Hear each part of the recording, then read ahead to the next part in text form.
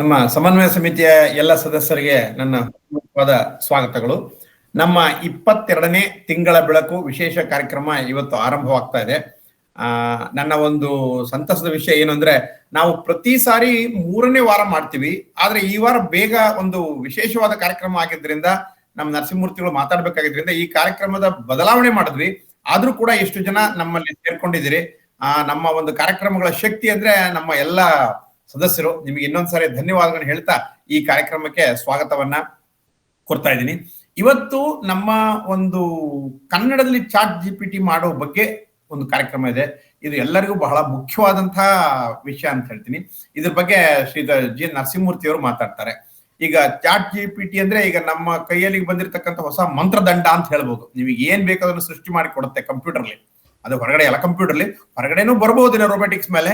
ಈಗ ಸದ್ಯಕ್ಕಂತೂ ನಿಮಗೆ ಯಾವ ಕವನ ಬೇಕು, ಕತೆ ಬೇಕು, ಕಾದಂಬರಿ ಬೇಕು, ಅಥವಾ ನೀವು ಬರ್ತಕ್ಕಂಥ ಕತೆ ಕಾದಂಬರಿಗಳ ಮೇಲೆ ಟಿಪ್ಪಣಿ ಬೇಕು, ಬೇರೊಬ್ಬರ ಕಾದಂಬರಿ ಮೇಲೆ ಟಿಪ್ಪಣಿ ಬೇಕು, ಮತ್ತು ಬೇರೆ ಬೇರೆ ವಿಷಯಗಳ ಬಗ್ಗೆ ಅದರ ಒಂದು ಅವಗಾಹನೆ, ಅದರ ಒಂದು ಅತ್ಯಂತ ಕಡಿಮೆ ಸಮಯದಲ್ಲಿ ನಿಮಗೆ ಕೊಡುವಂತಹ ಒಂದು ಏನದು ಸೂಚಿಕ ಇದೆಯಲ್ಲ, ಅದು ಎಲ್ಲರನ್ನೂ ಇದು ಸರಿಯೋ ತಪ್ಪು, ಒಳ್ಳೇದು ಕೆಟ್ಟದ್ದು, ಮುಂದೆ ಸಮಾಜ ಏನಾಗುತ್ತೆ ಅನ್ನೋದು ಬೇರೆ. ಆದ್ರೆ ಎಲ್ಲರೂ ಅದನ್ನ ಆಕರವಾಗಿ ಸೇಖರಿಸಿ ನಡೀತಾ ಇರೋದ್ರಿಂದ ನಾವು ನಮ್ಮ ಕನ್ನಡದಲ್ಲಿ ಕೂಡ ಒಂದು ಚಾಟ್ GPT ಒಂದು ಕಟ್ಟುವ ಪ್ರಯತ್ನ ನಡೀತಾ ಇದೆ.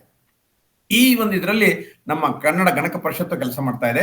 ಅದನ್ನ ಏನ್ ಮಾಡ್ತಾ ಇದ್ದಾರೆ, ಅದರಿಂದ ನಿಮಗೆ ನೀವು ಯಾವ ರೀತಿ ಈ ಒಂದು ಕಟ್ಟುವ ಕಾರ್ಯದಲ್ಲಿ ನಿಮ್ಮ ಹೆಗಲನ್ನು ಕೊಟ್ಟು ಈ ಕನ್ನಡ ಚಾಟ್ GPT ಮುನ್ನಡೆಸಬಹುದು ಅನ್ನೋದನ್ನ ನಮ್ಮ ಮೂರ್ತಿಗಳು ಹೇಳ್ತಾರೆ. ಈಗ ಮೂರ್ತಿಗಳಿಗೆ ಸ್ವಾಗತ. ಅವರ ಒಂದು ಸಣ್ಣ ಪರಿಚಯವನ್ನ ಅವ್ರ ಪರಿಚಯ ಮಾಡೋ ಅವಶ್ಯಕತೆ ಇಲ್ಲ ವೇದಿಕೆಗೆ, ಆದ್ರೂ ಕೂಡ ಸಾಂಪ್ರದಾಯಿಕ ಒಂದು ಪರಿಚಯವನ್ನ ಮಾಡ್ತಾ ಇದ್ದೀನಿ. ತುಮಕೂರು ಸರ್ಕಾರಿ ಕಾಲೇಜಿನಿಂದ BSc ಪದವಿ, 1902ರಲ್ಲಿ ಭಾರತೀಯ ಸ್ಟೇಟ್ ಬ್ಯಾಂಕ್ ಬೆಂಗಳೂರು ನಗರ ಶಾಖೆಯಲ್ಲಿ ಉದ್ಯೋಗ, ಬ್ಯಾಂಕ್ ಕೆಲಸದ ಜೊತೆಗೆ ಕನ್ನಡ ಪರ ಚಟುವಟಿಕೆಗಳು ಈ ಶಾಖೆಯಿಂದ ಆರಂಭ.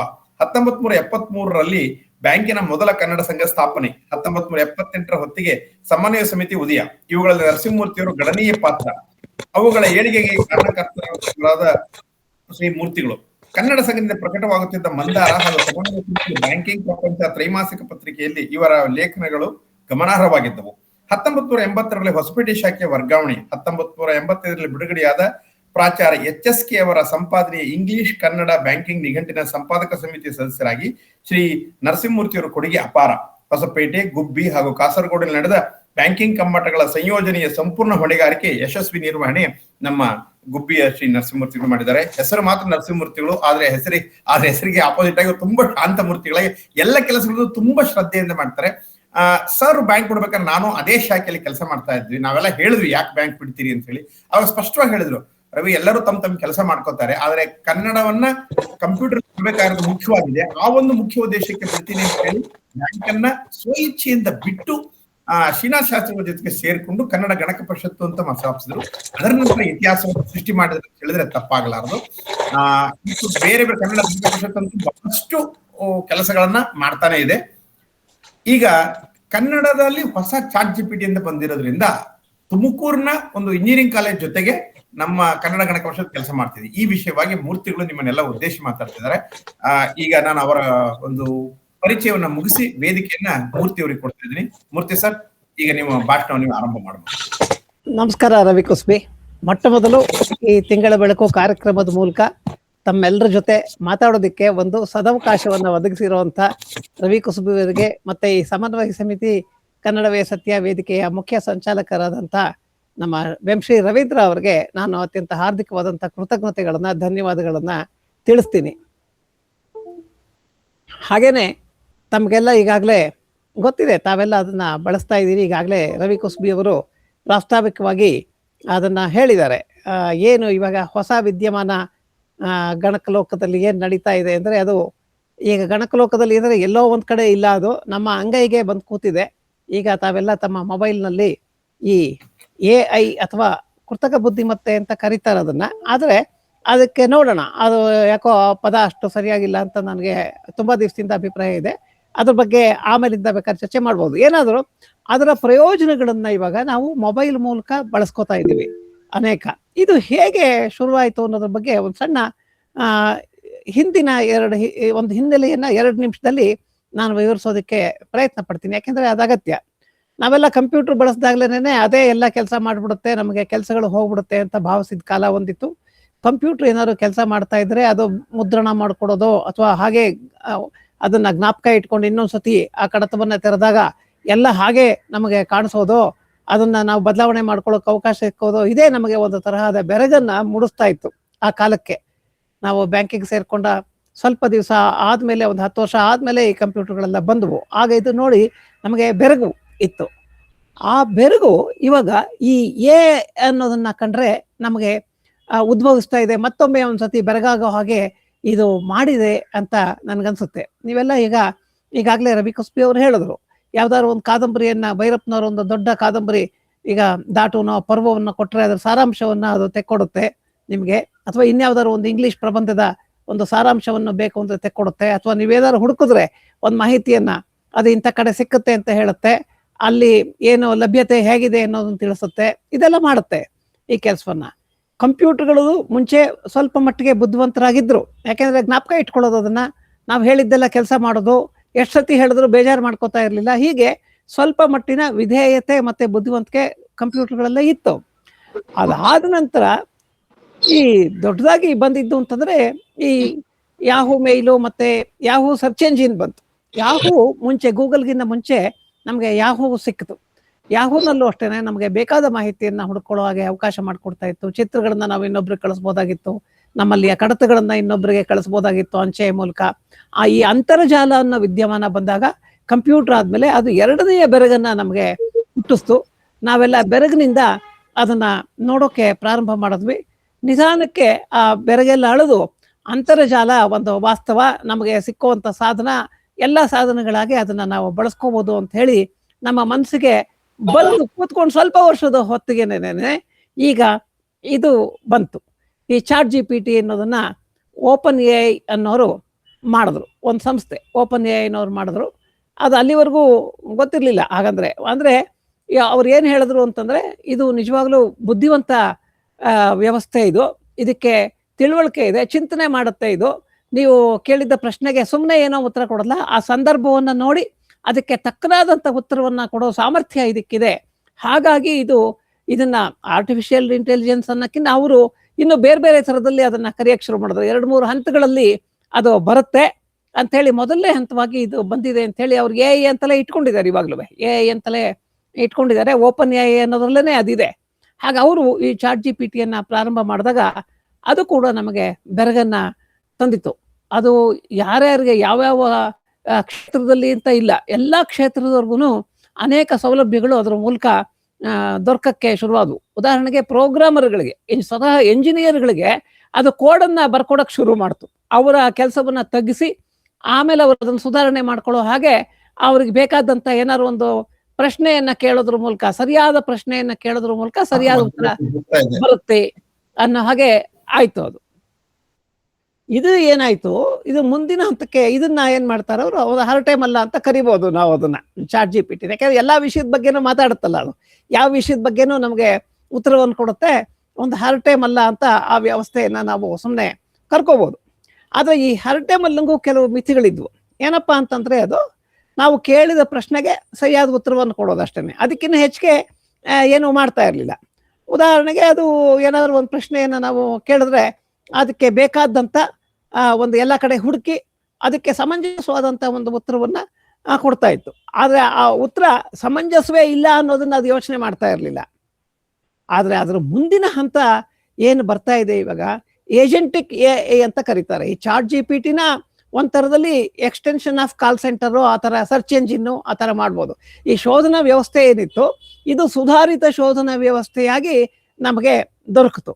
ಆದ್ರೆ ಅದು ಮುಂದೆ ಬಂದಿದೆಯಲ್ಲ ಈಗ ಇನ್ನೊಂದು, ಅದನ್ನ ಅಭಿಕರ್ತೃ ಬುದ್ಧಿವಂತ ಅಂತ ಕರೀತಾರೆ. ಅಂದ್ರೆ ನಮ್ಮ ಪರವಾಗಿ ಒಬ್ರು, ಯಾರೋ ಒಬ್ರು ನಿಂತ್ಕೊಂಡು ನಮಗೆ ಬೇಕಾದಂತ ಮಾಹಿತಿಗಳನ್ನೆಲ್ಲ ಕಲೆ ಹಾಕಿ ಯೋಚನೆ ಮಾಡಿ ಅದನ್ನ ನಮಗೆ ಸರಿಯಾಗಿ ನಮಗೆ ಬೇಕಾದ ರೀತಿಯಲ್ಲಿ ಕೆಲಸಗಳನ್ನೇ ಮಾಡ್ಕೊಡೋದು. ಬರೀ ಉತ್ತರ ಒದಗಿಸೋದಲ್ಲ, ಕೆಲಸಗಳನ್ನೇ ಮಾಡ್ಕೊಡೋದು. ಎಂತೆಂಥದ್ದು ಅಂತಂದ್ರೆ, ಸುಮ್ಮನೆ ಒಂದು ಉದಾಹರಣೆಯನ್ನ ನಾನು ತಮ್ಮ ಮುಂದೆ ಕೊಡ್ತೀನಿ. ಈಗ ಆಸ್ಪತ್ರೆಗಳಲ್ಲಿ ರೋಗಿಗಳ ಒಂದು ದಾಖಲೆ ಇರುತ್ತೆ.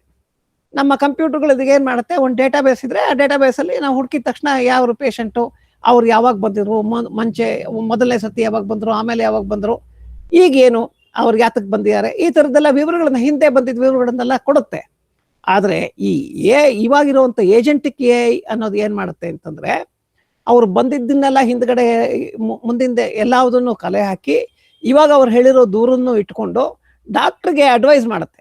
ಇವ್ರು ಈ ತರ ಬಂದಿದ್ರು, ಇಂತಿಂತ ಕಾಯಿಲೆ ಇತ್ತು, ಇಂತಿಂತ ಔಷಧಿಗಳನ್ನ ನೀವು ಕೊಟ್ಟಿದ್ರಿ, ಅದ್ರ ಪರಿಣಾಮವಾಗಿ ಅವ್ರಿಗೆ ಈ ತರ ಎಲ್ಲ ಆಗಿತ್ತು, ಈಗ ಅವ್ರು ಬಂದಿರೋದಿಕ್ಕೆ ನೋಡಿ ಇದು ಕಾರಣ ಇರ್ಬೋದು ಅಂತ ಹೇಳಿ ಒಂದ್ ರೀತಿಯ ಡಯಾಗ್ನಿಸಿಸ್ ಅಂತಾರಲ್ಲ, ಅದನ್ನೆಲ್ಲ ಮಾಡಕ್ಕೆ ಶುರು ಮಾಡ್ಬಿಟ್ಟಿದೆ. ಇದು ಸಲಹೆಗಳನ್ನ ಕೊಡೋದಕ್ಕೆ ಶುರು ಮಾಡಿದೆ. ಆಮೇಲೆ ಇಡೀ ಒಂದು ಆಸ್ಪತ್ರೆದಲ್ಲ, ಇವಾಗ ಬೇಕಾದ್ರೆ ಇಡೀ ಒಂದು ಕಾಯಿಲೆಗೆ ಸಂಬಂಧಪಟ್ಟಾಗೆ ಇಡೀ ದೇಶದಲ್ಲಿರುವ ಎಲ್ಲ ಆಸ್ಪತ್ರೆಗಳಿಂದ ಆ ಕಾಯಿಲೆಯ ಬಗ್ಗೆ, ಆ ರೋಗಿಗಳು ಯಾರ್ಯಾರು ದಾಖಲಾಗಿದ್ರು ಅವ್ರದ್ದೆಲ್ಲ ಮಾಹಿತಿ ಇಟ್ಕೊಂಡು ಈ ಕಾಯಿಲೆಯ ಕಾರಣ, ಸ್ವರೂಪ ಮತ್ತು ಅದರ ಮುಂದಿನ ಚಿಕಿತ್ಸಾ ವಿಧಾನಗಳಿಗೆ ಏನ್ ಮಾಡ್ಬೇಕು ಅಂತ ನಮಗೆ ಆ ಸಲಹೆಯನ್ನ ಕೊಡುತ್ತೆ. ಆ ಸಲಹೆ ಹೆಚ್ಚು ಕಡಿಮೆ ನಾವು ಸ್ವೀಕರಿಸೋ ಹಾಗಿರುತ್ತೆ.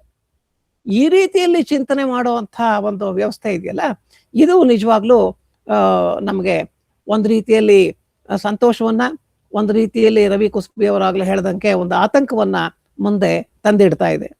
ಅದೇ ತಾನು ನಿರ್ಧಾರಗಳನ್ನ ತಗೊಳ್ಳೋ ಹಾಗಾದ್ರೆ ಮನುಷ್ಯರ ಪಾತ್ರ ಏನು? ನಮಗೆ ಡಾಕ್ಟರ್ಗಳು ಬೇಕಾ, ನರ್ಸ್ಗಳು ಬೇಕಾ? ಒಂದು ಈ ಥರದ್ದಾದ್ರೆ, ಇನ್ನೊಂದು ಕಡೆ ಉದ್ಯಮ ಕ್ಷೇತ್ರದಲ್ಲಿ ಇವಾಗ ರೋಬೋಟ್ಗಳನ್ನ ಬಳಸ್ತಾ ಇದ್ದಾರೆ. ನಿಮಗೆ ಗೊತ್ತು, ಆಗ್ಲೇ ಟಾಟಾ ಈಗ ತಯಾರಿಸುವಂತ ಕಾರ್ಖಾನೆಯಲ್ಲಿ ಹೆಚ್ಚು ಕಡಿಮೆ ಎಲ್ಲದನ್ನು ರೋಬೋಟ್ಗಳೇ ಮಾಡುತ್ತವೆ. ಹೆಚ್ಚು ಕಡಿಮೆ ಎಲ್ಲದನ್ನು ಸ್ಪೇರ್ ಪಾರ್ಟ್ಗಳನ್ನ ಜೋಡಿಸೋದ್ರಿಂದ, ಬಣ್ಣ ಹಚ್ಚೋದ್ರಿಂದ ಹಿಡಿದು ಎಲ್ಲದನ್ನು ಅದೇ ಮಾಡುತ್ತೆ ಅಂತ ನಮ್ಗಾಗ್ಲೇ ಗೊತ್ತಿದೆ. ಅದಕ್ಕೆ ಇವಾಗ ಇನ್ನೂ ವಿಶೇಷವಾದಂತ ಬಲಗಳನ್ನ ತುಂಬಿ ಸ್ವತಃ ಅದೇ ಯೋಚನೆ ಮಾಡಕ್ ಶುರು ಮಾಡುತ್ತೆ. ಏನಾದ್ರು ತೊಂದರೆ ಆದ್ರೆ, ಈಗ ಸೆಲ್ಫ್ ಡ್ರೈವಿಂಗ್ ಕಾರ್ಸ್, ಸ್ವಯಂ ಚಾಲಿತ ಕಾರುಗಳು ಬರ್ತಾ ಇವೆ, ಅದಕ್ಕೆ ಹೋಗಿ ಕೂತ್ಕೊಂಡ್ರೆ ಅದೇನಾದ್ರು ತೊಂದರೆ ಆಯ್ತು ಅಂದ್ರೆ ತಾನೇ ಸರಿ ಮಾಡ್ಕೊಳ್ಳುವಂಥ ಬುದ್ಧಿವಂತಿಕೆಯನ್ನ ಅದು ಪಡ್ಕೊಂಡಿರುತ್ತೆ. ಅದು ತಾನೇ ಬುದ್ಧಿವಂತಿಕೆಯನ್ನ ಪಡ್ಕೊಂಡು ಸರಿ ಮಾಡ್ಕೊಂಡು ಮುಂದಕ್ಕೆ ತಗೊಂಡು ಹೋಗುತ್ತೆ. ಇದರಿಂದಾಗಿ ಒಂದು ಕ್ರಾಂತಿ ಸ್ವರೂಪದ ಬದಲಾವಣೆ ಮುಂದಿನ ಜನಜೀವನದಲ್ಲಿ ನಮಗೆ ಕಾಣುತ್ತೆ ಅಂತ ಹೇಳ್ತಾ ಇದ್ದಾರೆ. ನಾನು ಇದನ್ನೆಲ್ಲ ಯಾಕೆ ಹೇಳ್ತಾ ಇದ್ದೀನಿ, ಮತ್ತೆ ನಾವು ಇವತ್ತು ರವಿ ಕುಸ್ಬಿ ಅವರು ಹೇಳಿದಾಗೆ ನಾವು ಒಂದು ಈ ಥರದ ವ್ಯವಸ್ಥೆ ರೂಪಿಸ್ತಾ ಇದೀವಿ ಇದಕ್ಕೂ ಎಲ್ಲ ಏನು ಸಂಬಂಧ ಇದೆ ಅಂತಂದ್ರೆ, ಎರಡು ಥರದಲ್ಲಿ ನಾವು ಆಲೋಚನೆ ಮಾಡಬೇಕು. ಒಂದು, ಇವಾಗ ಯುನೆಸ್ಕೋ ಇಂದಲೋ ವಿಶ್ವ ಬ್ಯಾಂಕ್ನಿಂದಲೋ ಒಂದು ವರದಿ ಬಂದಿದೆ. ಈ ಏನೋದು ಎಷ್ಟು ಬಲಿಷ್ಠವಾಗಿರುತ್ತೆ ಅಂತಂದ್ರೆ, ಅದು ಈಗ ಸದ್ಯಕ್ಕೆ ಕೇವಲ 4 ದೇಶಗಳ ಕೈಲಿ ಪೂರ್ತಿ ನಿಯಂತ್ರಣದಲ್ಲಿದೆ. ಅಮೆರಿಕ, ಚೀನಾ, ಮತ್ತೆ ಸ್ವಲ್ಪ ಮಟ್ಟಿಗೆ UK, ಅಷ್ಟೊಂದೇನಿಲ್ಲ, ಮತ್ತೆ ಸೌತ್ ಕೊರಿಯಾ. ಈ ನಾರ್ತ್ ಕೊರಿಯಾದವ್ರದ್ದು ಏನು ಅಂತ ಸರಿಯಾಗಿ ಗೊತ್ತಾಗಲ್ಲ, ಯಾಕಂದ್ರೆ ಅವರು ಚೀನಾಗಿಂತ ಬಿಗುವಾಗಿ ರಹಸ್ಯವನ್ನ ಕಾಪಾಡ್ಕೋತಾ ಇದ್ದಾರೆ. ಅವರು ಬಹಳ ತಾಂತ್ರಿಕವಾಗಿ ಮುಂದುವರೆದಿದ್ದಾರೆ, ಇದನ್ನೆಲ್ಲ ಬಳಸ್ಕೋತಾ ಇದ್ದಾರೆ. ಹೀಗೆ ಈ ಯುರೋಪಲ್ಲಿ ಸ್ವಲ್ಪ ಮಟ್ಟಿಗೆ ಇದೆ, ಇಲ್ಲ ಅಂತಿಲ್ಲ. ಆದರೆ ಅಮೆರಿಕ, ಜಪಾನು, ಚೀನಾ ಮತ್ತೆ ಈ ಸ್ವಲ್ಪ ಮಟ್ಟಿಗೆ ಈ ಯುರೋಪಿನ ಕೆಲವು ರಾಷ್ಟ್ರಗಳು, ಇವು ಏಕಸ್ವಾಮ್ಯವನ್ನ ಸಾಧಿಸುವ ದಿಕ್ಕಿನಲ್ಲಿ ಹೋಗ್ತಾ ಇವೆ ಅಂತ ಹೇಳಿ ಯುನೆಸ್ಕೋದ ಒಂದು ವರದಿ ನಮ್ಗೆ ಹೇಳುತ್ತೆ. ಹಾಗಾದ್ರೆ ನಾವು ರಾಷ್ಟ್ರೀಯತೆಯ ಅಗತ್ಯಗಳ ದೃಷ್ಟಿಯಿಂದ ಕೂಡ ನಮ್ಮಲ್ಲಿ ನಾವೇನೆ ಈ ಥರದ ಒಂದು ವ್ಯವಸ್ಥೆಯನ್ನ ರೂಪಿಸ್ಕೊಳ್ಳೋದು ಒಳ್ಳೇದು ಅನ್ನೋ ಕಾರಣಕ್ಕೆ ಅನೇಕ ಕಡೆ ಈ ಥರದ ಪ್ರಯತ್ನಗಳಾಗ್ತಾ ಇದೆ. ಬರೀ ನಾವಲ್ಲ, ಈಗ ನಮ್ಮ ರಕ್ಷಣಾ ವ್ಯವಸ್ಥೆ ಏನಿದೆ, ರಕ್ಷಣಾ ಮಂತ್ರಿಮಂಡಲ ಏನಿದೆ, ಅವರು ಎಲ್ಲ ರಕ್ಷಣಾ ಸಂಶೋಧನಾ ಸಂಸ್ಥೆಗಳು ಕೂಡ ಇದನ್ನ ಬಹಳ ಚೆನ್ನಾಗಿ ಬಳಸ್ಕೋತಾ ಇದ್ದಾರೆ. ಅದಕ್ಕೇನೆ ಹೊಸ ಒಂದು ಶಸ್ತ್ರಾಸ್ತ್ರಗಳು ಅಲ್ಲಿಂದ ಬರ್ತಾ ಇರೋದನ್ನ ನಾವು ನೋಡ್ತಾ ಇದ್ದೀವಿ. ಹಾಗೆ ಭಾರತ ಏನು ತುಂಬಾ ಹಿಂದೆ ಬಿದ್ದಿಲ್ಲ. ಆದರೆ ಇನ್ನೊಂದು ವರದಿ ಇದೆ ಯುನೆಸ್ಕೋದು. ಅದೇನಪ್ಪಾ ಅಂತಂದ್ರೆ, ಈ ಬಳಕೆ ಇಂಥ ಎಐನ ಸಮಾಜ ಹೇಗೆ ಬಳಸ್ಕೋತಾ ಇದೆ, ಯಾವ ಸಮಾಜ ಹೆಚ್ಚಾಗಿ ಬಳಸ್ಕೋತಾ ಇದೆ, ಯಾವ ಸಮಾಜ ಸ್ವಲ್ಪ ಮಟ್ಟಿಗೆ ಬಳಸ್ಕೋತಾ ಇದೆ ಅಂತ ಒಂದು ಅಂಕಿಅಂಶ ಕೊಟ್ಟಿದ್ದಾರೆ. ಅದರಲ್ಲಿ ಭಾರತ 28ನೇ ಸ್ಥಾನದಲ್ಲಿದೆ. ನಿಮಗೆ ಆಶ್ಚರ್ಯ ಆಗ್ಬೋದು, ಅಮೆರಿಕಕ್ಕಿಂತ ಹೆಚ್ಚು ಜರ್ಮನರು ಅದನ್ನ ಹೆಚ್ಚಿಗೆ ಬಳಸ್ಕೋತಾ ಇದ್ದಾರೆ. ಜರ್ಮನ್ ಸಮಾಜ ಈ ಮುಕ್ತವಾಗಿ ಲಭ್ಯ ಇರುವಂತ ಈ ತಂತ್ರಾಂಶ ವ್ಯವಸ್ಥೆಯ ಸದ್ಲಾಭವನ್ನ ಅವರು ಪಡ್ಕೋತಾ ಇದ್ದಾರೆ ಅಂತ ಆ ವರದಿ ತಿಳಿಸುತ್ತೆ. ಇದರಿಂದಾಗಿ ನಮ್ಗನ್ಸೋದು ಏನಂತಂದ್ರೆ, ನಮ್ಮಲ್ಲಿ ಇನ್ನೂ ಅದ್ರ ಬಗ್ಗೆ ಅರಿವಿಲ್ಲ, ಅದನ್ನ ನಾವು ಸಾಮಾನ್ಯ ಜನರ ಬಳಕೆಯ ಮಟ್ಟಕ್ಕೆ ತಂದುಕೊಂಡಿಲ್ಲ ಅನ್ನೋದನ್ನ ಇದು ತೋರಿಸುತ್ತೆ ಅನ್ನೋ ಕಾರಣಕ್ಕೆ ಈ ಮಾತನ್ನ ನಾನು ಹೇಳಿದೆ. ಹಾಗೆ ಸಾಮಾನ್ಯ ಜನರ ಬಳಕೆಯ ಮಟ್ಟಕ್ಕೆ ತರಬೇಕು ಅಂತಂದ್ರೆ ಅವ್ರಿಗೇನು ಅಗತ್ಯ ಇದೆಯೋ ಅದನ್ನ ನಾವು AI ಬಳಸಿ ಅಥವಾ ಈ ತಂತ್ರಜ್ಞಾನವನ್ನು ಬಳಸಿ ಅವ್ರಿಗೆ ಅದರ ಪ್ರಯೋಜನವನ್ನ ದೊರಕಿಸೋಕೆ ಮಾತ್ರ ಈ ಬಳಕೆದಾರರ ಸಂಖ್ಯೆ ಹೆಚ್ಚಾಗತ್ತೆ. ನಮ್ಮಲ್ಲಿ ತುಂಬಾ ಜನ ಈ ಬುದ್ಧಿವಂತರಿದ್ದಾರೆ. ಈ ತಂತ್ರಜ್ಞಾನ ಕ್ಷೇತ್ರದಲ್ಲಿ ಬಹಳ ಜನ ಇದ್ದಾರೆ. ಒಂದು ರಾಷ್ಟ್ರೀಯ ಅಗತ್ಯ, ರಾಷ್ಟ್ರೀಯತೆಯ ಒಂದು ಕಲ್ಪನೆಯ ಹಿನ್ನೆಲೆಯೊಳಗೆ ನಾವು ಸ್ವಾವಲಂಬಿಗಳಾಗಬೇಕು. ಇನ್ನೊಂದು ಬೇರೆ ದೇಶದ ಕಂಪನಿಗಳ ಮೇಲೆ ಅವಲಂಬಿತರಾಗ್ಬೋದು ಅನ್ನೋದು ಒಂದು. ಯಾಕೆ ಅಂದ್ರೆ ಮುಖ್ಯ ಕಾರಣ ಏನು ಅಂತಂದ್ರೆ, ನಾವೆಲ್ಲ ಈಗ ಗೂಗಲ್ ಮೇಲಲ್ಲಿ ಏನ್ ಬರಿತೀವಿ, ಗೂಗಲ್ ಡ್ರೈವ್ ಅಲ್ಲಿ ನಾವು ಏನ್ ಇಡ್ತೀವಿ, ಆಮೇಲೆ ಇನ್ನು ಬೇರೆ ಯಾವ್ದಾದ್ರು ಒಂದು ಅಮೆಝಾನ್ ವೆಬ್ ಸರ್ವಿಸ್ ಅಲ್ಲಿ ಏನ್ ಇಡ್ತೀವಿ ನಾವು, ವಿ ಡ್ರೈವ್ ಅಂತಲೋ ಮತ್ತೊಂದು ಏನೋ ಒಂದು ವಿ ಟ್ರಾನ್ಸ್ಫರ್ ಅಂತಲೋ ಏನೋ 4 ಅನುಕೂಲಗಳು, ಬೇಕಾದಷ್ಟು ಅನುಕೂಲಗಳು ಇವಾಗ ನಮ್ಮ ಕಡತಗಳನ್ನ ಇಡೋದಕ್ಕೆ ಜಾಗ ಸಾಕಾಗಲ್ಲ ಅನ್ನೋ ದೃಷ್ಟಿಯಿಂದ ಅಲ್ಲೆಲ್ಲ ಇಡ್ತಾ ಇರ್ತೀವಿ. ಹಾಗೆ ನಾವು ವಾಟ್ಸಪ್ ಅಲ್ಲಿ ನಮ್ಮ ಎಲ್ಲ ಖಾಸಗಿ ವಿಷಯಗಳನ್ನು ಹಂಚ್ಕೋತಾ ಇರ್ತೀವಿ. ಫೇಸ್ಬುಕ್ ಅಲ್ಲಿ ನಮ್ಗೆ ತೋಚಿದ್ದೆಲ್ಲ ಬರಿತಾ ಇರ್ತೀವಿ, ಅನ್ಸಿದ್ದೆಲ್ಲ ಬರಿತಾ ಇರ್ತೀವಿ. ಇದೆಲ್ಲ ಎಲ್ಲಿರುತ್ತೆ? ಈ ತಂತ್ರಾಂಶ, ಈ ಮಾಹಿತಿ ಎಲ್ಲ ಎಲ್ಲಿ ಇರುತ್ತಪ್ಪ ಅಂತಂದ್ರೆ ಅಮೆರಿಕದಲ್ಲಿರೋ ಡೇಟಾ ಸೆಂಟರ್ಗಳಲ್ಲಿ ಶೇಖರಣೆ ಆಗುತ್ತೆ. ಗೂಗಲ್ಲು ನಮಗೆ ಒಂದು ಉಪಕಾರವನ್ನು ಮಾಡಿದೆ, ಅನೇಕ ಉಚಿತ ಸೌಲಭ್ಯಗಳನ್ನು ಕೊಡ್ತು. ಹಾಗೆ ಕೊಡುವಾಗ ಅದು ನಮ್ಮಿಂದ ಅನೇಕ ಮಾಹಿತಿಗಳನ್ನ ಪಡ್ಕೊಂಡಿದೆ ಅನ್ನೋದನ್ನು ನಾವು ಮರಿಬಾರದು. ಹಾಗಾಗಿ ನಮ್ಮ ಮಾಹಿತಿ ಅಮೂಲ್ಯ, ಅದು ಯಾವ ರೀತಿ ಬೇಕಾದರೂ ನಾಳೆ ವಿನಿಯೋಗ ಆಗ್ಬೋದು. ಈಗ ಉದಾಹರಣೆ ನೋಡಿ, ಯೂಟ್ಯೂಬ್ ಅಲ್ಲಿ ನೀವು ಪದೇ ಪದೇ ನೋಡ್ತಾ ಇದ್ರೆ ನಿಮಗೊಂದು ಸೂಚನೆ ಬರ್ತಾ ಇರುತ್ತೆ, ಟ್ರೈ ಯೂಟ್ಯೂಬ್ ಪ್ರೀಮಿಯಂ. ಇದು ಬಹಳ ಅನುಕೂಲ ಇರುತ್ತೆ ನಿಮಗೆ, ಇದರಲ್ಲಿ ಜಾಹೀರಾತುಗಳ ಕಾಟ ಇರಲ್ಲ, ಅದರಿಂದ ನೀವು ಅದನ್ನು ಕೊಂಡ್ಕೊಳ್ಳಿ ಅಂತ. ಮೇಲಲ್ಲಿ ನೀವು ಸ್ವಲ್ಪ ಫೈಲ್ಗಳನ್ನ ಇನ್ಯಾರಿಗೋ ಕಳಿಸೋ ಅಥವಾ ಇನ್ಯಾರಿಂದಲೋ ಬಂದಿದ್ದನ್ನ ನೀವು ಅಲ್ಲೇ ಇಟ್ಕೊಂಡಿದ್ರೆ 15 GB ಜಾಗ ಕೊಡ್ತಾರೆ ಗೂಗಲ್ ಮೇಲಲ್ಲಿ, ಅದ್ರ ಹತ್ರ ಬರ್ತಾ ಇದೆ, ಇದನ್ನ ನೀವು ಇನ್ನೊಂದು ಸ್ವಲ್ಪ ಜಾಗ ಜಾಸ್ತಿ ಕೊಂಡ್ಕೊಳ್ಳೋಕ್ಕೆ ನಮ್ಗೆ ಇಷ್ಟು ದುಡ್ಡು ಕೊಡಿ, ತಿಂಗಳಿಗೆ ಇಷ್ಟು ದುಡ್ಡು ಕೊಡಿ ಅಂತ ಕೇಳ್ತಾ ಇದ್ದಾರೆ. ಹೀಗೆ ನಾವು ಇವತ್ತೆಲ್ಲ ನಾಳೆ ನಮ್ಗೆ 15 GB ಅನ್ನೋದು ಇವಾಗ ಏನು ಲೆಕ್ಕಕ್ಕೆ ಇಲ್ಲ ಅನ್ನೋ ಅಂತ ಒಂದು ಪರಿಮಾಣ. ಅದು 15 GB ಅನ್ನೋದು ಅಳತೆ ಏನು ದೊಡ್ಡದಲ್ಲ, ಅದು ಇವಾಗ ಎಲ್ರಿಗೂ ಅದು ಬೇಕಾಗ್ತಾ ಇರುತ್ತೆ. ಹಾಗಾಗಿ ನಾವೆಲ್ಲರೂ ಗೂಗಲ್ ಕಂಪ್ನಿಗೆ, ಯಾಹೂಗೆ, ಅಮೆಝಾನ್ಗೆ ಮತ್ತೊಂದಕ್ಕೆ ಕೊಡ್ತಾ ಇರ್ತೀವಿ. ಇದೆಲ್ಲ ಎಲ್ಲಿ ಹೋಗುತ್ತೆ? ನಮ್ಮ ದೇಶದಿಂದ ಆಚೆಗೆ ಹೋಗುತ್ತೆ. ಅದೇ ಇಂಥದೇ ವ್ಯವಸ್ಥೆಗಳನ್ನ ನಾವೇ ರೂಪಿಸ್ಕೊಂಡ್ರೆ ನಮ್ಮಲ್ಲಿರೋ ಮಾಹಿತಿ ನಮ್ಮ ದೇಶದಲ್ಲೇ ಉಳಿದಿರುತ್ತೆ. ಅಥವಾ ಅದನ್ನ ಅಕಸ್ಮಾತ್ ಬೇರೆ ರೀತಿ ಬಳಸ್ಕೊಂಡ್ರು ನಮ್ಮ ದೇಶದವ್ರು ಮಾತ್ರ ಬಳಸ್ಕೋತಾರೆ, ಬೇರೆ ಯಾರೋ ಬಳಸ್ಕೊಳ್ಳಲ್ಲ. ಯಾಕೆ ಹೀಗೆ ಹೇಳ್ತಾ ಇದ್ದೀನಿ ಅಂತಂದ್ರೆ, ಈ AI ಈ ಚುನಾವಣಾ ಸಮಯದಲ್ಲಿ ಯಾವ ರೀತಿ ಅಭಿಪ್ರಾಯವನ್ನು ಬೇಕಾದ್ರೂ ಈ ಸೋಷಿಯಲ್ ಮೀಡಿಯಾದಲ್ಲಿ ಒಂದು ರೀತಿಯಲ್ಲಿ ಒತ್ತಡ ಉಂಟಾಗಿ ಅವ್ರು ಹೇಳೋದೇ ನಿಜ ಅನ್ನೋ ಹಾಗೆ ಮಾಡುವಂಥ ಒಂದು ಸಾಮರ್ಥ್ಯ ಇದೆ ಇದಕ್ಕೆ. ಎಷ್ಟೋ ಐಡಿಗಳನ್ನ ಸೃಷ್ಟಿ ಮಾಡಿ ಅದ್ರ ಮೂಲಕ ಅಭಿಪ್ರಾಯಗಳನ್ನ ತುರುಕ್ತಾ ಹೋಗ್ತಾರಲ್ಲಿ. ಆವಾಗ ನಾವೆಲ್ಲ ಓ ಹೌದಾ ಇದೇ ನಿಜ ಅಂತ ಸಾಮಾನ್ಯ ಜನ ಅನ್ಕೋಬೇಕು. ಆ ಥರ ಎಲ್ಲ ಮಾಡುವಂಥ ಸಾಮರ್ಥ್ಯ ಇರೋದ್ರಿಂದ ನಾವು ಎಚ್ಚರದಿಂದ ಇರಬೇಕು. ನಮ್ಮ ಮಾಹಿತಿ ನಮ್ಮಲ್ಲಿರಬೇಕು, ಗೋಪ್ಯತೆಯನ್ನ ನಾವು ಕಾಪಾಡ್ಕೋಬೇಕು, ನಮ್ಮ ಎಚ್ಚರಿಕೆ ನಮ್ಗಿರ್ಬೇಕು ಅನ್ನೋ ದೃಷ್ಟಿಯಿಂದಲೂ ಇಂಥದ್ದನ್ನ ನಾವು ಮಾಡ್ಕೊಳ್ಳೋದು ಬಹಳ ಅಗತ್ಯ. ಜೊತೆಗೆ ನಮ್ಮ ಈಗ ನೀವು ChatGPTಯನ್ನೇ ತಗೊಂಡ್ರು ಯಾವ್ದಾದ್ರು ಒಂದು ನಮ್ಮ ಹಳಗನ್ನಡ ಒಂದು ಪದ್ಯದ ಒಂದು ವಿವರಣೆಯನ್ನ ಕೊಡು ಅಂತಂದ್ರೆ ಅದೇನ್ ಮಾಡುತ್ತೆ, ವಿಕಿಪೀಡಿಯಾಕ್ಕೋ ಅಥವಾ ಇನ್ಯಾವುದೋ ಒಂದ್ ಕಡೆ ಆರ್ಕೈವಲ್ಲಿ ಇಟ್ಟಿರೋ ಪುಸ್ತಕಕ್ಕೋ ಹೋಗುತ್ತೆ. ಅಲ್ಲಿ ಅದಕ್ಕೆ ಅರ್ಥ ಆದ್ರೆ ಹುಡುಕಿ ತೆಗೆದು ಕೊಡುತ್ತೆ. ಇಲ್ಲದೆ ಹೊರ ಇಂಥ ಕಡೆ ಇದೆ ಅಂತ ವಿಕಿಪೀಡಿಯಾದಲ್ಲಿ ಏನ್ ಇಟ್ಟಿರುತ್ತೋ ಅದನ್ನ ಕೊಡ್ತಾರೆ, ಇಲ್ಲದೆ ಹೊರ ಲಭ್ಯ ಇಲ್ಲ ಅಂತ ಹೇಳುತ್ತೆ. ಅಂದ್ರೆ ಏನಾಯ್ತು, ಭಾರತೀಯ ಭಾಷೆಗಳ ಕುರಿತಾದಂಥ ಮಾಹಿತಿ ಅಲ್ಲಿ ಹೆಚ್ಚಾಗಿಲ್ಲ. ಯಾಕೆಂದ್ರೆ ಗೂಗಲ್ ತಗೊಂಡಿದ್ದೆಲ್ಲ ಏನಾಯ್ತು, ಬರೀ ಮಾತುಕತೆದಾಯ್ತು ಹೆಚ್ಚು ಕಡಿಮೆ. ಹಾಗಾಗಿ ನಿಜವಾದಂಥ ಸಾಂಸ್ಕೃತಿಕ ಮಾಹಿತಿ, ನಮ್ಮ ಕಲೆ ಇರ್ಬೋದು, ಯಾವುದೇ ರೀತಿಯ ಕಲೆ ತಗೊಳ್ಳಿ, ಶಿಲ್ಪಕಲೆ ಇರ್ಬೋದು, ಸಂಗೀತ ಇರ್ಬೋದು, ನೃತ್ಯ ಇರ್ಬೋದು, ನಾಟಕ ಇರ್ಬೋದು, ಚಿತ್ರಕಲೆ ಇರ್ಬೋದು, ಬೇರೆ ಯಾವುದೇ ಕಲೆ ಇರ್ಬೋದು, ನಾನಾ ರೀತಿಯಲ್ಲಿ ಕಲೆಗಳು ಇವತ್ತು ಪ್ರವೃದ್ಧಮಾನಕ್ಕೆ ಬರ್ತಾ ಇರೋದು ನಾವು ನೋಡ್ತಾ ಇದ್ದೀವಿ. ಅದೆಲ್ಲದನ್ನು ನಾವು ಒಂದ್ ಕಡೆ ಶೇಖರಿಸಿಡ್ಬೇಕು, ಅದನ್ನು ಉಳಿಸ್ಕೋಬೇಕು, ಮತ್ತೆ ಲಭ್ಯ ಆಗೋ ಹಾಗೆ ಮಾಡ್ಕೋಬೇಕು. ಅಂತಂದ್ರೆ ಇವಾಗ ಯಾವುದೋ ಒಂದು ಕಿಳ್ಳೆ ಕಾಯ್ತರ ಆಟ ನಾನು ನೋಡ್ಬೇಕು ಅನ್ಕೊಂಡ್ರೆ ನನ್ಗೆ ಸದ್ಯ ಅದು ಲಭ್ಯ ಇಲ್ಲ, ಸಿಕ್ಕೋದಿಲ್ಲ, ಕಷ್ಟಪಡ್ಬೇಕು ನಾನು. ಆದ್ರೆ ಇಂಥ ವ್ಯವಸ್ಥೆ ಬಂದಾಗ ಅದು ಏನ್ ಮಾಡುತ್ತೆ ಅಂತಂದ್ರೆ, ಆ ಕಿಳ್ಳೆ ಕಾಯ್ತರ ತಂಡ ಯಾವ್ಯಾವ್ದಿದೆ ಅಂತ ಭರ್ತಿ ಮಾಡಿ ಅದರಲ್ಲಿ ತುಂಬಾ ಪರಿಣತರಾದಂಥ ತಂಡಕ್ಕೆ ನಮ್ಮ ಕಡೆಯಿಂದ ಒಂದು ಸಂದೇಶ ಹೋಗಿ ಒಂದು ಸಂಪರ್ಕವನ್ನು ಏರ್ಪಡಿಸ್ಕೊಡುತ್ತೆ. ಅಂತ ಸಾಧ್ಯತೆ ಕೂಡ ಈ ಬುದ್ಧಿವಂತ ವ್ಯವಸ್ಥೆ ಹೊಂದಿದೆ. ಆಮೇಲೆ ನಮ್ಮ ಜೊತೆಗೆ ಇನ್ನೂ ಅನೇಕ ಕೆಲಸಗಳನ್ನ ನಾವು ಮಾಡ್ಬೇಕಾಗಿದೆ ಇದ್ರ ಜೊತೆಗೆ. ಯಾಕೆ ಅಂತಂದ್ರೆ ನಾನು ಹೇಳಿದೆ, ನಮ್ಮ ಸಾಹಿತ್ಯ ಸಂಸ್ಕೃತಿಗಳ ಪೂರ್ಣ ಪ್ರಮಾಣದ ಶೇಖರಣೆ ಎಲ್ಲೂ ಇಲ್ಲ. ಶೇಖರಣೆ ಇಲ್ಲ ಅಂದ್ರೆ ಸಂಗ್ರಹ ಇಲ್ಲ, ನಾವ್ಯಾರು ಅದಕ್ಕೆ ಗಮನ ಕೊಟ್ಟಿಲ್ಲ ಇಲ್ಲಿವರೆಗೆ. ಅದು ಇಲ್ಲದೆ ಹೋಯ್ತು ಅಂತಂದ್ರೆ ನಾಳೆ ಆ ಮಾಹಿತಿಗಳೆಲ್ಲ ನಷ್ಟ ಆಗ್ಬಿಡುತ್ತೆ. ಪುಸ್ತಕಗಳಲ್ಲಿ ಮಾತ್ರ ಉಳ್ಕೊಂಡ್ರೆ ಎಲ್ಲೋ ಹೋಗುತ್ತೆ, ಅಥವಾ ತಾಳೆಗರಿಯಲ್ಲಿ ಮಾತ್ರ ಉಳ್ಕೊಂಡ್ರೆ ಅದೆಲ್ಲ ಹೊಟ್ಟೋಗುತ್ತೆ.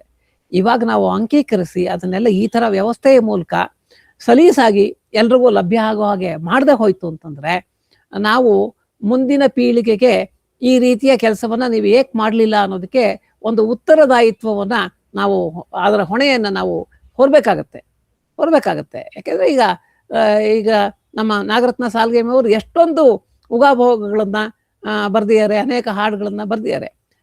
ಎಲ್ಲೋ ದಾಸರ ಕೀರ್ತನೆಗಳಲ್ಲಿ ಮಾತ್ರ ನಾವು ಕೆಲವು ಉಪಭೋಗಗಳನ್ನ ಅಂತರ್ಜಾಲದಲ್ಲಿ ಇಟ್ರೆ ಅದು ಇಷ್ಟೇ ಉಗಾಭೋಗ ಇರೋದು ಅಂತ ಹೇಳುತ್ತೆ. ಇನ್ನೂ ಅನೇಕರು ಅದನ್ನು ರಚಿಸಿದ್ದಾರೆ ಅನ್ನೋ ಮಾಹಿತಿನೇ ಜನಕ್ಕೆ ಗೊತ್ತಾಗೋದಿಲ್ಲ. ನಾಗರತ್ನ ಅವರೊಬ್ರು ಅವರು ರಚಿಸಿರುವಂತ ಪುಸ್ತಕಗಳನ್ನ ಪ್ರಕಟ ಮಾಡಿದ್ದಾರೆ. ಅದು ಎಷ್ಟು ಜನಕ್ಕೆ ಅವ್ರು ತಲುಪಿಸ್ಬಲ್ರು ಆ ಪುಸ್ತಕಗಳ ಮೂಲಕ? ಎಷ್ಟು ವರ್ಷ ಆ ಪುಸ್ತಕಗಳು ಚಲಾವಣೆಯಲ್ಲಿ ಇರುತ್ತೆ ಅನ್ನೋದನ್ನು ಒಂದು ಪ್ರಶ್ನೆನೆ. ಇದು ಯಾಕೆ ಹೇಳ್ತಾ ಇದ್ದೀನಿ ಅಂತಂದ್ರೆ ಬಹಳ ಮುಖ್ಯವಾದ್ದು. ನಾಳೆ ಮುಂದಿನ ಪೀಳಿಗೆಗೂ ಇದು ತಲುಪಬೇಕು ಅಂತಂದ್ರೆ ಅದು ಈ ಬುದ್ಧಿವಂತ ವ್ಯವಸ್ಥೆ ಅಂತ ನಾನು ಹೇಳದ್ನಲ್ಲ, ಅದರಲ್ಲಿ ನಾವು ಇಟ್ಕೋಬೇಕಾಗತ್ತೆ. ಕನ್ನಡ ಸರ್ ನಿಮ್ಮ ಕ್ಯಾಮ್ರಾ ಆನ್ ಮಾಡಿ ಸರ್. ಕ್ಯಾಮ್ರಾ ಒಂದ್ಸರಿ ಚೆಕ್ ಮಾಡ್ಲಿಕ್ಕೆ ಆಗತ್ತಾ ನೋಡಿ ಸರ್? ನಿಮ್ದು ಮಾಡ್ತಾ ಇದ್ದೀನಿ. ಅದ್ ಯಾಕೆ ಆಫ್ ಆಯ್ತೋ ಗೊತ್ತಾಗಿಲ್ಲ ನಂಗೆ. ಅಲ್ಲ, ಒಂದೊಂದ್ಸರಿ ನೆಟ್ವರ್ಕ್ ಸ್ವಲ್ಪ ಕಡಿಮೆ ಇದ್ರೆ ವಿಡಿಯೋನ ಕವರ್ ಮಾಡುತ್ತೆ. ಇವಾಗ ಬರ್ಬೋದು, ನೋಡ್ತಿದ್ದೀನಿ. ತೊಂದ್ರೆ ಇಲ್ಲ, ಮಾತಾಡ್ತಾ ಇರ್ತೀನಿ ತಗೊಳ್ಳಿ. ಆಮೇಲೆ ಅವೆಲ್ಲರೂ ಆನ್ ಆಗುತ್ತೆ. ಇದು ಕ್ಲಿಕ್ ಆಗ್ತಾ ಇಲ್ಲ ಯಾಕೋ ಅದು. ಇರ್ಲಿ, ಅದು ತೊಂದ್ರೆ ಇಲ್ಲ. ಹಾಗೆ ನಾವು ಮಾಡ್ಬೇಕಾಗಿರೋ ಕೆಲಸ ತುಂಬಾ ಇದೆ. ಕನ್ನಡ ಗಣಕ ಪರಿಷತ್ತು ಇವಾಗ ಒಂದು ಟ್ರಸ್ಟ್ ಆಗಿ ಕನ್ನಡ ಗಣಕ ಪ್ರತಿಷ್ಠಾನ ಅಂತ ಹೆಸರಲ್ಲಿ ಕೆಲಸ ಮಾಡ್ತಾ ಇದೆ. ಅದರ ಮೊದಲನೇ ಕೆಲಸವೇ ನಮ್ಮ ನುಡಿಯ ಒಂದು ಹೊಸ ಆವೃತ್ತಿ. ಅದರದ್ದು ನಾನು ಹೇಳ್ತೀನಿ. ಆದರೆ ಇದು ಮುಖ್ಯ, ಇದು ನಾನು ಮಾತಾಡ್ತಾ ಇರೋ ವಿಷಯ ತಂತ್ರಜ್ಞಾನದ ಮುಂದುವರಿದ ಸಾಧ್ಯತೆಗಳು, ಹೇಗೆ ಅದನ್ನು ನಾವು ಸಾಧ್ಯ ಮಾಡ್ಕೋಬಹುದು ಅನ್ನೋದ್ರ ಬಗ್ಗೆ. ತುಮಕೂರಲ್ಲಿ ಶ್ರೀದೇವಿ ಇಂಜಿನಿಯರಿಂಗ್ ಕಾಲೇಜ್ ಅಂತ ಒಂದು ಸಂಸ್ಥೆ ಇದೆ. ಅವ್ರ ಹತ್ರ ನಾನು ಒಂದ್ಸತಿ ಹೋಗಿದ್ದೆ. ಯಾವುದೋ ಸಂದರ್ಭದಲ್ಲಿ ಅದರ ಮುಖ್ಯಸ್ಥರನ್ನ ನಾನು ಭೇಟಿಯಾದಾಗ ಅವ್ರ ಹತ್ರ ಕೆಲವು ವಿಷಯಗಳನ್ನ ನಾನು ಹಂಚಿಕೊಂಡೆ. ಈ ತರ ಇದೆ, ಒಂದು ಕೆಲಸವನ್ನ ಮಾಡಬೇಕು. ತಮ್ಮ ಇಂಜಿನಿಯರಿಂಗ್ ಕಾಲೇಜಿನ, ಅಲ್ಲಿ ಎಲ್ಲ ಕಾಲೇಜುಗಳು ಇದೆ, ಮೆಡಿಕಲ್ ಕಾಲೇಜ್ ಇದೆ, ಡೆಂಟಲ್ ಕಾಲೇಜ್ ಇದೆ, ನರ್ಸಿಂಗ್ ಕಾಲೇಜ್ ಇದೆ, ಎಲ್ಲ ಇದೆ. ಈ ಇಂಜಿನಿಯರಿಂಗ್ ಕಾಲೇಜಿನ ನಿಮ್ಮ ಬೋಧಕರು ಮತ್ತೆ ವಿದ್ಯಾರ್ಥಿಗಳ ನೆರವಿನಿಂದ ನಾವು ಈ ಥರದ್ದು ಒಂದು ವ್ಯವಸ್ಥೆ ರೂಪಿಸ್ಬೋದು. ಅದನ್ನ ಮಾಡೋದಕ್ಕೆ ನೀವು ನಮ್ಮ ಜೊತೆ ಕೂಡ್ತೀರಾ ಅಂತ ಕೇಳಿದೆ. ಅವ್ರು ಬಹಳ ಸಂತೋಷದಿಂದ ಒಪ್ಪಿ ಅದನ್ನ ಮಾಡೋಣ ಅಂತ ಹೇಳಿದ್ರು. ನಮ್ಮ ಉದ್ದೇಶ ಇಷ್ಟೇ. ಅದರಲ್ಲಿ ನಾವು ಏನ್ ಮಾಡ್ತಾ ಇದೀವಿ ಅಂತಂದ್ರೆ, ಅದಕ್ಕೆ ಬೇಕಾದಂತ ಒಂದು 15 ಲಕ್ಷ ರೂಪಾಯಿ ಕೊಟ್ಟು ಒಂದು GPU ಸರ್ವರ್ ಅನ್ನೋ ಒಂದು ಸಾಧನವನ್ನ ಅವರು ತಂದು ಇವಾಗ ಅಲ್ಲಿ ಇಟ್ಟು ವಿದ್ಯಾರ್ಥಿಗಳಿಗೆ ಅದು ದೊರಕೋ ಹಾಗೆ ಮಾಡಿದ್ದಾರೆ. ಕೆಲಸ ನಡೀತಾ ಇದೆ. ನಾವು ಮಾಡಲು ಉದ್ದೇಶಿಸಿರುವ ಕೆಲಸ ಅಂದ್ರೆ ಇಷ್ಟೇ. ಅದು ಕನ್ನಡ ಕೇಂದ್ರಿತವಾದಂತ ಒಂದು AI. ಅದಕ್ಕೆ ಪ್ರಜ್ಞಾ ಅಂತ ಹೆಸರಿಟ್ಟಿದೀವಿ ನಾವು. ನಿಮಗೆ ತೆರೆ ಮುಂದೆ ಅದು ಬಂದಾಗ ಮಾತುಕತೆ ಅಂತ ಕಾಣುತ್ತೆ. ಮೇಲ್ಗಡೆ pragna.ai ಅನ್ನೋದ್ರಲ್ಲಿ, ಅದು ಆ ಬ್ರೌಸರ್ ಅಲ್ಲಿ pragna.ai ಅಂತ ಟೈಪ್ ಮಾಡಿದ್ರೆ ನಮ್ಮ ಮಾತುಕತೆ ಅನ್ನೋದು ನಿಮಗೆ ಕಾಣಿಸುತ್ತೆ. ಅಲ್ಲಿ ನಿಮ್ಮ ಪ್ರಶ್ನೆಗಳನ್ನ ಕೇಳೋದಕ್ಕೆ ಒಂಚೂರು ಚಾಟ್ GPT ಹೇಗಿದೆಯೋ ಅದೇ ರೀತಿ, ಅಥವಾ ಗೂಗಲ್ ಅಸಿಸ್ಟೆಂಟ್ ಕೇಳುತ್ತಲ್ಲ ಆ ಥರದಲ್ಲಿ ಒಂದು ಚೌಕ ಇರುತ್ತೆ. ಅಲ್ಲಿ ನೀವು ಪ್ರಶ್ನೆಗಳನ್ನ ಕೇಳ್ಬೋದು. ಆ ಪ್ರಶ್ನೆಗಳನ್ನು ಕೇಳಿದಾಗ ಉತ್ತರ ಬರಬೇಕು ಅಂತಂದ್ರೆ ಅದರಲ್ಲಿ ಕನ್ನಡದ ಸಮಗ್ರ ಮಾಹಿತಿಯನ್ನು ಇಡಬೇಕು ಅಂತ ನಮ್ಮ ಒಂದು ಆಲೋಚನೆ. ಇದು ದೊಡ್ಡ ಕೆಲಸ. ಯಾಕೆ ಅಂತಂದ್ರೆ ಅದು ಕಲೆಗಳ ವಿಷಯ ಇರ್ಬೋದು, ಸಿನಿಮಾ ವಿಷಯ ಇರ್ಬೋದು, ಎಲ್ಲ ಸೇರ್ಕೊಳುತ್ತೆ. ಅಲ್ಲಿ ಎಲ್ಲವೂ ಅಲ್ಲಿ ಇರಬೇಕು ಅಂತ ನಮ್ಮ ಅಪೇಕ್ಷೆ. ಹಾಗಿದ್ದಾಗ ಈ ದತ್ತಾಂಶದ ಗಾತ್ರವನ್ನ ತಾವು ಊಹಿಸ್ಕೊಳ್ಬಲ್ರಿ ಅಂತ ನಾನು ಅನ್ಕೊಳ್ತೀನಿ. ಕನ್ನಡದಲ್ಲಿ ಇವಾಗ ಸುಮಾರು ಎಷ್ಟು ಪುಸ್ತಕಗಳಿದೆ ಅಂದ್ರೆ ಯಾರಿಗೂ ಲೆಕ್ಕ ಹಾಕಿ ಹೇಳೋದಕ್ಕೆ ಸಾಧ್ಯ ಇಲ್ಲ. ಒಂದು ಸರಿಯಾದಂಥ ಸೂಚಿ ಕೂಡ ನಾವು ಇಟ್ಕೊಂಡಿಲ್ಲ. ಆ ಸೂಚಿ ಮೈಸೂರು ವಿಶ್ವವಿದ್ಯಾಲಯ ಸ್ವಲ್ಪ ಮಟ್ಟಿಗೆ ಆ ಕೆಲಸವನ್ನ ಮಾಡ್ತು. ಆದ್ರೆ ಅದು 82ನೇ ಇಸ್ವಿಗೆ ನಿಂತೋಯ್ತು. 82ನೇ ಇಸ್ವಿಯಿಂದ ನಾವು ಬಹಳ ದೂರ ಬಂದ್ಬಿಟ್ಟಿದೀವಿ. ಅಲ್ಲಿವರೆಗೂ ಬಹುಶಃ ಅವ್ರ ಸೂಚಿಲಿ ಎಷ್ಟು ಪುಸ್ತಕಗಳು ದಾಖಲೆ ಮಾಡಿದ್ರೋ ಅಷ್ಟೇ ಪುಸ್ತಕಗಳು ತಿರ್ಗಾ ಅಲ್ಲಿ ಸೇರ್ಕೊಂಡ್ಬಿಟ್ಟಿವೆ ಅಂತ ನನಗೆ ಅನ್ಸುತ್ತೆ. ಅಥವಾ ಅದಕ್ಕಿಂತ ಜಾಸ್ತಿ ಬಂದಿದ್ರೆ ಆಶ್ಚರ್ಯ ಇಲ್ಲ. ಈಗ ಕನ್ನಡದಲ್ಲಿ ಬರೀ ಸಾಹಿತ್ಯದ್ದೇ ಲೆಕ್ಕಕ್ಕೆ ತಗೊಂಡ್ರೆ 6,000 to 7,000 ಪುಸ್ತಕಗಳು ಬರ್ತಾ ಇದೆ. ಇದಲ್ದಲೆ ಆಚೆ ಕಡೆ ಬರುವಂತ ಸಂಭಾವನಾ ಗ್ರಂಥಗಳು, ವಿಶೇಷ ಸ್ಮರಣಕ್ಕೆ ಗ್ರಂಥಗಳು, ಅಥವಾ ಬೇರೆ ಯಾವುದೋ, ಅದು ಯಾವುದನ್ನು ನಾವು ಲೆಕ್ಕಕ್ಕೆ ತಗೊಳಕ್ಕೆ ಸಾಧ್ಯ ಆಗ್ತಾ ಇಲ್ಲ. ಅದೆಲ್ಲ ನಮಗೆ ಗೊತ್ತೇ ಆಗೋದಿಲ್ಲ. ಎಲ್ಲೋ ಬರುತ್ತೆ ಪುಸ್ತಕ, ಆ ಸಂದರ್ಭಕ್ಕೆ ಬಿಡುಗಡೆ ಮಾಡ್ತಾರೆ. ಒಂದು 500 ಕಾಪಿನೋ 300 ಕಾಪಿನೋ ಮಾಡಿಸ್ಕೊಂಡಿರ್ತಾರೆ. ಅವ್ರಿಗೆ ಪರಿಚಯ ಇರೋರಿಗೆಲ್ಲ ಹಂಚ್ತಾರೆ, ಕುಟುಂಬ ವರ್ಗದವ್ರು ಹಂಚ್ತಾರೆ. ಅಲ್ಲಿಗೆ ಅದು ಮುಗಿದೋಗುತ್ತೆ. ಅದರಲ್ಲಿರುವಂತ ಅಮೂಲ್ಯವಾದಂಥ ಮಾಹಿತಿ ಇನ್ಯಾರಿಗೋ ಅಧ್ಯಯನಕ್ಕೆ ಬೇಕು ಅಂತಂದ್ರೆ ಅದು ಸಿಕ್ಕುದು. ಯಾಕೆಂದ್ರೆ ಸಣ್ಣ ಸಣ್ಣ ಮಾಹಿತಿಯು ಅಧ್ಯಯನದ ದೃಷ್ಟಿಯಿಂದ ನೋಡಿದಾಗ ಬಹಳ ಮಹತ್ವದ್ದಾಗತ್ತೆ. ಹಾಗೆ ನಾನು ತಮ್ಮೆಲ್ಲರಲ್ಲಿ ಇವತ್ತು ವಿನಂತಿ ಮಾಡ್ಕೊಳ್ಳೋದು ಏನು ಅಂತಂದ್ರೆ, ತಾವೆಲ್ಲರೂ ತಮ್ಮ ಬರವಣಿಗೆಯ ಏನು ಮಾಹಿತಿ ತಮ್ಮಲ್ಲಿ ಸಾಫ್ಟ್ ಕಾಪಿ ಇದೆ ಅದಷ್ಟನ್ನು ದಯವಿಟ್ಟು ಕನ್ನಡ ಕನಕ ಪ್ರತಿಷ್ಠಾನಕ್ಕೆ ಕೊಡಬೇಕು. ಅದನ್ನು ನಾವು ಇನ್ನೇನು ಮಾಡಲ್ಲ, ಈ ನಮ್ಮ ಪ್ರಜ್ಞಾ ಅನ್ನೋ ವ್ಯವಸ್ಥೆಯಲ್ಲಿ ಅದನ್ನು ಅಚ್ಚುಕಟ್ಟಾಗಿ ಅಳವಡಿಸಿ ಅದು ಎಲ್ರಿಗೂ ದೊರಕೋ ಹಾಗೆ ಮಾಡ್ತೀವಿ. ಆದರೆ ಇಲ್ಲಿ ಒಂದು ಮಾತು, ಹಕ್ಕುಸ್ವಾಮ್ಯದ ಉಲ್ಲಂಘನೆ ಯಾವ ರೀತಿಯಲ್ಲೂ ನಾವು ಮಾಡೋದಿಲ್ಲ.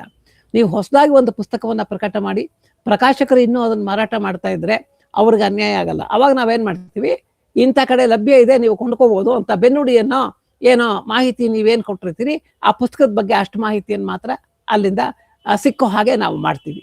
ಆ ರೀತಿಯಲ್ಲಿ 2 ವಿಧವನ್ನು ನಾವು ವಿಂಗಡಿಸ್ಕೋತಾ ಇದ್ದೀವಿ. ಒಂದು ಹಕ್ಕುಸ್ವಾಮ್ಯ ಇರೋವಂಥ ಗ್ರಂಥಗಳು, ಇನ್ನೊಂದು ಹಕ್ಕುಸ್ವಾಮ್ಯ ವಿನಾಯಿತಿ ಇರೋವಂಥದ್ದು, ಯಾರ್ದು ಹಕ್ಕಿಲ್ಲ ಅದಕ್ಕೆ, ಅಂಥದ್ದನ್ನ ಪೂರ್ತಿಯಾಗಿ ಪೂರ್ಣ ಪ್ರಮಾಣದಲ್ಲಿ ನಾವು ಕೊಡ್ಬೋದು ಅನ್ನೋ ರೀತಿಯಲ್ಲಿ ತಯಾರು ಮಾಡ್ತಾ ಇದ್ದೀವಿ.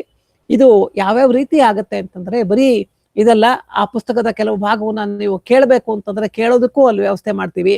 ಆಮೇಲೆ ನೀವು ಚಾಟ್ GPT ಅಥವಾ ನೀವು ಜೆಮಿನಿಯಲ್ಲಿ ಯಾವ ರೀತಿ ಸೌಲಭ್ಯಗಳನ್ನ ಪಡ್ಕೋತಾ ಇದ್ದೀರೋ ಆ ಎಲ್ಲ ಸೌಲಭ್ಯಗಳು ಅಲ್ಲೂ ಸಿಕ್ಕೋ ಹಾಗೆ ನಿಧಾನಕ್ಕಾಗತ್ತೆ. ಅದು ಸದ್ಯಕ್ಕೆ ಈ ಒಂದು ಕಲೆ ಮತ್ತು ಸಂಸ್ಕೃತಿಗಳನ್ನ ಅಲ್ಲಿ ಇಟ್ಟು ಆ ಬಗ್ಗೆ ಮಾಹಿತಿ ದೊರಕೋ ಹಾಗೆ ಮಾಡಬೇಕು ಅಂತ ನಮ್ಮ ಒಂದು ಆಶಯ. ಮಾರ್ಚಿ ತಿಂಗಳಲ್ಲಿ ಅದರ ಮೊದಲನೇ ಆವೃತ್ತಿ ಬಿಡುಗಡೆ ಆಗಬೇಕು. ಈ ಕೆಲಸಕ್ಕೆ ನಾವೇನ್ ಮಾಡ್ತಾ ಇದೀವಿ ಅಂತಂದ್ರೆ 2-3 ಒಂದು ವಿಧಾನಗಳನ್ನ ಅನುಸರಿಸ್ತಾ ಇದ್ದೀವಿ ಈ ದತ್ತಾಂಶ ಸಂಗ್ರಹಣೆಗೆ. ಒಂದು, ತಮ್ಮಲ್ಲಿ ವಿನಂತಿ ಮಾಡಿಕೊಟ್ಟಾಗೆ ತಾವು ಎಲ್ಲ ಬರಹಗಾರರಿಂದ ನೇರವಾಗಿ ಬರುವಂತ ಮಾಹಿತಿ, ಜೊತೆಗೆ ಈ ಕಾಲೇಜು ವಿದ್ಯಾರ್ಥಿಗಳು ನಮಗೆ ಸಿಕ್ಕಿದ್ರೆ ಅವರು ಅವರ ಲೈಬ್ರರಿಯಲ್ಲಿ ಇರೋವಂಥ ಪುಸ್ತಕಗಳನ್ನ ಅವರ ಮೊಬೈಲಲ್ಲಿ ಸ್ಕ್ಯಾನ್ ಮಾಡಿ ನಮಗೆ PDF ಆಗಿ ಕಳಿಸುವಂಥದ್ದು. ಈ ವಿದ್ಯಾರ್ಥಿ ಸಮೂಹದ ಬಲ ಇದೆಯಲ್ಲ, ತುಂಬಾ ದೊಡ್ಡದು. ಅದು ತುಂಬಾ ದೊಡ್ಡದು. ಒಂದು ಕಾಲೇಜಲ್ಲಿ 1000 ವಿದ್ಯಾರ್ಥಿ ಇದ್ರೆ ಒಂದು 20 ಜನ ನಮಗೆ ಸಿಗ್ತಾರೆ ಅಂತ ಇಟ್ಕೊಂಡ್ರು, ಕರ್ನಾಟಕದ ಎಲ್ಲ ಕಾಲೇಜ್ಗಳದ್ದು ಲೆಕ್ಕ ತಗೊಂಡ್ರೆ ನಮಗೆ ಬಹುಶಃ ಒಂದು 20,000 ಜನ ಸಿಕ್ಬಿಡ್ತಾರೆ. 20,000 ಜನ ವಾರಕ್ಕೆ ಒಂದು ಪುಸ್ತಕ ಮಾಡ್ತಾರೆ ಅನ್ಕೊಂಡ್ರು ಒಂದು ವಾರಕ್ಕೆ 20,000 ಪುಸ್ತಕಗಳು ನಮ್ಗೆ ಅಂಕೀಕೃತವಾಗಿ ನಮಗೆ ಲಭ್ಯ ಆಗುತ್ತವೆ. ಈ ರೀತಿಯಲ್ಲಿ ಎಲ್ಲ ಕಾಲೇಜುಗಳಿಗೂ ನಾನು ಹೋಗಿ ಅದನ್ನ ಒಂದು ಚಳವಳಿಯ ರೂಪದಲ್ಲಿ ಈ ಅಂಕೀಕರಣವನ್ನ ಮಾಡಬೇಕು ಅಂತ ಉದ್ದೇಶಿಸಿದ್ದೇನೆ. ತಾವು ಕೂಡ ಈ ಅಂಕೀಕರಣದ ಕ್ರಿಯೆಗೆ ತಮಗೆ ಗೊತ್ತಿರುವಂತ ಉಪನ್ಯಾಸಕರಿಗೆ ಅಥವಾ ಪ್ರಾಂಶುಪಾಲರಿಗೆ ಅಥವಾ ಇನ್ನು ಆಸಕ್ತಿ ಉಳ್ಳವರಿಗೆ ಇದನ್ನ ತಲುಪಿಸಿ ನಮ್ಮ ಉದ್ದೇಶಕ್ಕೆ ಒಂದು ಬೆಂಬಲವನ್ನ ನೀವೆಲ್ಲ ನೀಡಬೇಕು ಅಂತ ಹೇಳಿ ನಾನು ವಿನಂತಿ ಮಾಡ್ಕೋತಾ ಇದ್ದೇನೆ. ಈ ಮೂಲಕ ವಿನಂತಿ ಮಾಡ್ಕೋತಾ ಇದ್ದೇನೆ. ಜೊತೆಗೆ ಇದರಿಂದ ಏನಾಗುತ್ತೆ ಅಂದ್ರೆ, ಈ ಅಂಕೀಕರಣದಿಂದ ಬರೀ ಇಲ್ಲಿ ಪ್ರಜ್ಞಾದಲ್ಲಿ ಕೂತ್ಕೊಳ್ಳೋದು ಒಂದೇ ಅಲ್ಲ, ಆದ್ರೆ ಎಂತ ಒಳ್ಳೆ ಕೆಲಸ ಆಗುತ್ತೆ ಅಂತಂದ್ರೆ ಅದೆಲ್ಲ ಉಳ್ಕೊಳ್ಳೋ ಹಾಗೆ, ಎಷ್ಟೋ ಕಾಲ ಉಳ್ಕೊಳ್ಳೋ ಹಾಗೆ ಉಳ್ಕೊಳ್ಳುತ್ತೆ. ಸಂಗ್ರಹ ಆಗೋದು ಮಾತ್ರ ಅಲ್ಲ, ಅದು ಯಾವಾಗ್ಲೂ ನಮಗೆ ಲಭ್ಯ ಆಗೋ ಸ್ಥಿತಿಯಲ್ಲಿ ಉಳ್ಕೊಳ್ಳುತ್ತೆ ಅನ್ನೋದು ಬಹಳ ಗಮನಾರ್ಹವಾದಂತ ಮಾತು. ಅದನ್ನ ನಾವೆಲ್ಲ ಗಮನದಲ್ಲಿ ಇಟ್ಕೊಂಡು ಈ ಕೆಲಸವನ್ನ ಮಾಡಬೇಕಾಗಿದೆ. ಪಾಪ ಅವರು ಶ್ರೀದೇವಿ ಇಂಜಿನಿಯರಿಂಗ್ ಕಾಲೇಜಿನವರು ಆ ಒಂದು ಸಾಧನವನ್ನ GPU ಸರ್ವರ್ ಅನ್ನು ತರಿಸೋದಕ್ಕೆ 15 ಲಕ್ಷ ರೂಪಾಯಿ ಖರ್ಚು ಮಾಡಿದ್ದಾರೆ. 15 ಲಕ್ಷ ರೂಪಾಯಿ ಕೊಟ್ಟು ಅವರು ಅದನ್ನ ನಮಗೆ ಮಾಡಿದ್ದಾರೆ. ಹಾಗಾಗಿ ಅಂಥ ಕೆಲಸ ಅವರು ಅಷ್ಟು ಚೆನ್ನಾಗಿ ನಮ್ಮ ಜೊತೆ ಸೇರ್ಕೊಂಡು ಮಾಡ್ತಾ ಇರ್ಬೇಕಾದ್ರೆ, ನಾವು ದತ್ತ ಸಂಗ್ರಹ ಇಲ್ಲದೆ ಹೋದ್ರೆ ತಂತ್ರಜ್ಞಾನ ಎಷ್ಟು ಚೆನ್ನಾಗಿ ಅವ್ರು ರೂಪಿಸಿದ್ರು ಏನೋ ಪ್ರಯೋಜನ ಆಗೋದಿಲ್ಲ. ಈಗ ತ್ರಿವೇಣಿಯವರ ಒಟ್ಟು ಕಾದಂಬರಿಗಳು ಎಷ್ಟೋ ಇದೆ, 28-30 ಇದೆ ಅಂದಾಗ ಅದ್ರ ಹೆಸರುಗಳಾದ್ರೂ ನಾವು ಕೊಡದೆ ಹೋದ್ರೆ ಅದು ಏನು ಪ್ರಯೋಜನಕ್ಕೆ ಬರುತ್ತೆ? ಏನು ಪ್ರಯೋಜನಕ್ಕೆ ಬರೋದಿಲ್ಲ. ಹೀಗೆ ನಮ್ಮ ಎಲ್ಲ ಹಳಗನ್ನಡ ಕಾವ್ಯಗಳು, ಎಲ್ಲ ಭಾಷೆ, ನಮ್ಮ ಭಾರತೀಯ ಭಾಷೆಗಳು ಎಲ್ಲವುದನ್ನು ಅಲ್ಲಿ ಇಡಬೇಕು ಅಂತ ನಾವು ಉದ್ದೇಶಿಸಿದ್ವಿ. ಮೊದಲು ಕನ್ನಡದ ಕಡೆ ಗಮನ ಹರಿಸೋಣ ಅಂತ ಕಾರಣಕ್ಕೆ ಕನ್ನಡದು ಆ ಪುಸ್ತಕಗಳು ಶಿಲ್ಪಶಾಸ್ತ್ರಕ್ಕೆ ಸಂಬಂಧಪಟ್ಟಿರ್ಬೋದು, ಈ ಚಿತ್ರಕಲೆಗೆ ಸಂಬಂಧಪಟ್ಟಿದ್ದಿರ್ಬೋದು, ಸಿನಿಮಾಗೆ ಸಂಬಂಧಪಟ್ಟಿದ್ದಿರ್ಬೋದು, ಮ್ಯಾಗಝೈನ್ಗಳು ಅದು ಕೂಡ ಬಹಳ ಇಂಪಾರ್ಟೆಂಟು. ಎಲ್ಲ ಈಗ ಎಷ್ಟೋ ಸಂಶೋಧನಾ ಪತ್ರಿಕೆಗಳು ಬರ್ತಾ ಇದ್ವು ತುಂಬಾ, ಅದು ಇವಾಗ ಕಡಿಮೆ ಆಗಿದೆ. ಆದ್ರೂ ಕೂಡ ಆ ಬಂದಿರೋದನ್ನ ಈಗಾಗಲೇ ಬಂದು ಎಲ್ಲ ಹೊರಟೋಗಿರೋದನ್ನು ಸಹ ಒಂದ್ ಕಡೆಗೆ ತಂದು ನಾವು ಹಾಕೋಬೇಕಾಗಿದೆ. ನೀವೆಲ್ಲ ತಾವು ಮುಂಚೆ ಎಲ್ಲಾದ್ರೂ ಆ ತರ ಸಂಶೋಧನಾ ಪತ್ರಿಕೆಗಳನ್ನ ತಾವು ಬಳಸ್ತಾ ಇದ್ದು ಅದು ತಮ್ಮಲ್ಲಿದ್ರೆ ಅದನ್ನು ಕೂಡ ಸ್ಕ್ಯಾನ್ ಮಾಡಿ ನಮಗೆ ಕೊಟ್ರೆ ನಾವು ಇಲ್ಲಿ ಇಟ್ಕೋತೀವಿ. ಕನ್ನಡದ ಯಾವುದೇ ವಿಷಯದ ಕುರಿತು ಅಧ್ಯಯನಕ್ಕೆ ಇದು ನಮಗೆ ತುಂಬಾ ಸಹಾಯ ಮಾಡುತ್ತೆ ಅಂತ ನಾನು ಆಶಿಸ್ತೀನಿ. ಹೀಗೆ ಇನ್ನೂ ಕೆಲವು ಮಾತುಗಳಿದೆ. ಅವೇನು ಅಂತಂದ್ರೆ, ಈಗ ನಾನಾಗಲೇ ಗೂಗಲ್ ಅಂತ ಹೇಳಿದೆ. ಗೂಗಲ್ ನಮ್ಗೆ ಏನು ಕೊಡ್ತು, ಮೈಕ್ರೋಸಾಫ್ಟ್ ಏನು ಕೊಡ್ತು ಅಂದ್ರೆ, ಮೈಕ್ರೋಸಾಫ್ಟ್ ಆಫೀಸ್ ಅನ್ನೋ ತಂತ್ರಾಂಶವನ್ನು ಕೊಟ್ಟು ನಮ್ಮನ್ನ ಕಂಪ್ಯೂಟರ್ಲಿ ಬಳಕೆಗೆ ಹಚ್ಚಿತು. ಮುಂಚೆ ಅದೇ ತಾನೇ ಬಂದಿದ್ದು. ಅದರಿಂದ ಅದ್ರ ಮೂಲಕ ನಾವು ಎಲ್ಲರೂ MS ವರ್ಡಲ್ಲಿ ಟೈಪ್ ಮಾಡ್ತಾ ಇದ್ವಿ, ಪ್ರೆಸೆಂಟೇಷನ್ ಮಾಡ್ತಾ ಇದ್ವಿ. ಎಲ್ಲೋ ಸ್ವಲ್ಪ ಕಡೆ ಎಕ್ಸೆಲ್ ಬಳಕೆ ಆಯ್ತು, ನಿಧಾನಕ್ಕೆ ಅವೆಲ್ಲ ಜಾಸ್ತಿ ಆದ್ವು. ಇದು ತಿರ್ಗಾ ಮೈಕ್ರೋಸಾಫ್ಟ್ ಮೇಲೆ ನಾವು ಎಷ್ಟು ಅವಲಂಬಿತರಾಗಿರ್ಬೇಕು ಅನ್ನೋದು ಒಂದು ಇದು. ಜೊತೆಗೆ ಏನಪ್ಪಾ ಅಂತಂದ್ರೆ ಈಗ ಮುಖ್ಯವಾಗಿ ನಮಗೆ ಈ ಸ್ವಾವಲಂಬಿತನ ಬೇಕಲ್ಲ, ಈ ಡಿಪೆಂಡೆನ್ಸಿ ಅಂತ. ಅದಕ್ಕೆ ನಮ್ಮಲ್ಲಿ ಕೆಲವರು ಪ್ರಯತ್ನ ಮಾಡಿದ್ದಾರೆ, ನಾವು ಪ್ರಯತ್ನ ಮಾಡ್ತಾ ಇದ್ದೀವಿ. ಬೇರೆಯವ್ರು ಮಾಡಿರೋದನ್ನ ಮುಂಚೆ ನಾನು ನಿಮಗೆ ತಿಳಿಸ್ಬೇಕು. ಶ್ರೀಧರ್ ವೆಂಬು ಅಂತ ಹೇಳಿ ಒಬ್ಬರು ತಮಿಳ್ನಾಡಿನ ತೆಂಕಾಶಿ ಅನ್ನೋ ಅಲ್ಲಿ ಸ್ಥಳದಲ್ಲಿ ಇದ್ದಾರೆ. ಅವರು 30 ವರ್ಷಗಳಿಂದ ಸದ್ದಿಲ್ದಲೆ ಒಂದು ಕಂಪನಿಯನ್ನ ಕಟ್ಟಿ ಈಗ ಅವರು ಝೋಹೋ ಅಂತ ಒಂದು ಕಂಪನಿಯನ್ನ ಕಟ್ಟಿದ್ದಾರೆ. ಮೈಕ್ರೋಸಾಫ್ಟ್ಗೆ ಪರ್ಯಾಯವಾಗಿ ಝೋಹೋ ಆಫೀಸ್ ಅಂತ ಮಾಡಿ ಅದನ್ನ ಉಚಿತವಾಗಿ ಎಲ್ರಿಗೂ ಕೊಟ್ಟಿದ್ದಾರೆ.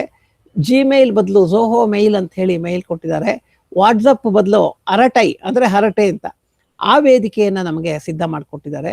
ನಾವು ಏನ್ ಮಾಡ್ಬೇಕಾಗಿದೆ ಅಂತಂದ್ರೆ ತಕ್ಷಣ ನಮ್ಮ ತಂತ್ರಜ್ಞರು ಮಾಡಿರುವಂತಹ ವ್ಯವಸ್ಥೆಯನ್ನ ನಾವು ಬಳಸ್ಕೋಬೇಕಾಗಿದೆ. ಆವಾಗ ಏನಾಗುತ್ತೆ, ನೀವು ವಾಟ್ಸಪ್ ಅಲ್ಲಿ ಏನ್ ಬರೆದ್ರು ಅದು ನಮ್ಮ ದೇಶದಲ್ಲೇ ಇರುತ್ತೆ. ಆ ಹರಟೆಯಲ್ಲಿ ಬರೆದ್ರೆ, ಹರಟೆಯಲ್ಲಿ ಸಂದೇಶವನ್ನು ಕಳಿಸಿದ್ರೆ ನಮ್ಮಲ್ಲೇ ಇರುತ್ತೆ, ಅಲ್ಲಿ ಹೋಗೋದಿಲ್ಲ. ಹೀಗೆ ನಾವು ಇಂಥ ಪ್ರಯತ್ನಗಳನ್ನು ಕೂಡ ಬಹಳ ಗಂಭೀರವಾಗಿ ತಗೊಂಡು ಅದಕ್ಕೆ ನಾವು ನಿಧಾನಕ್ಕೆ ನಮ್ಮ ಕೆಲಸಗಳನ್ನ ವರ್ಗಾಯಿಸ್ಕೋಬೇಕು. ನಮ್ಮ ವೇದಿಕೆಗಳು, ನಮ್ಮ ದೇಶದ ಜನ ಏನು ವೇದಿಕೆಗಳನ್ನ ನಿರ್ಮಾಣ ಮಾಡಿ ಕೊಟ್ಟಿದ್ದಾರೆ ಇವರೆಲ್ಲ, ಆ ವೇದಿಕೆಗಳಿಗೆ ನಾವು ಹೋಗ್ಬೇಕಾಗತ್ತೆ. ಹಾಗೇನೆ ಕನ್ನಡ ಗಣಕ ಪ್ರತಿಷ್ಠಾನ ಕೂಡ ನುಡಿ ಬರವಣಿಗೆ ಅನ್ನೋ ಹೆಸರಲ್ಲಿ ಒಂದು ಈ MS ವರ್ಡ್ಗೆ ಪರ್ಯಾಯವನ್ನ ಈಗ ತಂದಿದೆ. ಅದು ಯಾವ ಕಾರಣವೋ ಇಲ್ಲಿ ವಿಡಿಯೋ ಹೋಗಿದೆ, ಇಲ್ಲದೆ ಹೋಗಿದ್ರೆ ಅದನ್ನ ನಾನು ತೋರ್ಸೋಣ ಅಂತ ಅನ್ಕೊಂಡಿದ್ದೆ. ತೊಂದರೆ ಇಲ್ಲ, ಇನ್ನೊಂದ್ಸತಿ ಯಾವೆಲ್ಲರನ್ನ ತೋರಿಸ್ತೀನಿ. MS ವರ್ಡಲ್ಲಿ ಏನೇನು ಸೌಲಭ್ಯಗಳಿದೆಯೋ ಅದೆಲ್ಲ ಸೌಲಭ್ಯ ಇದೆ. ಈಗ ಸಂಪೂರ್ಣವಾಗಿ ಅದು ಸಿದ್ಧ ಆಗಿದೆ. ಮುಖ್ಯಮಂತ್ರಿಗಳ ಹತ್ರ ಹೋಗಿ ನಾವು ಮಾತಾಡೋದು ಒಂದೇ ಬಾಕಿ, ಅವರು ಬಿಡುಗಡೆ ಮಾಡ್ತಾರೆ. ಅವಲ್ಲ ಇಲ್ಲದೆ ಹೋದ್ರೆ ಇನ್ಯಾರೋ ಮಂತ್ರಿಗಳು ಇನ್ಯಾರೋ ಈ ತಿಂಗಳಲ್ಲಿ ಒಟ್ಟು ಅದನ್ನ ಬಿಡುಗಡೆ ಮಾಡಬೇಕು. ಅಧಿವೇಶನ ಬೆಳಗಾವಿಯಲ್ಲಿ ನಡೀತಾ ಇದೆ, ಅದು ಮುಗಿದ ತಕ್ಷಣ ಅದನ್ನ ಬಿಡುಗಡೆ ಮಾಡಬೇಕು ಅಂತ ಅನ್ಕೊಂಡಿದ್ದೀವಿ.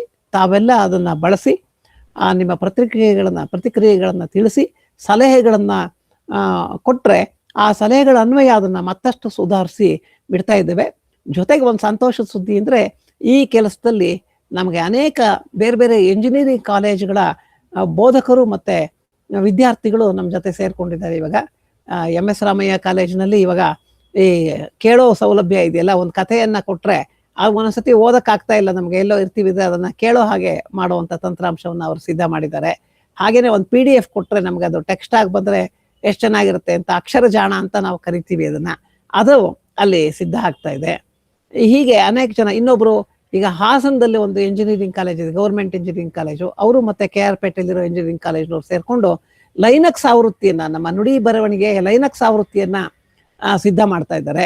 ನಂಗೆ ಸಂತೋಷ ಅಂದ್ರೆ ಇವಾಗ ಸುಮಾರು ಒಂದು 50-60 ಜನ ವಿದ್ಯಾರ್ಥಿಗಳು, ಅದಕ್ಕಿಂತ ಹೆಚ್ಚಿಗೆ ಜನ ವಿದ್ಯಾರ್ಥಿಗಳು ಅವರ ಬೋಧಕರ ಸಂಗಡ ನಮ್ಮ ಜೊತೆ ಸೇರ್ಕೊಂಡಿದ್ದಾರೆ. ಹೀಗೆ ಕನ್ನಡ ಗಣಕ ಪ್ರತಿಷ್ಠಾನದ ಚಟುವಟಿಕೆ ನಿಧಾನಕ್ಕೆ ವಿಸ್ತಾರವಾಗ್ತಾ ಇದೆ. ಆ ವಿಸ್ತಾರ ಆಗಿ ಅದು ಒಂದು ಖಚಿತವಾದಂತ ಸ್ವರೂಪದಲ್ಲಿ ಜನರಿಗೆ ದೊರಕೋ ಅಂತ ಒಂದು ಸ್ವರೂಪವನ್ನ ಪಡ್ಕೋಬೇಕು ಅಂತಂದ್ರೆ ತಾವೆಲ್ಲ ಈ ಪ್ರತಿಷ್ಠಾನದ ಜೊತೆ ಇರಬೇಕು. ಪ್ರತಿಷ್ಠಾನಕ್ಕೆ ತಮ್ಮ ಬೆಂಬಲವನ್ನ ಕೊಡಬೇಕು. ಈಕೆ ನೀವು ಹಣ ಖರ್ಚು ಮಾಡದೆ ಹೋದ್ರೆ ಏನೂ ಪರವಾಗಿಲ್ಲ, ಅದೇನು ಅಗತ್ಯ ಇರೋದಿಲ್ಲ. ಆದರೆ ಈ ತಾತ್ವಿಕವಾಗಿ ನೀವು ಮೌಲಿಕವಾದಂಥ ತಮ್ಮ ಕೃತಿಗಳನ್ನ ಕೊಡೋದ್ರ ಮೂಲಕ ತುಂಬಾ ದೊಡ್ಡ ಸಹಾಯವನ್ನ ನೀವು ಮಾಡ್ತೀರಿ. ಅದನ್ನ ಕೊಟ್ರೆ ಅಂತ ದೊಡ್ಡ ಸಹಾಯ ನಮಗಾಗತ್ತೆ. ಅದ್ರ ಮೂಲಕ ಎಲ್ಲ ಕನ್ನಡಿಗರಿಗೂ ಪ್ರಯೋಜನ ಆಗುತ್ತೆ. ನಾವೇನು ಪ್ರತಿಷ್ಠಾನ ಅಥವಾ ಶ್ರೀದೇವಿ ಇಂಜಿನಿಯರಿಂಗ್ ಕಾಲೇಜು ಯಾವುದೇ ಮಾಹಿತಿಯನ್ನ ಮುದ್ರಣ ಮಾಡಿ ಮಾರಾಟುವಂತ ಯೋಜನೆಯನ್ನ ಯಾವಾಗ್ಲೂ ಹಮ್ಮಿಕೊಳ್ಳೋದಿಲ್ಲ. ಆ ಉದ್ದೇಶ ನಮಗೆ ಇಲ್ವೇ ಇಲ್ಲ.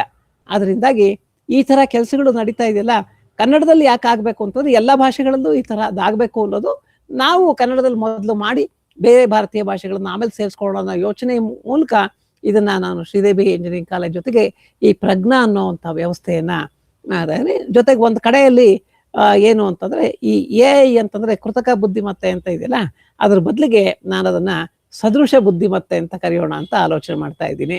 ಅದನ್ನ ಚಿಕ್ಕದಾಗಿ ಸಬುದ್ಧಿ ಅಂತ ಕರಿಬೋದು. ಮಾನವ ಸದೃಶ ಬುದ್ಧಿ ಅನ್ನೋ ಮಟ್ಟಕ್ಕೆ ಅದು ಹೋಗ್ತಾ ಇದೆ. ಅಂದ್ರೆ ಒಂದೇನು ಅಂತಂದ್ರೆ ಈ ChatGPT ಎಲ್ಲ ತುಂಬಾ ಇಂಟೆಲಿಜೆಂಟ್ ಅಲ್ಲ, LLM ಅಂತ ಕರೀತಾರೆ, ಲಾರ್ಜ್ ಲ್ಯಾಂಗ್ವೇಜ್ ಮಾಡೆಲ್ಸ್ ಅಂತ ಏನು ಒಂದು ಆಧಾರದಲ್ಲಿ ಮಾಡ್ತಾ ಇದೀವಿ. ನಾವು ಸಹಿತ ಈಗ ಪ್ರಜ್ಞಾದಲ್ಲಿ ಏನ್ ಮಾಡ್ತಾ ಇದೀವಿ, ಅದು ಈ ತುಂಬಾ ದೊಡ್ಡ ಬುದ್ಧಿವಂತಿಕೆ ಏನು ಇವಾಗಲೇ ತೋರಿಸೋದಿಲ್ಲ.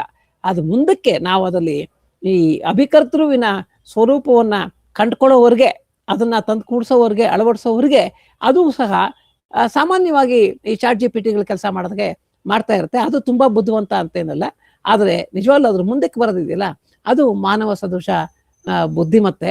ಆ ಬುದ್ಧಿಮತ್ತೆಯ ಪ್ರಯೋಜನ ಜನಕ್ಕಾಗ್ಲಿ. ಆದ್ರೆ ರವಿ ಕುಸ್ಬಿ ಒಂದು ಎಚ್ಚರಿಕೆಯ ಮಾತನ್ನ ಅವಾಗಲೇ ಹೇಳಿದ್ರು, ನಂಗೆ ಬಹಳ ಸಂತೋಷ ಅವ್ರು ಹೇಳಿದ್ರು ಅಂತ. ಯಾವುದೇ ಒಂದು ಸೌಲಭ್ಯ ಬಂದ್ರೂ ನಾವು ಅದನ್ನ ದುರುಪಯೋಗ ಪಡಿಸ್ಕೊಳ್ಳುವಂತಹ ಒಂದು ಮನಸ್ಸುಗಳು ನಮ್ಮ ಸಮಾಜದಲ್ಲಿ ಇದ್ದೇ ಇರುತ್ತೆ. ಯಾಕಂದ್ರೆ ನಾವು ಎಲ್ಲರೂ ಮನುಷ್ಯರೇ. ಎಲ್ಲೋ ಒಂದ್ ಕಡೆ ಆ ಥರದ್ದು ಇರ್ಬೋದು, ಇಲ್ಲ ಅಂತಿಲ್ಲ. ಆದ್ರೆ ಅದನ್ನ ಮೆಟ್ಟಿ ನಿಲ್ಲುವಂಥ ಸಾಮರ್ಥ್ಯವೂ ಇದರಲ್ಲಿ ಇದೆ ಅನ್ನೋದನ್ನು ನಾವು ಗಮನಿಸಿ ಅದನ್ನ ನಮ್ಮ ಒಳ್ಳೇದಕ್ಕೆ ಬಳಸ್ಕೊಳ್ಳೋ ಹಾಗೆ ನಾವು ಪ್ರಯತ್ನ ಮಾಡ್ಕೊಂಡು ಹೋಗ್ಬೇಕು ಅಂತ ನಾನು ಆಶಿಸ್ತೀನಿ. ಹೀಗೆ ಇಷ್ಟು ಮಾತುಗಳನ್ನ ನನಗೆ ತಮ್ಮ ಹತ್ರ ಎಲ್ಲ ಹಂಚ್ಕೊಳ್ಳೋದು ಅಂತ ಇತ್ತು. ತಮ್ಮ ಪ್ರಶ್ನೆಗಳು ಸಲಹೆಗಳು ಏನಾದ್ರು ಇದ್ರೆ ಇವಾಗ ಕೊಡ್ಬೋದು. ರವಿ ಕುಸ್ಬಿ ಸಾಕಾ ಅಲ್ವಾ? ಹೇಳ್ಬೋದು ಸರ್, ಇನ್ನೊಂದು 5 ನಿಮಿಷ ಇನ್ನೊಂದ್ 5 ನಿಮಿಷ ಮಾತಾಡ್ಬೋದಾ? ಬಹಳ ಸಂತೋಷ. ಇನ್ನು ಸಮಯ ಇದೆ ಅಂತಂದ್ರೆ ಇನ್ನೊಂದೆರಡು ಮಾತಾಡಕ್ಕಿದೆ ನಮ್ಮಲ್ಲಿ. ಈಗಾಗಲೇ ಈ ತರ ಪ್ರಯತ್ನಗಳು ಯಾರು ಮಾಡಿಲ್ವೇ ಅಂತಂದ್ರೆ ನಂಗೆ ಸಂತೋಷ. ಅಂತಂದ್ರೆ ಕನ್ನಡದ ಹುಡುಗರು ಇಬ್ರು ಈ ತರದ ಒಂದು ChatGPT ವ್ಯವಸ್ಥೆಯನ್ನ ರೂಪಿಸಿದ್ರು. ಒಬ್ರು ಆದರ್ಶ ಶಿರ್ವಾಳ್ಕರ್ ಅಂತ ಹೇಳ್ಬಿಟ್ಟು ಇಲ್ಲೇ ವೆಲ್ಲೂರು IIT ನಲ್ಲಿ ಇದ್ರು. ಅವ್ರಿಗೆ ಮೈಕ್ರೋಸಾಫ್ಟ್ ಇಂದ ಒಂದು ರಿಸರ್ಚ್ ಪ್ರಾಜೆಕ್ಟ್ ಸಿಕ್ತು. ಅದರಲ್ಲಿ ಅವರು ಒಂದು ಕನ್ನಡದ LLM ಅನ್ನ ಮಾಡಿದ್ರು. ಅದೇನಾಗುತ್ತೆ, ಅವರಲ್ಲಿಂದ ಪ್ರಾಜೆಕ್ಟ್ ಮುಗೀತು. ಆ ಪ್ರಾಜೆಕ್ಟ್ ಮುಗಿದು ಅವ್ರಿಗೆ ಡಿಗ್ರಿ ಸಿಕ್ತು, ಎಲ್ಲ ಆಯ್ತು. ಅವರು ಆಮೇಲಿಂದ ಒಂದು ಇದು ಮಾಡಿದ್ರು, ಬೇರೆ ಕಡೆ ಹೋಗಿ ಕೆಲ್ಸಕ್ಕೆ ಸೇರ್ಕೋಬೇಕಾಯ್ತು. ಅದು ಅಲ್ಲಿಗೆ ಆ ಪ್ರಾಜೆಕ್ಟು ನಿಂತೋಯ್ತು. ಹಾಗೇನೆ ಇನ್ನೊಬ್ರು ಆದಿತ್ಯ SK ಅನ್ನೋರು, ಅವರು ಒಂದು ಬಹಳ ಚೆನ್ನಾಗಿ ಒಳ್ಳೆಯ ಕಾಗ್ನಿಸೆಂಟ್ ಲ್ಯಾಬ್ ಅಂತ ಹೇಳಿ ಒಂದು ಮಾಡಿದ್ದಾರೆ. ಅಲ್ಲಿ ಕೂಡ ಅವರು ಒಂದು ಕನ್ನಡದ LLM ಅನ್ನ ಮಾಡಿದ್ದಾರೆ. ಭಾರತ ಸರ್ಕಾರ ಕೂಡ ಸರ್ವಂ ಅಂತ ಹೇಳಿ ಒಂದು ಸರ್ವಂ.ai ಅಂತ ನೀವೇನಾದ್ರು ಕ್ಲಿಕ್ ಮಾಡಿದ್ರೆ ಅದರಲ್ಲಿ ಅದು ಪ್ರಕಟ ಆಗುತ್ತೆ. ಆದ್ರೆ ನಮ್ಮ ಉದ್ದೇಶ ಏನು ಅಂತಂದ್ರೆ ಅದೆಲ್ಲದೂ ಬಹಳ ಒಂದು ಸ್ವಲ್ಪ ಅರ್ಧಂಬರ್ಧ ಅರೆಬರೆ ವ್ಯವಸ್ಥೆಯನ್ನು ಕಾಣುತ್ತೆ. ಸಮಗ್ರವಾದಂಥ ಒಂದು ವ್ಯವಸ್ಥೆ ಇನ್ನು ಭಾರತೀಯ ಭಾಷೆಗಳಿಗೆ ಅಂತ ಯಾವುದೂ ಆಗಿಲ್ಲ. ಅಕಸ್ಮಾತ್ ನಿಮ್ಮೆಲ್ಲರ ಸಹಕಾರದೊಂದಿಗೆ ಪ್ರಜ್ಞಾ ಸರಿಯಾದ ರೀತಿಯಲ್ಲಿ ಸಾಕಾರಗೊಂಡರೆ ಅವಾಗ ಇಡೀ ಭಾರತದಲ್ಲಿ ಒಂದು ಭಾರತೀಯ ಭಾಷೆಯಾದರೂ ಸಂಪೂರ್ಣ ಸ್ವರೂಪದಲ್ಲಿ ಜನರಿಗೆ ಲಭ್ಯ ಆಗೋ ಹಾಗೆ ಅದರ ಮಾಹಿತಿ ಪೂರ್ಣ ಪ್ರಮಾಣದಲ್ಲಿ ಲಭ್ಯ ಆಗುತ್ತೆ. ಅಂಥದ್ದು ಇದೇ ಮೊದಲನೇ ವ್ಯವಸ್ಥೆ ಇಡೀ ಭಾರತದಲ್ಲಿ ಅಂತ ಹೇಳೋಕೆ ನಂಗೆ ಸಂತೋಷ ಆಗುತ್ತೆ. ಆ ದಿಶೆಯಲ್ಲಿ ನೀವೆಲ್ಲ ನನ್ನ ಕೈ ಜೋಡಿಸ್ಬೇಕು. ಪುಸ್ತಕಗಳನ್ನ ದಯವಿಟ್ಟು ನಿಮ್ಮ ಹತ್ರ ಇದ್ರೆ ನೀವು ಸ್ಕ್ಯಾನ್ ಮಾಡ್ಕೊಡ್ಬೋದು, ಜೊತೆಯವ್ರಿಗೆ ಹೇಳ್ಬೋದು, ಎಲ್ಲ ಮಾಡ್ಬೋದು. ಪುಸ್ತಕ ಸಂಸ್ಕೃತಿಯನ್ನ ನಾವು ಇಟ್ಕೊಳ್ಳೋಣ. ಪುಸ್ತಕ ಓದೋದಕ್ಕೆ ನನಗೂ ಇವಾಗಲೂ ಪುಸ್ತಕ ಕೈಯಲ್ಲಿ ಇಟ್ಕೊಂಡು ಓದಿದ್ರೇನೆ ಬಹಳ ಸಂತೋಷ, ಇಲ್ಲ ಅಂತಿಲ್ಲ. ಆದ್ರೆ ನಮ್ಮ ಆಫೀಸಿಗೆ ಬಂದು ನೋಡಿ ನೀವು, ನನಗೆ ಈಗ ಹೊಸ ಪುಸ್ತಕ ತಂದ್ರೆ ಇಟ್ಕೊಳ್ಳೋಕೆ ಜಾಗ ಇಲ್ಲ. ನಿಮ್ಮ ಮನೆಗಳಲ್ಲೂ ಎಷ್ಟೋ ಜನರಿಗೆ ಹಾಗೆ ಆಗಿರುತ್ತೆ. ಪುಸ್ತಕಗಳು ನಿಮಗೆ ನಾನಾ ಜನ ಇವಾಗ ನಿಮ್ಮ ಸ್ನೇಹಿತರು ಬರ್ದಿರೋದು ಕೊಡ್ತಾರೆ, ನೀವು ಕೊಂಡ್ಕೋತೀರಿ. ಇಟ್ಕೊಳ್ಳೋಕ್ಕೆ ಸರಿಯಾದ ವ್ಯವಸ್ಥೆ ಜಾಗ ಸಾಕಾಗೋದಿಲ್ಲ ಎಷ್ಟು ಪುಸ್ತಕಗಳನ್ನ ಇಟ್ಕೊಂಡ್ರು. ಯಾವುದೋ ಒಂದು ಅದೆಲ್ಲ ಒಂದು ಫೈನೈಟ್ ಅಂತ ನಾನು ಹೇಳ್ತೀನಿ. ಯಾವುದೋ ಒಂದು ಮಿತಿ ಇರುತ್ತೆ ಅದಕ್ಕೆ. ಆ ಮಿತಿಯಿಂದ ಆಚೆಗೆ ನಾವು ಪುಸ್ತಕಗಳನ್ನ ನಮ್ಮಲ್ಲಿ ಇಟ್ಕೊಳಕ್ಕಾಗಲ್ಲ. ಆಮೇಲೆ ಒಂದು ಪುಸ್ತಕ ನಾವು ಇಟ್ಕೊಂಡಿರ್ತೀವಿ, ಆ ಪುಸ್ತಕ ಕಳೆದೋಯ್ತು ಅಂತಂದ್ರೆ, ಎಲ್ಲೋ ಹೇಗೋ ನಾಶ ಆಯ್ತು ಅಂತಂದ್ರೆ, ನಾವು ಬೇರೆ ಕಡೆಯಿಂದ ಅದನ್ನ ತಗೊಳಕ್ಕೆ ಬಹಳ ಹರಸಾಹಸ ಪಡ್ಬೇಕಾಗತ್ತೆ. ನಿಮ್ಗೆಲ್ರಿಗೂ ಇಲ್ಲಿ ಈ ವೇದಿಕೆಯಲ್ಲಿ ಇರೋರು ಎಲ್ರಿಗೂ ಆ ಅನುಭವ ಆಗಿದೆ, ನನಗೆ ಚೆನ್ನಾಗಿ ಗೊತ್ತು ಅದು. ಹಾಗಾಗಿ ಇದನ್ನ ಶಾಶ್ವತವಾಗಿ ಉಳಿಸುವಂಥದ್ದು. ಪುಸ್ತಕ ಬಂದಾಗ ಅಕ್ಷರ ಅಂದ್ರೆ ನಾಶ ಇಲ್ಲದೆ ಇರುವಂಥದ್ದು ಅನ್ನೋದಾಯ್ತು. ಆದ್ರೆ ಆಯ್ತೆ ಹಾಗೆ ಇಲ್ಲ. ಅನೇಕ ಹಸ್ತಪ್ರತಿಗಳನ್ನ, ಲಕ್ಷಾಂತರ ಹಸ್ತಪ್ರತಿಗಳನ್ನ ನಾವು ಕಳ್ಕೊಂಡ್ವಿ. ಪುಸ್ತಕಗಳು ಅದೆಷ್ಟು ಮುದ್ರಣ ಆಗಿ ಎಲ್ಲೆಲ್ಲಿ ಹೋಗಿ ನಾಶ ಆಗೋಗಿದ್ಯೋ ನಮ್ಗೆ ಆ ಮುದ್ರಣದ ವಿವರಗಳನ್ನೇ ಗೊತ್ತಿಲ್ಲ. ಉದಾಹರಣೆಗೆ ಸುಮ್ಮನೆ ಹೇಳ್ತೀನಿ ನೋಡಿ, ಉತ್ತರ ಕರ್ನಾಟಕದಲ್ಲಿ ಈಗ ಬರುವಂತ ಪುಸ್ತಕಗಳ ಮಾಹಿತಿನೇ ನಮಗೆ ಬೆಂಗಳೂರಿನಲ್ಲಿ ಸಿಕ್ಕೋದಿಲ್ಲ. ದಕ್ಷಿಣ ಕನ್ನಡದಲ್ಲಿ ಮುದ್ರಣ ಆಗುವಂತ ಅನೇಕ ಪುಸ್ತಕಗಳ ಮಾಹಿತಿ ನಮಗೆ ಸಿಕ್ಕೋದಿಲ್ಲ. ಆಚೆ ಕಡೆ ಈಗ ಕಾಸರಗೋಡಿನಂತ ಕಡೆ ಕನ್ನಡದ ಪುಸ್ತಕಗಳು ಪ್ರಕಟ ಆಗುತ್ತೆ. ಆ ಥರದ್ದು ಎಷ್ಟು ನಮಗೆ ಸಿಕ್ಕುತ್ತೆ, ಇಲ್ಲಿ ಸಿಕ್ಕೋದೇ ಇಲ್ಲ. ಹೀಗೆ ಈ ಪುಸ್ತಕ ಸಂಸ್ಕೃತಿಯನ್ನ ನಾವು ಉಳಿಸ್ಕೋಬೇಕು ಅಂತಂದ್ರೆ ಅದನ್ನ ಅಂಕೀಕರಿಸಿ ಈ ತರ ಒಂದು ವ್ಯವಸ್ಥೆಯಲ್ಲಿ ಇಟ್ಕೊಂಡು ಕಾಪಿಟ್ಕೊಂಡ್ರೆ ಮಾತ್ರ ಅದು ಸಾಧ್ಯ ಆಗತ್ತೆ. ಇಲ್ಲದೆ ಹೋದ್ರೆ ನಾವೆಲ್ಲೋ ಒಂದ್ ಕಡೆ ಆ ಪ್ರಯತ್ನದಲ್ಲಿ ಸೋಲ್ತೀವೇನೋ ಅಂತ ಒಂದು ಭಯ ನನಗಿದೆ. ಅಂತ ಆತಂಕವನ್ನ ತಮ್ಮ ಮುಂದೆ ಹಂಚ್ಕೊಳ್ತಾ ಇದ್ದೀನಿ. ಇಷ್ಟು ಮುಖ್ಯವಾಗಿ ನಾನು ನಿಮ್ಗೆ ಮಾತಾಡ್ಬೇಕು ಕೂಡ. ಬಳಕೆಯ ಉದಾಹರಣೆಗಳನ್ನ ನಾನು ಅನೇಕ ಶಿಕ್ಷಣದಲ್ಲಿ, ಸಂಸ್ಕೃತಿಯ ಪ್ರಸಾರದಲ್ಲಿ, ಅದನ್ನ ಉಳಿಸ್ಕೊಳ್ಳೋದ್ರಲ್ಲಿ ಕೂಡ ಈ ಸಬುದ್ಧಿ ಅಥವಾ ಈ ಸದೃಶ ಬುದ್ಧಿಮತ್ತೆಯ ವ್ಯವಸ್ಥೆ ಇದೆಯಲ್ಲ, ತುಂಬಾ ದೊಡ್ಡ ಕೆಲಸ ಮಾಡುತ್ತೆ. ಶಿಕ್ಷಣಕ್ಕಂತೂ ಒಂದು ಹೆದರಿಕೆ ಶುರುವಾಗಿದೆ. ಇವಾಗ ನಮ್ಮಲ್ಲಿ ಶಿಕ್ಷಣ ವ್ಯವಸ್ಥೆ ಸರಿಯಾಗಿಲ್ಲ. ಹಾಗೆ ನೋಡಕ್ ಹೋದ್ರೆ ಇದನ್ನ ತಂದ್ಕೊಂಡ್ರೆ ಅದು ಸುಧಾರಿಸುತ್ತೆ ಅನ್ನೋದು ನಿಜ, ಆದ್ರೆ ಮೇಷ್ಟ್ರಗಳಿಗೆ ಕೆಲಸ ಹೋಗುತ್ತೆ. ಆ ರೀತಿಯ ಒಂದು ಆತಂಕವನ್ನ ಸೃಷ್ಟಿಸೋ ಮಟ್ಟಿಗೆ ಇದು ಬೆಳೀತಾ ಇದೆ ಅನ್ನೋದು ಒಂದು ರೀತಿಯಲ್ಲಿ ಒಳ್ಳೇದು. ಅಂದ್ರೆ ಉತ್ತಮವಾದ ಶಿಕ್ಷಣ ಸಿಕ್ಬೇಕು ನಮ್ಗೆ. ಮೇಷ್ಟ್ರುಗಳಿಗೆ ಸಂಬಳ ಕೊಡಿ, ನೀವು ಇಟ್ಕೊಳ್ಳಿ, ಅವರು ಇದನ್ನ ಬಳಸ್ಕೊಂಡು ಮಾಡ್ಲಿ ಅಂತ ನನ್ನ ಒಂದು ಉದ್ದೇಶ. ತುಂಬಾ ಚೆನ್ನಾಗಿ ಇದನ್ನ ಬಳಸ್ಕೊಳ್ಳೋಕ್ಕೆ ಈ ಸದೃಶ ಬುದ್ಧಿ ಮತ್ತೆ ನಮಗೆ ಅವಕಾಶವನ್ನು ಮಾಡಿಕೊಡುತ್ತೆ. ಹೀಗೆ ಶಿಕ್ಷಣ, ಆರೋಗ್ಯ, ಸಾರಿಗೆ. ಇವತ್ತು ನೀವು ನೋಡ್ಬೋದು ಸಾರಿಗೆಯಲ್ಲಿ ಇವಾಗ ಲೈಟಿಂಗ್ ಎಲ್ಲ ಸಿಗ್ನಲ್ಗಳಲ್ಲೆಲ್ಲ ಹೇಗೆ ಸಿಂಕ್ರೊನೈಸ್ ಮಾಡ್ತಾ ಇದ್ದಾರೆ ಒಂದರಿಂದ ಒಂದಕ್ಕೆ ಅಂತ. ಆಮೇಲೆ ಎಲ್ಲಾ ಕಡೆನೂ ಅಷ್ಟೇ. ಇವಾಗ ನೀವು ರೈಲಲ್ಲಿ ಮುಂಚೆ ಹೋಗ್ತಾ ಇದ್ರೆ ಎಲ್ಲಿದೆ, ಯಾವ ಸ್ಟೇಷನ್ ಇಲ್ಲಿದ್ದೀವಿ, ಇನ್ನೂ ಎಷ್ಟು ದೂರ ಇದೆ ಅನ್ನೋದೆಲ್ಲ ಗೊತ್ತಾಗ್ತಾ ಇರ್ಲಿಲ್ಲ. ಇವಾಗೆಲ್ಲ ನಿಮಗೆ ತಕ್ಷಣ ಒಂದು ಆ್ಯಪ್ ಇರುತ್ತೆ, ಅದ್ರಲ್ಲಿ ನೀವು ಯಾವ ಸ್ಟೇಷನ್ ಹತ್ರ ಇದ್ದೀರಿ, ಮುಂದಿನ ಸ್ಟೇಷನ್ ಯಾವುದು ಎಲ್ಲ ಗೊತ್ತಾಗುತ್ತೆ. ಎಷ್ಟೊತ್ತಿಗೆ ಹೋಗ್ತೀರಿ ನೀವು, ತಡ ಎಲ್ಲಿದೆ ಎಲ್ಲ ಗೊತ್ತಾಗುತ್ತೆ ನಿಮ್ಗೆ. ವಿಮಾನಯಾನದ್ದು ಅಷ್ಟೇನೆ. ಮುಂಚೆ ಟಿಕೆಟ್ ರಿಸರ್ವೇಶನ್ ಸಿಸ್ಟಮೇ ಒಂದು ದೊಡ್ಡ AI ಇಂದ ಈಗ ಆಗ್ತಾ ಇದೆ, ಅದು ಆಗ್ತಾ ಇದೆ. ಹೀಗೆ ಇದು ಎಲ್ಲಾ ವರ್ಗಕ್ಕೂ ಎಲ್ಲಾ ಕಡೆನೂ ಬರುತ್ತೆ ಇದು ಸದೃಶ ಬುದ್ಧಿ ಮತ್ತೆ ಅನ್ನೋದು. ಅದನ್ನ ನಾವು ಸುಮ್ಮನೆ ನಾವು ಬೇಡ ಅಂತ ತಳ್ಳಿ ಹಾಕೋಕೆ ಆಗೋದಿಲ್ಲ. ಆದ್ರೆ ಬರುತ್ತಲ್ಲ, ಅದನ್ನ ಕಂಪ್ಯೂಟರ್ಗಳು ಬಂದಾಗ ಹೇಗೆ ನಾವು ಮುಂಚೆ ಬೇಡ ಅಂತ ವಿರೋಧ ಮಾಡಿದ್ರು, ಆಮೇಲೆ ಅದನ್ನ ತಗೊಂಡು ಅದರ ಒಳ್ಳೆಯ ಅಂಶಗಳನ್ನ ಬಳಸ್ಕೊಂಡು ಪ್ರಗತಿಯನ್ನ ದೇಶ ಹೊಂದುತ್ತೋ, ಹಾಗೆ ಇದು ಸಹ ನಮ್ಮ ದೇಶದ ಪ್ರಗತಿಗೆ, ನಮ್ಮ ವೈಯಕ್ತಿಕ ಉನ್ನತಿಗೂ ಕಾರಣ ಆಗುತ್ತೆ. ಅದರಿಂದ ಇದನ್ನ ಸರಿಯಾದ ರೀತಿಯಲ್ಲಿ ಬಳಸ್ಕೊಳ್ಳೋಕ್ಕೆ ನಾವೆಲ್ಲ ಆಲೋಚನೆ ಮಾಡೋಣ ಅಂತ ಹೇಳಿ ಮತ್ತೊಮ್ಮೆ ಈ ಮಾತುಗಳನ್ನ ತಾಳ್ಮೆಯಿಂದ ಕೇಳಿಸ್ಕೊಂಡಂತ ನಿಮ್ಗೆಲ್ರಿಗೂ ನಮಸ್ಕಾರಗಳನ್ನು ತಿಳಿಸ್ತಾ, ಮತ್ತೊಮ್ಮೆ ರವಿ ಕುಸ್ಬಿ ಅವರಿಗೆ, ಶ್ರೀ ರವೀಂದ್ರ ಅವ್ರಿಗೆ ವಂದನೆಗಳನ್ನು ತಿಳಿಸ್ತಾ ನನ್ನ 2 ಮಾತುಗಳನ್ನ ಮುಗಿಸ್ತೀನಿ. ನಮಸ್ಕಾರ ಸರ್. ನಾವು ನಿಮಗೆ ಧನ್ಯವಾದ ಗಳಿಸ್ಬೇಕು. ಯಾಕೆಂತಂದ್ರೆ ಇಂಥ ಹೊಸ ವಿಚಾರ ನಮಗೆ ತಿಳಿಸ್ಕೊಡ್ತಾ ಇದ್ದೀರಿ. ಅದಕ್ಕೋಸ್ಕರ ಮೊದಲು ನಿಮಗೆ ಧನ್ಯವಾದ ಹೇಳ್ಬೇಕು ನಾವು. ಸರ್, ಇವಾಗ ಪ್ರಶ್ನೋತ್ತರಕ್ಕೆ ನಾನು ವೇದಿಕೆ ಸದಸ್ಯರಿಗೆ ಕೇಳ್ಕೊತೀನಿ. ದಯವಿಟ್ಟು ನೀವು ನಿಮ್ಮ ಕೈಯನ್ನ ರೈಸ್ ಮಾಡಿದ್ರೆ ನಾನು ಒಬ್ಬೊಬ್ಬರಿಗೆ ಪ್ರಶ್ನೋತ್ತರಕ್ಕೆ ಅವಕಾಶ ಕೊಡ್ತೀನಿ. ದಯವಿಟ್ಟು ನಿಮ್ಮ ಮೈಕನ್ನು ಆನ್ ಮಾಡ್ಬೇಡಿ, ನಾ ಹೇಳೋರ್ಗು ದಯವಿಟ್ಟು. ಈಗ ಮೊದಲು ನಾನೇ ಒಂದು ಪ್ರಶ್ನೆ ಕೇಳ್ತೀನಿ ಸರ್ ಹತ್ರ. ಸರ್, ನೀವು ಇದ್ರ ಮೇಲೆ ಬರಕ್ ಆಗತ್ತಾ, ಪ್ರಯತ್ನ ಪಡ್ತೀರಾ? ಯಾಕಂದ್ರೆ ರೆಕಾರ್ಡಿಂಗ್ ಆಗ್ತಾ ಇರತ್ತೆ, ಅದರಿಂದ ನಿಮ್ಮ ಈಗ ನೀವು ಎಲ್ಲ ಪುಸ್ತಕಗಳನ್ನು ಇದರಲ್ಲಿ ಹಾಕಿಟ್ಟಾಗ ಈ ಪುಸ್ತಕಗಳನ್ನ ಬೇರೆ ಯಾರಾದ್ರೂ ಅದನ್ನ ಬಳಸ್ಕೋಬಹುದಾ ಅಂತ ನನ್ನ ಯೋಚನೆ ಸರ್. ಇಲ್ಲ, ಹಾಗೇನಾಗೋದಿಲ್ಲ. ಯಾಕೆ ಅಂತಂದ್ರೆ ನಾವಿಲ್ಲಿ ವ್ಯವಸ್ಥೆ ಹೇಗೆ ಇಟ್ಟಿರ್ತೀವಿ ಅದ್ರೊಳಗಡೆ ಅಂತಂದ್ರೆ, ನೀವು ಹೇಗೆ ಯಾವ ರೀತಿ ಸೂಚನೆ ಕೊಟ್ಟಿರ್ತೀರೋ ಆ ರೀತಿಯಲ್ಲಿ ಅದನ್ನ ವಿಂಗಡಣೆ ಮಾಡಿಟ್ಟಿರ್ತೀವಿ. ಒಂದು ಹಕ್ಕು ಸ್ವಾಮ್ಯದ ಯಾರೋ ಮೈಕ್ ಆನ್ ಮಾಡಿದ್ದಾರೆ, ಮಂಗಳನಾಡಿ ನಾನೇ ಮಾಡ್ತಿರ್ತಾರೆ. ಮಾತನಾಡೋರು ಮಾತ್ರ ಮೈಕ್ ಆನ್ ಮಾಡಿ. ಅದು ಹೇಳ್ತಾ ಇದ್ದೀನಿ, ರವಿ ಕುಸ್ಬಿ ಅವ್ರ ಪ್ರಶ್ನೆಗೆ ಹೇಳ್ತಾ ಇದ್ದೀನಿ. ನಾವಲ್ಲಿ ಏನ್ ಮಾಡಿರ್ತೀವಿ, ಹಕ್ಕು ಸ್ವಾಮ್ಯದ ವಿಭಾಗ ಒಂದಿರುತ್ತೆ, ಮುಕ್ತ ವಲಯದ ದತ್ತಾಂಶ ಅಂತ ಇನ್ನೊಂದು ಇಟ್ಕೊಂಡಿರ್ತೀವಿ. ಈ ಹಕ್ಕು ಸ್ವಾಮ್ಯದಲ್ಲಿರೋದನ್ನ ನಾವು ಇಡೀ ಪುಸ್ತಕದಲ್ಲಿರೋ ಮಾಹಿತಿಯನ್ನ ಒಟ್ಟಿಗೆ ಒದಗಿಸೋದಿಲ್ಲ. ಅದ್ರ ಬಗ್ಗೆ ಮಾಹಿತಿಯನ್ನ ಕೊಡ್ತೇವೆ. ಅದ್ರೊಳಗಡೆ ಇರೋ ಅಂಶಗಳನ್ನ ಏನಾದ್ರು ಹೇಳಿ ಅಂತಂದ್ರೆ 1-2 ವಾಕ್ಯಗಳೋ, ಒಂದು ಪ್ಯಾರಾಗ್ರಾಫೋ, ಒಂದು ಪೇಜೋ ಬರೋ ಹಾಗೆ ಅದನ್ನ ಸಮ್ಮರೈಸ್ ಮಾಡಿ ಕೊಡುವಂತ ವ್ಯವಸ್ಥೆ ಇರುತ್ತೆ ಅಷ್ಟೇನೆ. ಅದರಿಂದ ಅದ್ರ ಬಗ್ಗೆ ಯಾರು ಆತಂಕ ಪಟ್ಕೋಬೇಕಾದಿಲ್ಲ. ಸರಿ ಸರ್.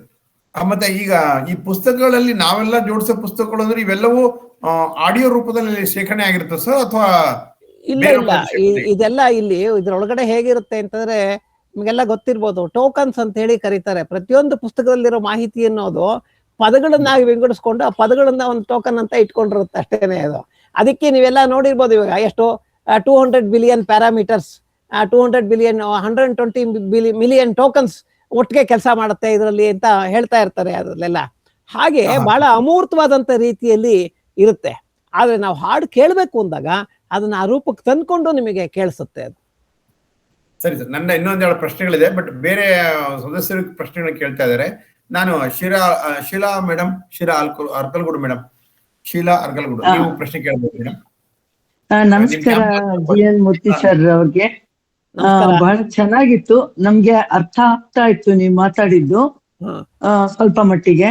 ನನ್ಗೆ ಒಂದ್ ಅನುಮಾನ, ನೀವೊಂದ್ ಮಾತು ಹೇಳಿದ್ರಿ ಸರ್ ಮಾತಿನಲ್ಲಿ ಆಡುವಾಗ, ಶಿಕ್ಷಣ ಕ್ಷೇತ್ರದಲ್ಲಿ ಇದು ಬಂದಾಗ ಶಿಕ್ಷಕರಿಗೆ ತೊಂದರೆ ಆಗತ್ತೆ, ಅವ್ರ ನೇಮಕಾತಿನೇ ಬೇಡ, ಅವ್ರ ಕೆಲ್ಸಾನು ಇದು ಮಾಡತ್ತೆ ಅಂತ. ಅದು ಹೇಗೆ ಅಂತ ಸ್ವಲ್ಪ ವಿವರಿಸಿದ್ರೆ ಒಳ್ಳೇದಿತ್ತು.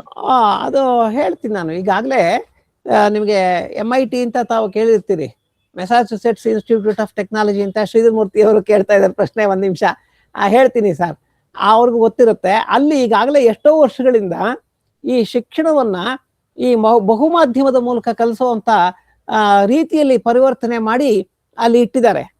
ಆ ರೀತಿಯಲ್ಲಿ ಶಿಕ್ಷಣವನ್ನು ಪಡೆದು ಅನೇಕ ಜನ ಕೊಡ್ತಾ ಇದ್ದಾರೆ. ಇವಾಗ ಏನಾಗಿದೆ ಅಂದ್ರೆ, ಶಿಕ್ಷಣ ಕಲಿಸೋ ವಿಧಾನ ಇದೆಯಲ್ಲ, ಅದು ಏನಾಗ್ತದೆ, ಅನೇಕ ಜನರಿಗೆ ಇಂಗ್ಲಿಷ್ ಕಲಿಸ್ಬೇಕು. ನಮ್ಮಲ್ಲಿ ಇಂಗ್ಲಿಷ್ ಕಲಿಸೋದಕ್ಕೆ ತುಂಬಾ ಜನರಿಗೆ ನಮ್ಮಲ್ಲಿ ಪ್ರಾಥಮಿಕ ಶಿಕ್ಷಣದಲ್ಲಿ ನೀವು ನೋಡ್ಬೋದು, ಮಾಧ್ಯಮಿಕ ಶಿಕ್ಷಣದಲ್ಲಿ ನೋಡ್ಬೋದು, ಈವನ್ ಹೈಸ್ಕೂಲ್ SLC ಪಾಸ್ ಆದ್ರೂ ಕೂಡ ಅವ್ರಿಗೆ ಇಂಗ್ಲಿಷ್ ಇರ್ಲಿ, ಕನ್ನಡ ಕೂಡ ಸರಿಯಾಗಿ ಬರ್ತಾ ಇಲ್ಲ ಅನ್ನೋದು ಒಂದು ಒಂದು ಅಬ್ಸರ್ವೇಷನ್ ಇದೆ ಅಲ್ವಾ ಈಗ ಸಾಮಾನ್ಯಕ್ಕೆ ಜನರಲ್ಲಿ.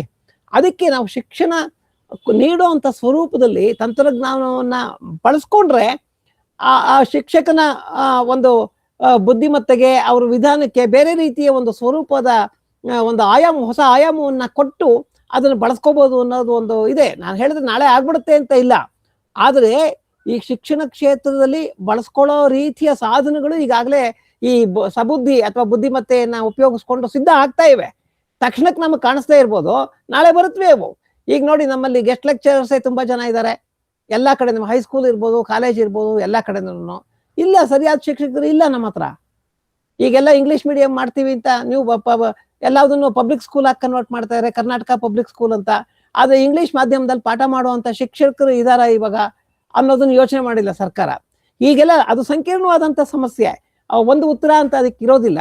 ಅದನ್ನ ನಾವೆಲ್ಲ ಸೇರಿ ನಿಧಾನಕ್ಕೆ ಆಲೋಚನೆ ಮಾಡಿ ಎಷ್ಟರ ಮಟ್ಟಿಗೆ ನಾವು ಇದನ್ನ ಅಳವಡಿಸ್ಕೋಬೇಕು ಅನ್ನೋದನ್ನ ಆಲೋಚನೆ ಮಾಡಿ ಅದನ್ನ ಒಂದು ನೀತಿಯನ್ನಾಗಿ ರೂಪಿಸ್ಬೇಕು. ಆ ಕೆಲಸ ಆಗ್ಬೇಕಾಗಿದೆ ಮೇಡಮ್. ಧನ್ಯವಾದಗಳು ಸರ್. ಶಾಂತ ಮೇಡಮ್. ಶಾಂತ. ನಮಸ್ಕಾರ ನರಸಿಂಹಮೂರ್ತಿ ಸರ್ ಅವ್ರಿಗೆ. ನಮಸ್ಕಾರ. ತುಂಬಾ ಚೆನ್ನಾಗಿತ್ತು. ನಾನು ಯಾವಾಗ್ಲೂ ಟೆಕ್ನಾಲಜಿನಲ್ಲಿ ಒಂದು 30 ವರ್ಷ ಹಿಂದಿರ್ತೀನಿ. ಏನಂದ್ರೆ ಏನ್ ಮಾಡತ್ತೆ ಅಂತ ನಂಗೇನು ತುಂಬಾ ಚೆನ್ನಾಗಿ ಗೊತ್ತಿರ್ಲಿಲ್ಲ. ಬಹಳ ಚೆನ್ನಾಗಿ ಹೇಳಿದ್ರಿ. ಆಮೇಲೆ ಪ್ರಜ್ಞಾ ಅಂತ ಹೆಸರಿಟ್ಟಿರೋದಂತೂ ತುಂಬಾ ಚೆನ್ನಾಗಿದೆ. ಪ್ರಜ್ಞೆಯನ್ನ ತ್ರೈಕಾಲಿಕಿ ಮತ ಅಂತ ಕರೀತಾರೆ, 3 ಕಾಲಗಳಲ್ಲಿ ಅದು ಸಂಚರಿಸಬಲ್ಲಂತದ್ದು ಅಂತ. ಬಹಳ ಸುಂದರವಾದಂತ ಹೆಸರು. ಇದರಿಂದ ಇದು ನನಗೊಂದು ಡೌಟ್ ಏನಂದ್ರೆ, ಈಗ ಆರ್ಕೈವ್ಸ್ ಅಲ್ಲಿ ಈಗ ನೀವು ಮುಖ್ಯವಾಗಿ ಮಾತಾಡಿದ್ದು ಬೇರೆ ಕ್ಷೇತ್ರಕ್ಕಿಂತ ಡಾಕ್ಯುಮೆಂಟೇಶನ್ನೇ ಜಾಸ್ತಿ ಹೇಳಿದ್ರಿ, ಅಂದ್ರೆ ಪುಸ್ತಕಗಳು ಬರ್ದಿದ್ದು ಮಾಹಿತಿಗಳು. ಇದನ್ನ ಈಗ ಆರ್ಕೈವ್ಸ್ ಅಲ್ಲಿ ಲಕ್ಷಾಂತರ ಪುಸ್ತಕ ಎಲ್ಲ ಇದೆಯಲ್ಲ, ಇದಕ್ಕೂ ಹೇಗೆ ಒಂದಕ್ಕೊಂದಕ್ಕೆ ಅದು ಬೇರೆನೇ ಪ್ಲಾಟ್ಫಾರ್ಮ್ ಅಂತನಾ, ಇದು ಬೇರೆನೆ ಅಂತನಾ? ಹೇಳ್ತೀವಿ. ಈಗ ಆರ್ಕೈವ್ ಅಲ್ಲಿ ಇರೋದು ಕನ್ನಡದ್ದು ಸುಮಾರು ಒಟ್ಟು ನಮಗೆ ಅಂತರ್ಜಾಲದಲ್ಲಿ ಕನ್ನಡದ್ದು 40,000 to 50,000 ಕೃತಿಗಳು ಸಿಕ್ಕತ್ತೆ. ಅದರಲ್ಲಿ ಬಹುಪಾಲು ಪತ್ರಿಕೆಗಳು ಇವೆ. ಅದರಲ್ಲಿ ಈಗ ತಿರುಪತಿಯಿಂದ ಬರುವಂತ ಒಂದು ಪತ್ರಿಕೆ, ಅದೇ ಸಪ್ತಗಿರಿ ಅಂತ ಬರುತ್ತಲ್ಲ, ಅಂತದ್ದನ್ನು ಸೇರಿಸ್ಕೊಂಡಿದೀವಿ ನಾವು. ಅದರಲ್ಲಿ ಎಲ್ಲಾವುದು ಮೌಲಿಕವಾದಂತ ಅದನ್ನ ಹಾಗೆ ಯಾವ ರೀತಿಯಲ್ಲೂ ನಾನು ಯಾವ್ದನ್ನು ವಿಂಗಡಣೆ ಮಾಡ್ತಾ ಇಲ್ಲ ಈಗ ಹೀಗೆ ಅಂತ. ಆದ್ರೆ ಮಾಹಿತಿಯ ದೃಷ್ಟಿಯಿಂದ ನಮ್ಗೆ ಈ 50,000 ಅನ್ನೋದು ನಗಣ್ಯ, ಏನೇನೂ ಇಲ್ಲ. ನಮ್ದು ಸುಮಾರು ಒಂದು 50 ಲಕ್ಷ ಆ ತರದ್ದು ಇರ್ಬೋದು ಅಂತ ಒಂದು ಅಂದಾಜಿದೆ, ಎಲ್ಲ ಸೇರಿದ್ರೆ. ಕನ್ನಡದ ಮುಂಚೆಯಿಂದ ಹಿಡಿದು ಇಲ್ಲಿವರೆಗೂ ಮುದ್ರಣವಾಗಿರೋ ಪುಸ್ತಕಗಳ ಸಂಖ್ಯೆ ಎಷ್ಟು ಅಂತಂದ್ರೆ ಒಂದು 50 ಲಕ್ಷ ದಾಟ್ಬೋದು ಅಂತ ಒಂದು ಅಂದಾಜಿದೆ. ಹಾಗಾಗಿ ನಾವು ಎಷ್ಟು ಇಟ್ಕೊಂಡಿದೀವಿ, 50,000 ಇಟ್ಕೊಂಡಿದ್ರೆ ಇನ್ನು ಎಷ್ಟನ್ನ ನಾವು ಸೇರಿಸ್ಬೇಕು ಅದಕ್ಕೆ. ಅಂದ್ರೆ ನೀವ್ ಹೇಳೋದು ಅದ್ರದ್ದು ಸ್ಟ್ರೆಂತ್ ನ ಜಾಸ್ತಿ ಮಾಡ್ಬೇಕು. ಒಂದು ನಾನು ಹೇಳ್ತಾ ಇರೋದು, ಈಗ ಆರ್ಕೈವ್ಸ್ ಅಲ್ಲಿ ನಿಮಗೆ ಬರೀ ಪುಸ್ತಕಗಳು ಮಾತ್ರ ಇಲ್ಲ, ಅಲ್ಲಿ ಸಿನಿಮಾಗಳಿದೆ, ನಾಟಕಗಳಿದೆ, ಸಂಗೀತ ಇದೆ, ಎಲ್ಲ ಇದೆ ಅಲ್ವಾ, ನಮಗ್ ಗೊತ್ತಿದೆ. ಅದೇ ತರ ನಾವು ಅಲ್ಲಿ ಕನ್ನಡದ ಕೇಂದ್ರಿತ ಅಂತ ಇಲ್ಲ. ಆರ್ಕೈವ್ಸ್ ಅಲ್ಲಿ ಸುಮಾರು ಎಷ್ಟೋ ಲಕ್ಷ ಪುಸ್ತಕಗಳಿದೆ, ಆದ್ರೆ ಅದೆಲ್ಲ ನಮ್ಮ ಭಾಷೆಗೆ ಸಂಬಂಧಪಟ್ಟಿದ್ದಲ್ಲ. ನಮ್ಗೆ ಬೇರೆದು ಬೇಕಾದಾಗ ಅದನ್ನ ಬಳಸ್ಕೊಳ್ಳೋಣ, ಸಂತೋಷ. ಆದ್ರೆ ನಾವು ಕನ್ನಡದನ್ನ ಒಂದು ಸರಿಯಾಗಿ ನಿರ್ಮಾಣ ಮಾಡ್ಬೇಕಲ್ವಾ, ಆ ದೃಷ್ಟಿಯಿಂದ ನಾನು ಹೇಳಿದೆ. ಅದು ಎಲ್ಲ ಕಲಾ ಮಾಧ್ಯಮಗಳು ಅಲ್ಲಿ ಸಂಗ್ರಹ ಆಗ್ಬೇಕು. ಸರಿ. ಅಂದ್ರೆ ಕನ್ನಡದ ಸಾಹಿತ್ಯ, ಕನ್ನಡದ ಕಲೆ, ಸಂಸ್ಕೃತಿ, ಸಾಹಿತ್ಯ ಎಲ್ಲವೂ ಇರೋ ಹಾಗೆ ಇರ್ಬೇಕಲ್ಲಿ. ಎಲ್ಲ ರೀತಿಯ ಕಲೆಗಳು, ಕಲಾ ಪ್ರಕಾರಗಳು ಎಲ್ಲ ಇರ್ಬೇಕು. ಆಮೇಲೆ ಇದು ವ್ಯಕ್ತಿಗಳ ಥಾಟ್ಸ್ ನ ಕೂಡ ಅನಲೈಸ್ ಮಾಡತ್ತೆ ಅಂತ ಕೇಳಿದ್ದೆ. ಇಲ್ಲ, ಅದು ನೋಡಿ, ಏನಾಗಿದೆ, ಅದು ಹೇಳಿಕೆ ಮಾತಾಗಿದೆ. ಇನ್ನು ವ್ಯಕ್ತಿಗಳ ಚಿಂತನೆಗಳನ್ನ ಅಥವಾ ಆಲೋಚನಾ ಕ್ರಮವನ್ನ ಅದು ಇನ್ನೂ ವಿಶ್ಲೇಷಣೆ ಮಾಡೋ ರೀತಿಗೆ ಬಂದಿಲ್ಲ, ಆ ರೀತಿಗೆ ಬಂದಿಲ್ಲ. ನಾವಿವಾಗ ಸದ್ಯಕ್ಕೆ ಏನ್ ಮಾಡ್ತಾ ಇದ್ದೇವೆ, ಆ ಒಂದು ಚಿಂತನಾ ಸಾಮರ್ಥ್ಯವನ್ನ ಅದಕ್ಕೆ ಕೊಡುವಂತ ವ್ಯವಸ್ಥೆಯನ್ನ ನಾವಿನ್ನೂ ರೂಪಿಸ್ತಾ ಇಲ್ಲ. ಯಾಕೆಂದ್ರೆ ಅದಾಗ್ಬಾರ್ದು. ಯಾಕೆಂತಂದ್ರೆ ಒಬ್ಬೊಬ್ಬರ ಚಿಂತನೆ ಅವ್ರವ್ರ ಚಿಂತನೆ, ಅದನ್ನ ನಾವು ಬೇರೆ ರೀತಿಯಲ್ಲಿ ಹೇಳೋದು ಅಂತಂದ್ರೆ ಅವ್ರಿಗೆ ಅಪಚಾರ ಮಾಡಿದಾಗೆ. ಅದರಿಂದಾಗಿ ಮೊಟ್ಟ ಮೊದಲು ನಾವು ಪ್ರಾಮಾಣಿಕತೆ ಇಲ್ಲಿ ಮುಖ್ಯ. ಅಂದ್ರೆ ಯಾರು ಏನ್ ಹೇಳ್ತಾರೋ ಅದನ್ನ ಮಾತ್ರ ಕೊಡ್ತೇವೆ. ಈ ಶಾಂತಾ ಗೋಪಾಲ್ ಅವ್ರದ್ದು ಒಂದು ಅಭಿಪ್ರಾಯ ಯಾವ್ದೋ ಒಂದು ಪದ್ಯದ ಬಗ್ಗೆ ಇದ್ರೆ, ಇದು ಶಾಂತಾ ಗೋಪಾಲ್ ಅವ್ರ ಅಭಿಪ್ರಾಯ ಅಂತ ಕೊಡ್ತೇವೆ ಹೊರತು ಅದು ಹೀಗಿರ್ಬೋದು ಹಾಗಿರ್ಬೋದು ಅಂತ ಊಹೆ ಮಾಡಿ ಅಥವಾ ಅದನ್ನ ಬದಲಾಯಿಸಿ ಕೊಡೋದಿಲ್ಲ. ಆಲೋಚನಾ ಕ್ರಮವನ್ನ ಯಾವಾಗ ಆಗುತ್ತೆ ಅಂತಂದ್ರೆ ಬೇಕಂತ ಮಾಡಿದಾಗ ಮಾತ್ರ ಆಗುತ್ತೆ, ಹಾಗೆ ಮಾಡಕ್ ಅವಕಾಶ ನಾವು ಮಾಡ್ಕೊಡಲ್ಲ. ಸರಿ, ಧನ್ಯವಾದಗಳು. ನಮಸ್ಕಾರ ಮೇಡಮ್. ಮೂರ್ತಿ ಸರ್. ಮೂರ್ತಿ ಸರ್. ನಮಸ್ಕಾರ ನರಸಿಂಹಮೂರ್ತಿ ಅವರೇ. ನಮಸ್ಕಾರ ಸರ್. ನಮಸ್ಕಾರ. ನಿಮ್ಮ ಮಾತು ಬಹಳ ಚೆನ್ನಾಗಿತ್ತು, ವಿಷಯ ಅಂತೂ ತುಂಬಾ ಮಾಹಿತಿಪೂರ್ಣವಾಗಿತ್ತು. ಬಹಳ ಶ್ಲಾಘನೀಯವಾದ ಕೆಲಸ. ನಿಮ್ಮ ಪದ ಆಯ್ಕೆಗಳು ಯಾರೋ ಹೇಳಿದ್ರು ತುಂಬಾ ಚೆನ್ನಾಗಿರುತ್ತೆ ಅಂತ, ಅದು ಪೂರ್ತಿ ಒಪ್ಕೊಳ್ಳೋ ಅಂತ ಮಾತು, ಸಮಂಜಸವಾಗಿರುತ್ತೆ. ಹಾಗೆ ಪ್ರಜ್ಞಾನ ಹೆಸರು ಕೂಡ ಬಹಳ ಚೆನ್ನಾಗಿದೆ. ಒಂದು ಈಗ ಅವರೇ ಶಾಂತಾ ನಾಗಮಂಗಲ ಅವ್ರು ಹೇಳ್ದಂಗೆನೆ ಮಾಹಿತಿ ಮತ್ತೆ ಆರ್ಕೈವಲ್ ಆ ವಿಚಾರದಲ್ಲಿ ಬಹಳ ಶಕ್ತಿಯುತವಾಗಿ ಕನ್ನಡ ಸಾಹಿತ್ಯ ಮತ್ತೆ ವಿಚಾರಗಳು ವಿಷಯಗಳು ಸಂಪೂರ್ಣವಾಗಿ ಸಮಗ್ರವಾಗಿ ಮಾಡಬೇಕು ಎಲ್ಲಾ ಪ್ರಕಾರಗಳಲ್ಲಿ ಅಂತ, ಅದು ಒಳ್ಳೇದು. ಹಾಗೇನೆ ಇದನ್ನ ಬಳಕೆಗೆ ಹೆಚ್ಚಿಗೆ ತರೋದಕ್ಕೆ ಮಕ್ಕಳಿಗೆ, ಕನ್ನಡ ಕಲಿಯೋ ಮಕ್ಕಳಿಗೆ, ಕನ್ನಡ ಅಭ್ಯಾಸ ಮಾಡೋರು, ಕನ್ನಡ ದಲ್ಲಿ ಉತ್ತೇಜನಗೊಂಡು ಹೆಚ್ಚು ಕೆಲಸ ಮಾಡೋರಿಗೆ ಮತ್ತು ಎಲ್ಲಾ ಸಾಹಿತಿಗಳು ಅಥವಾ ಬರಹಗಾರರಿಗೆ, ಲೇಖಕರಿಗೆ ಪರಿಶೀಲನೆ ಮತ್ತು ಪರಿಷ್ಕರಣ ಈ ವಿಚಾರಗಳಲ್ಲಿ ಸಹಾಯಕವಾಗುವಂತಹ ಟೆಕ್ನಾಲಜಿನ ಅದರಲ್ಲಿ ಅಳವಡಿಸಕ್ಕೆ ಸಾಧ್ಯ ಇದೆಯಾ? ಆ ಯೋಜನೆಗಳು ಇದೆಯಾ? ಇಲ್ಲ ಬರೀ ಮಾಹಿತಿಗಳನ್ನ ಹುಡುಕಿ ತಂದು ಕೊಡೋದು ಅಷ್ಟರ ಮಟ್ಟಿಗೆ ಮಾತ್ರ ಆಗುತ್ತಾ ಸದ್ಯಕ್ಕೆ? ಪರಿಶೀಲನೆ ಪರಿಷ್ಕರಣಕ್ಕೆ ಅಂದ್ರೆ ಸಹಾಯಕವಾಗಿ, ಅನುಕೂಲಕರವಾಗಿ ಹೆಲ್ಪ್ ಆಗೋದಕ್ಕೆ ಏನಾದ್ರೂ ಯೋಜನೆಗಳಿದೆಯಾ ಅಂತ? ಖಂಡಿತ ಸರ್, ನೀವು ಹೇಳೋದ್ರಲ್ಲಿ ಅರ್ಥ ಇದೆ. ಯಾಕಂದ್ರೆ ಯಾವುದೋ ಒಂದು ಬೆಳವಣಿಗೆ ಅಂದ್ರೆ ನಿಂತು ನೀರಾಗಬಾರ್ದು. ಅಷ್ಟಕ್ಕೆ ಈಗ ಗೂಗಲ್ ಅಲ್ಲೇ ಸರ್ಚ್ ಮಾಡಿದ್ರೆ ನಮಗೆ ಕೆಲವು ಮಾಹಿತಿ ಕೊಡ್ತಾ ಇತ್ತು. ಅದು ಇದಕ್ಕೂ ವ್ಯತ್ಯಾಸ ಇಲ್ಲ ಅಂತ ಆಗ್ಬಾರ್ದಲ್ಲ. ಇದು ಅದಕ್ಕಿಂತ ಸ್ವಲ್ಪ ಮೇಲ್ಮಟ್ಟದ ಹುಡುಕಾಟ, ಶೋಧನೆ ಸಾಮರ್ಥ್ಯ ಇದಕ್ಕೆ. ಇದು ಸಂದರ್ಭವನ್ನು ಅರ್ಥ ಮಾಡ್ಕೊಂಡು ಹುಡುಕಿ ಮಾಹಿತಿಯನ್ನ ತಂದು ಕೊಡುತ್ತೆ. ಜೊತೆಗೆ ಬರೀ ಮಾಹಿತಿಯನ್ನು ತಂದು ಕೊಡೋದಲ್ಲ, ಈಗಾಗಲೇ ಈ ಸಮ್ಮರೈಸ್ ಮಾಡ್ತೀವಲ್ಲ, ಅದೆಲ್ಲ ಇದರಲ್ಲಿ ಇರುತ್ತೆ. ಈ ಒಂದು ಅದರ ಮುಖ್ಯ ಸಾರಾಂಶ ಏನು ಒಂದು ಈಗ ಹಲ್ಮಿಡಿ ಶಾಸನದ ಬಗ್ಗೆ ಅನೇಕ ಜನ ವಿದ್ವಾಂಸರು ನಮಗೆ ಮಾಹಿತಿಯನ್ನ ಹಂಚಿಕೊಂಡಿದ್ದಾರೆ ಬೇರೆ ಬೇರೆ ಸಂಶೋಧನಾ ಲೇಖನಗಳ ಮೂಲಕ. ಅದೆಲ್ಲವನ್ನೂ ಒಂದ್ ಕಡೆ ಇಟ್ಕೊಂಡು ಒಟ್ಟಾರೆ ತಿರುಳು ಏನಿದೆ ಅನ್ನೋದನ್ನ ಬೇಕಾದ್ರೆ ಅದು ಹೇಳ್ಬೋದು. ಆ ರೀತಿಯ ಒಂದು ಪರಿಶೀಲನೆ ಮಾಡುವಂತ ಸಾಮರ್ಥ್ಯ ಇರುತ್ತೆ. ಆದ್ರೆ ಯಾರಿಗೂ ಈ ವೆಂಕಟಾಚಲ ಶಾಸ್ತ್ರಿಗಳವರು ಹಲ್ಮಿಡಿ ಶಾಸನದ ಬಗ್ಗೆ ಏನ್ ಹೇಳಿದಾರೋ ಅದು ಏನೂ ಸರಿಯಾಗಿಲ್ಲ, ಇನ್ನೊಬ್ರು ಹೇಳಿರೋದು ಮಾತ್ರ ಸರಿಯಾಗಿದೆ ಅನ್ನೋ ರೀತಿಯಲ್ಲಿ ನಾವು ಅದನ್ನ ಬೆಳೆಸ್ತಾ ಇಲ್ಲ, ನಮ್ಮ ವ್ಯವಸ್ಥೆಯನ್ನ ರೂಪಿಸ್ತಾ ಇಲ್ಲ. ಅದೇನ್ ಮಾಡುತ್ತೆ, ವೆಂಕಟಾಚಲ ಶಾಸ್ತ್ರಿಗಳ ಒಟ್ಟು ಅವರು ಒಂದು ಎಷ್ಟೋ ವರ್ಷಗಳಿಂದ ಆ ಲೇಖನಗಳನ್ನ ತಿದ್ದುಕೊಂಡು ಬೇರೆ ಬೇರೆ ಲೇಖನಗಳನ್ನ ಬರ್ಕೊಂಡು ಬಂದಿದ್ದಾರೆ ಅಂತಂದ್ರೆ ಆ ಎಲ್ಲ ಲೇಖನಗಳನ್ನು ಇಟ್ಕೊಂಡು ಒಟ್ಟು ಸಾರವನ್ನ ಗ್ರಹಿಸಿ ನಿಮ್ಮ ಮುಂದೆ ಇಡಬಹುದು. ಆ ತರ ಮಾಡುತ್ತೆ ಪರಿಶೀಲನೆ ಮಾಡುತ್ತೆ, ಪರಿಷ್ಕರಣೆ ಮಾಡಲ್ಲ, ಪರಿಷ್ಕರಣೆ ಮಾಡಲ್ಲ. ನನ್ನ ಪ್ರಶ್ನೆ ಏನಿತ್ತು ಅಂದ್ರೆ, ಬಳಕೆದಾರರು, ಈ ಪ್ರಜ್ಞಾ ಬಳಕೆದಾರರು ಅವರ ಕಂಟೆಂಟ್ ಅಂದ್ರೆ ಅವರ ಸಾಹಿತ್ಯವನ್ನೋ ಅಥವಾ ಪ್ರಬಂಧವನ್ನೋ ಏನೋ ಲೇಖನವನ್ನೋ ಬರಹವನ್ನೋ ಅದಕ್ಕೆ ಕೊಟ್ಟು ಅದರ ಬಗ್ಗೆ ಅದು ವಿಮರ್ಶಾತ್ಮಕವಾಗೋ ಇಲ್ಲ ಪರಿಷ್ಕರಣಾತ್ಮಕವಾಗೋ ಸಲಹೆಗಳನ್ನು ಕೊಟ್ಟು, ಇಂಥ ತಪ್ಪುಗಳಿದೆ, ಇದು ಸಮಂಜಸವಾಗಿಲ್ಲ, ಈ ವ್ಯಾಕರಣದ ಶುದ್ಧವಾಗಿಲ್ಲ, ವ್ಯಾಕರಣದ ಸ್ಟ್ರಕ್ಚರ್ ಅಥವಾ ಏನ್ ಹೇಳ್ತೀವಿ ವಿನ್ಯಾಸ, ಈ ರೀತಿಯಾಗಿ ಮಾಡುವಂಥ ಆರ್ಟಿಫಿಷಿಯಲ್ ಇಂಟೆಲಿಜೆನ್ಸ್ ಅಂತ ಏನ್ ಹೇಳ್ತಿದೀವಿ, ಪ್ರಜ್ಞೆಯನ್ನ ಅಳವಡಿಸೋದಕ್ಕೆ ಮುಂದಕ್ಕೆ ಪ್ಲಾನಿಂಗ್ ಅಥವಾ ಯೋಜನೆ ಇಟ್ಕೊಂಡಿದ್ರೆ ಬಹಳ ಅನುಕೂಲವಾಗಬಹುದೇನೋ ಅಂತ ನನಗನ್ನಿಸ್ತಿದೆ. ಸಲಹೆ ತರಹ ಅಷ್ಟೇ. ಇಲ್ಲ, ಖಂಡಿತ ಒಳ್ಳೆ ಸಲಹೆ ಇದು. ಆದ್ರೆ ಯಾರಾದ್ರೂ ಕೇಳಿದ್ರೆ ಒಂದು ಬರಹವನ್ನ ಹಾಕಿ ಇದರಲ್ಲಿ ಇರೋಂತ ದೋಷಗಳನ್ನ, ಅಕ್ಷರ ದೋಷಗಳನ್ನ ಅಥವಾ ವ್ಯಾಕರಣ ದೋಷಗಳನ್ನ ತೋರಿಸ್ಕೊಡುತ್ತೆ, ಖಂಡಿತ ತೋರಿಸ್ಕೊಡುತ್ತದು. ಅದು ನಿಮ್ಮ ನಿಮ್ಮ ನಿಮ್ಮ ನಿಮ್ಮ ಪ್ರಶ್ನೆಗೆ ಉತ್ತರವಾಗಿ ಅದು ಬರುತ್ತೆ ಹೊತ್ತು ಇನ್ಯಾವುದೋ ಒಂದು ಪುಸ್ತಕದಲ್ಲಿ ತಾನೇ ಮಾಡೋದಿಲ್ಲ. ಒಂದ್ ಪುಸ್ತಕದಲ್ಲಿ ಅಚ್ಚಿನ ದೋಷಗಳು ಇರುತ್ತೆ ಅಂತ ಇಟ್ಕೊಳ್ಳಿ, ಅದನ್ನ ತಾನೇ ಸರಿ ಮಾಡಲ್ಲ. ನೀವು ಅದನ್ನ ಟೈಪ್ ಮಾಡಿ ಹಾಕಿ ಇದ್ರಲ್ಲಿ ಏನಾದ್ರು ತಪ್ಪಿದ್ಯಾ ತೋರಿಸಿ ಅಂತಂದ್ರೆ ಸಲಹೆ ಕೊಡುತ್ತೆ. ಅವಾಗ ಮಾಡುತ್ತೆ. ಧನ್ಯವಾದ ಮೇಡಮ್. ನಮಸ್ಕಾರ. ನಾಗರತ್ನ ಮೇಡಮ್. ಎಲ್ರಿಗೂ ನಮಸ್ಕಾರ. ಇಲ್ಲಿ ಈಗ ಬೆಳಗಿನ ಜಾವ ಹೊರಗೆಲ್ಲ ಸದ್ದಾಗುತ್ತೆ, ನಾನು ಮೆಲ್ಲಿಗೆ ಮಾತಾಡ್ತಿದ್ದೀನಿ, ಕೇಳಿಸುತ್ತೆ ಅಂತ ಅನ್ಕೊಂಡಿದ್ದೀನಿ. ಎಲ್ರಿಗೂ ಕೇಳಿಸ್ತಿದೆ. ನಾನು ಪ್ರಶ್ನೆ ಅದ್ಭುತವಾದ ಇದು, ನಾನು ಯಾವ ರೀತಿ ಪಡೆಯೋದಪ್ಪ ಅನ್ಕೊಂಡೆ, ಕಡೆಗೆ ಇವತ್ತು ಕೇಳಲೇಬೇಕು ಅಂತ ಹೇಳಿ ಅಲಾರಾಮ್ ಇಟ್ಕೊಂಡು ನಾನು ಎಚ್ಚರವಾಗಿ ಕೇಳ್ತಾ ಇದ್ದೀನಿ. ಈ ಚಾಟ್ GPT AI ಜೊತೆಗೆ ನನ್ನ ಕೆಲವು ಅನುಭವ ಹೇಳ್ತೀನಿ. ನನ್ನ ಮಗ ಹಾಕೊಟ್ಟ, ನನ್ಗದಂತ ಕ್ಯೂರಿಯಾಸಿಟಿ, ಅದರಿಂದ ನಾನು ಮೊದಲು ಗೂಗಲಲ್ಲಿ ಕೇಳ್ತಾ ಇದ್ದೆ. ಗೂಗಲಲ್ಲಿ ಕೇಳಿದಾಗ ಅದು AI ಡಿರೈವ್ಡ್ ಅಂತ ಬರ್ತಾ ಇದೆ ಇತ್ತೀಚೆಗೆ. ಆಮೇಲೆ AI ಇಂಟೆಲಿಜೆನ್ಸ್ ಅಲ್ಲಿ ಅದನ್ನ ಪ್ರಶ್ನೆಗಳು ಕೇಳಿದ್ರೆ ಯಾವ್ದಾದ್ರು ನನಗೆ ಡೌಟ್ ಅನುಮಾನ ಬಂದಿದ್ದು ಅದು ತಕ್ಕ ಮಟ್ಟಿಗೆ ಉತ್ತರ ಬರುತ್ತೆ. ಆಮೇಲೆ ಚಾಟ್ GPTಗೆ ಈಗ ಇದು ಮಾಡಿದ್ದೀನಿ. ನಂಗೆ ತಮ್ಮ ಇದನ್ಸುತ್ತಂದ್ರೆ ಒಂದ್ಸತಿ ನಂಗೆ ಇದಕ್ಕೆಲ್ಲ ಉತ್ತರ ಕನ್ನಡದಲ್ಲಿ ಬೇಕು ಅಂತ ಕೇಳಿದೆ ನಾನು. ಅದು ಸುಮಾರು ಕನ್ನಡದಲ್ಲಿ ಕೊಡುತ್ತೆ. ಆಮೇಲೆ ಇದು ಆಂಥನ್ ಲೈಟ್ಸು, ಆಮೇಲೆ ಯಾವುದು ನಮ್ಮನೆ ಹತ್ರ ಇಲ್ಲಿ ಹಮ್ಮಿಂಗ್ ಬರ್ಡ್ಸ್ ಬರುತ್ತೆ. ನಂಗೆ ಅದು ತುಂಬ ಫ್ಯಾಸಿನೇಷನ್ ಅನಿಸ್ತು.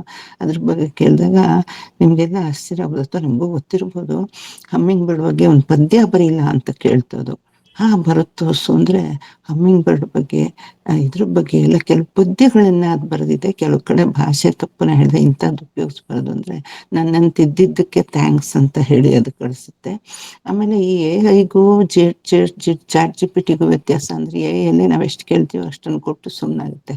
ChatGPT-ಲಿ ಏನು ಅಂದ್ರೆ ಎನಿಥಿಂಗ್ ಅಂಡರ್ ದ ಸನ್ ಅಂತಾರಲ್ಲ, ಅಥವಾ ಈವನ್ ಅಬೌವ್ ದ ಸನ್ ಕೊಟ್ರೆ ಅದು ಒಂದು ಮಟ್ಟಿನ ಉತ್ತರ ಕೊಡುವುದರ ಜೊತೆಗೆ ಅದಕ್ಕೆ ಪೂರಕವಾಗಿ ಇನ್ನು ಇದು ಬೇಕಾ, ನಿಮ್ಗೆ ಬೇಕಾದ್ರೆ ಇದನ್ನ ಕೊಡ್ತೀನಿ ಅದನ್ನ ಕೊಡ್ತೀನಿ ಅಂತ ಕೇಳುತ್ತೆ. ಹಾಗೆ ನಾವು ಅದು ಎಸ್ ಅಂತ ಹೇಳ್ತಾ ಹೋಗಿ ಅದಕ್ಕೆ ಇದು ಮಾಡ್ತಾ ಹೋದ್ರೆ ನಮಗೆ ಸಾಕಷ್ಟು ವಿವರಗಳು ಸಿಗುತ್ತೆ. ನನ್ಗೆ ಅದರಿಂದ ಬಹಳ ಅನುಕೂಲವಾಗಿದೆ. ನಾನು ಬೇಕಾದ್ರೆ ChatGPT ನನಗೆ ರಚಿಸಿ ಕಳಿಸಿರೋ ಪದ್ಯಗಳನ್ನು ಕಳಿಸ್ತೀನಿ, ಆಮೇಲೆ ನಾನು ಅದನ್ನ ತಿದ್ದಿದೆ, ಆವಾಗ ನೀವೆಷ್ಟಾದ್ರೂ ಕವಿ, ನನಗೆ ನಿಮ್ಮಷ್ಟು ಬರಲ್ಲ ಅಂತನೂ ಅದು ಒಪ್ಕೊಂಡು ಕಳಿಸುತ್ತೆ. ಇಂಥ ಒಂದು ಫ್ಯಾಸಿನೇಟಿಂಗ್ ಇದು ನನಗೆ ತುಂಬ ಖುಷಿ ಆಯ್ತು. ನಾನು ಏನು ತೋರಿಸ್ತಾ ಇದ್ದಾಗ ಅದ್ರ ಜೊತೆ ನನಗೆ ಬೇಕಂತ ಕೇಳ್ತಾ ಇರ್ತೀನಿ. ಆದರೆ ಸಾಕಷ್ಟು ತಪ್ಪಿರುತ್ತೆ. ಆಮೇಲೆ ಇದೊಂದೇ ವಿಷಯ ಅಲ್ಲ, ಕನ್ನಡದೊಂದೇ ವಿಷಯ ಅಲ್ಲ, ಬೇರೆ ವಿಷಯಗಳು ಅದು ಕೊಡೋ ಮಾಹಿತಿ ಸಂಪೂರ್ಣವಾಗಿ ಪರಿಪೂರ್ಣವಾಗಿ ಒಂಥರ ಅಥೆಂಟಿಕ್ ಆಗಿರುತ್ತೆ ಅಂತ ನನಗನ್ಸಲ್ಲ. ಕೆಲವು ಕಡೆ ತಪ್ಪಿರುತ್ತೆ, ನಮಗೆ ಗೊತ್ತಿರೋದಕ್ಕಿಂತ ತಪ್ಪಿದ್ದಾಗಿಲ್ಲ, ಇದು ಹೀಗಲ್ಲ ಹೀಗೆ ಅಂತಂದ್ರೆ ನನ್ನನ್ನು ತಿದ್ದಿದ್ದಕ್ಕೆ, ನನಗೆ ಸರಿಯಾದ ನಾಲೆಡ್ಜ್ ಕೊಟ್ಟಿದ್ದಕ್ಕೆ ಥ್ಯಾಂಕ್ಸ್ ಅಂತ ಹೇಳುತ್ತದು. ನಾನು ಈಗ ಸಾಕಷ್ಟು AI-ಗಿಂತ ಹೆಚ್ಚಾಗಿ ChatGPT-ನ ನಾನು ಉಪಯೋಗಿಸಿರ್ತೀನಿ. ಆದಷ್ಟು ನಾನು ಕನ್ನಡದಲ್ಲೇ ಕೇಳ್ತೀನಿ, ಕನ್ನಡದಲ್ಲೇ ಅದು ಉತ್ತರ ಕೊಡುತ್ತೆ. ಇಷ್ಟು ನನ್ನ ಅನುಭವನ ನಿಮ್ಮ ಜೊತೆಗೆ ಹಂಚ್ಕೋಬೇಕು ಅನಿಸ್ತು. ಇನ್ನು ನರಸಿಂಹಮೂರ್ತಿಯವರು ಇದಂತೂ ಕೇಳಿದೆ ಬೇಡ, ನಾನು ಊರಿಗೆ ಬಂದಮೇಲೆ ಖಂಡಿತ ಅವ್ರನ್ನ ಭೇಟಿ ಮಾಡಿ ನಾನು ಇದು ಮಾಡಬೇಕು. ಆಮೇಲೆ ಪ್ರಜ್ಞಾ ಇದೆಲ್ಲ ನಮಗೆ ಬೇಗ ದೊರಕಿ ಹೇಳ್ದಂಗೆ ನಮ್ಮ ಈಗ ಏನಾಗಿದೆ ಅಂತಂದರೆ, ಇಲ್ಲಿರೋರಿಗೆ ಟೂರಿಸ್ಟ್ ವೀಸಾಗಳು ಬೇಕು ಅಂತಂದ್ರು ಅವರದ್ದೆಲ್ಲ ಮಾಹಿತಿ ತಿಳ್ಕೊಳ್ಳೋ ಹಾಗೆ ಅದೆಷ್ಟೋ ವರ್ಷದ್ದಿದು ಅಂತ. ಅಂದ್ರೆ ಏನು ಅಂದ್ರೆ ನಾವು ಏನೇ ಪ್ರೈವೇಟ್ ಅಂತ ನಾವು ಇಟ್ಕೊಂಡ್ರು ಅದಕ್ಕೆ ಆ ಸಂಬಂಧ ಇದಾಡೋರಿಗೆ ಎಲ್ರಿಗೂ ಒಂಥರ ಓಪನ್ ಆಗಿ ಎಲ್ರಿಗೂ ಸಿಗೋ ಹಾಗಿರುವಾಗ ನಾವು ನಮ್ಮ ಕಾಮೆಂಟ್ಸು ಮತ್ತೊಂದು ಅದರಲ್ಲೆಲ್ಲ ಎಚ್ಚರಿಕೆಯಾಗಿರ್ಬೇಕು. ನೀವು ಹೇಳಿದ್ರಲ್ಲ, ಈ ಪ್ರಪಂಚಕ್ಕೆ ಇದಾಗುತ್ತೆ, ಗುಟ್ಟಾಗಿ ಉಳಿಯಲ್ಲ ಅಂತ. ಬಹುಶಃ ಈ ಪ್ರಜ್ಞೆ ಇದು ಬಂದಾಗ ನಮ್ಮ ದೇಶದ ಆಚೆಗೆ ಹೋಗದೆ ನಮ್ಮ ಇದು ನಮ್ಮಲ್ಲೇ ಉಳ್ಕೊಳ್ಳೋದು ಅಂದ್ರೆ ಅದು ಬಹಳ ಅದ್ಭುತವಾದ ಅತ್ಯುತ್ತಮವಾದ ವಿಚಾರ. ಇಂಥ ಒಂದು ಸಂಶೋಧನೆ ಮಾಡಿ ಇಂಥ ಒಂದು ಕನ್ನಡಿಗರಿಗೆ ಅದ್ಭುತವಾದ ಒಂದು ಕೃತಕ ಬುದ್ಧಿ ಮತ್ತು ಇದನ್ನ ಕೊಡ್ತಾ ಇರುವಂಥ ನರಸಿಂಹಮೂರ್ತಿ ಅವ್ರ ತಂಡವನ್ನು ಎಷ್ಟು ಅಭಿನಂದಿಸಿದ್ರು ಸಾಲದು. ಅವ್ರಿಗೆ ಯಾವ ಪ್ರಶಸ್ತಿ ಕೊಟ್ಟರು ಕಡಿಮೆ. ನಮ್ಮ ಕನ್ನಡಕ್ಕೆ ಬಹಳ ಉಪಕಾರವನ್ನು ಮಾಡ್ತಾ ಇದ್ದಾರೆ ಅಂತ ಹೇಳಿ ಮಾಡ್ತೀನಿ. ಅವರು ಪ್ರಶಸ್ತಿ ಹುಡುಕ್ತಾ ಇಲ್ಲ, ಎಲ್ಲರ ಸಾಹಿತ್ಯಗಳನ್ನು ತಗೋಬೇಕು ಅಂತ ಮಾಡ್ತಿದ್ದಾರೆ. ನಿಮ್ಮ ಸಾಹಿತ್ಯವನ್ನು ಕೊಟ್ಟರೆ ಸಾಕಾಗುತ್ತೆ. ಅವರು ಸಾಹಿತ್ಯವನ್ನ ಬೇಕು ಅಂತ ಕೇಳ್ತಾ ಇದ್ದಾರೆ. ನಮ್ಮ ಮೂರ್ತಿಗಳು ಇವಾಗ ಪ್ರಶಸ್ತಿ ಹುಡುಕ್ತಾ ಇಲ್ಲ. ಅಯ್ಯೋ, ಅವ್ರಿಗೆ ಯಾವ ಪ್ರಶಸ್ತಿ ಕೊಟ್ಟರು ಕಡಿಮೆ. ಧನ್ಯವಾದಗಳು. ನಾನು ಮುಂದಿನ ಪ್ರಶ್ನೆಗೆ ಹೋಗಲ್ಲ ಮೇಡಮ್. ನಾಗರತ್ನ ಮೇಡಮ್, ವಿಶಾರಣಿ ಇವ್ರ ಪ್ರಶ್ನೆ ವೈಟ್ ಮಾಡ್ತಾ ಇದ್ದಾರೆ. ನಾನೊಂದು ಪ್ರಶ್ನೆ ಕೇಳಲ್ಲ. ವಿಚಾರಣೆ ಆದ್ಮೇಲೆ ನಿಮ್ಗೆ ಕೊಡ್ತೀನಿ ಸರ್. ಸರ್ ನೀವು ಕೈ ಎತ್ತಿಲ್ಲ, ಸಾರಿ ನನ್ಗೆ ಗೊತ್ತಾಗಿಲ್ಲ. ಸರಿ, ನಿಮ್ಮ ಕೇಳಿ ಸರ್. ವಿಚಾರಣೆ ಮೇಡಮ್ ನೀವು ಕೇಳಿ.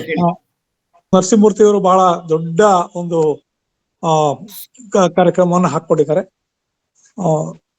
ತುಂಬಾ ಅಗಾಧವಾದಂತ ಕೆಲಸ. ಅದರಲ್ಲಿ ಸಾಕಷ್ಟು ಸವಾಲುಗಳನ್ನ ಅವರು ಆಗಲೇ ಮನಗಂಡಿದ್ದಾರೆ ಮತ್ತು ಅದನ್ನ ಸಮರ್ಥವಾಗಿ ಎದುರಿಸೋದಕ್ಕೆ ಯೋಜನೆ ಹಾಕೊಂಡಿದ್ದಾರೆ.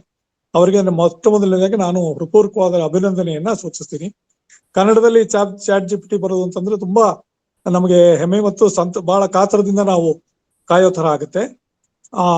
ಸಾಕಷ್ಟು ಸಮಯ ತಗೊಂಡ್ರು ಕೂಡ ಪರವಾಗಿಲ್ಲ. ತುಂಬಾ ಬೇಗ ಮಾರ್ಚ್ ಅಂತ ಹೇಳ್ತಾ ಇದ್ದಾರೆ, ಅದು ಮೊದಲನೇ ಹಂತ ಆದ್ರೂ ಕೂಡ ಇನ್ನು ಸ್ವಲ್ಪ ನಿಧಾನ ಆದ್ರೂ ಪರವಾಗಿಲ್ಲ. ಈಗ ನಾಗರತ್ನ ಮೂರ್ತಿ ಅವರು ಹೇಳಿದ ಹಾಗೆ ನಾನು ಕೂಡ ಕೆಲವು ವಿಷಯಗಳಲ್ಲಿ, ಎಲ್ಲ ವಿಷಯದಲ್ಲೂ ನಾನು ChatGPT ಬಳಸಿಲ್ಲ. ನಾನು ಗಣಿತ, ಜ್ಯೋತಿಷ್ಯ ಮತ್ತು ವೇದಾಂತ ಈ 3 ವಿಷಯಗಳಲ್ಲಿ ನಾನು ChatGPT ಸಾಕಷ್ಟು ಬಳಸಿದ್ದೀನಿ. ನನಗೆ ಆಶ್ಚರ್ಯ ಆಗಿದ್ದೇನೆಂದ್ರೆ, ಗಣಿತದ ಗುಣಾಕಾರದಂತ ಸಮಸ್ಯೆಗಳು ಕೂಡ ತಪ್ಪಾಗಿ ಉತ್ತರ ಕೊಡುವಂತ ನನಗೆ ನಿಜವಾಗ್ಲೂ ಆಶ್ಚರ್ಯ ಆಗಿದೆ. ಅದು ನಾನು ಅದರ ದೋಷ ಅಂತ ಹೇಳ್ತಿಲ್ಲ. ಅನೇಕ ಬಾರಿ ಸರಿಯಾದ ಉತ್ತರವನ್ನು ಕೊಡುತ್ತೆ. ಯಾವುದೋ ಒಂದು ಉದಾಹರಣೆಗೆ ವೇದಾಂತವೋ ಜ್ಯೋತಿಷವೋ ಅಥವಾ ಇನ್ಯಾವುದೋ ಸಾಹಿತ್ಯದಲ್ಲೋ ಬೇರೆ ರೀತಿಯ ಉತ್ತರಗಳನ್ನು ಕೊಟ್ರೆ ಅದು ಸಹಜ ಅನ್ಬಹುದು.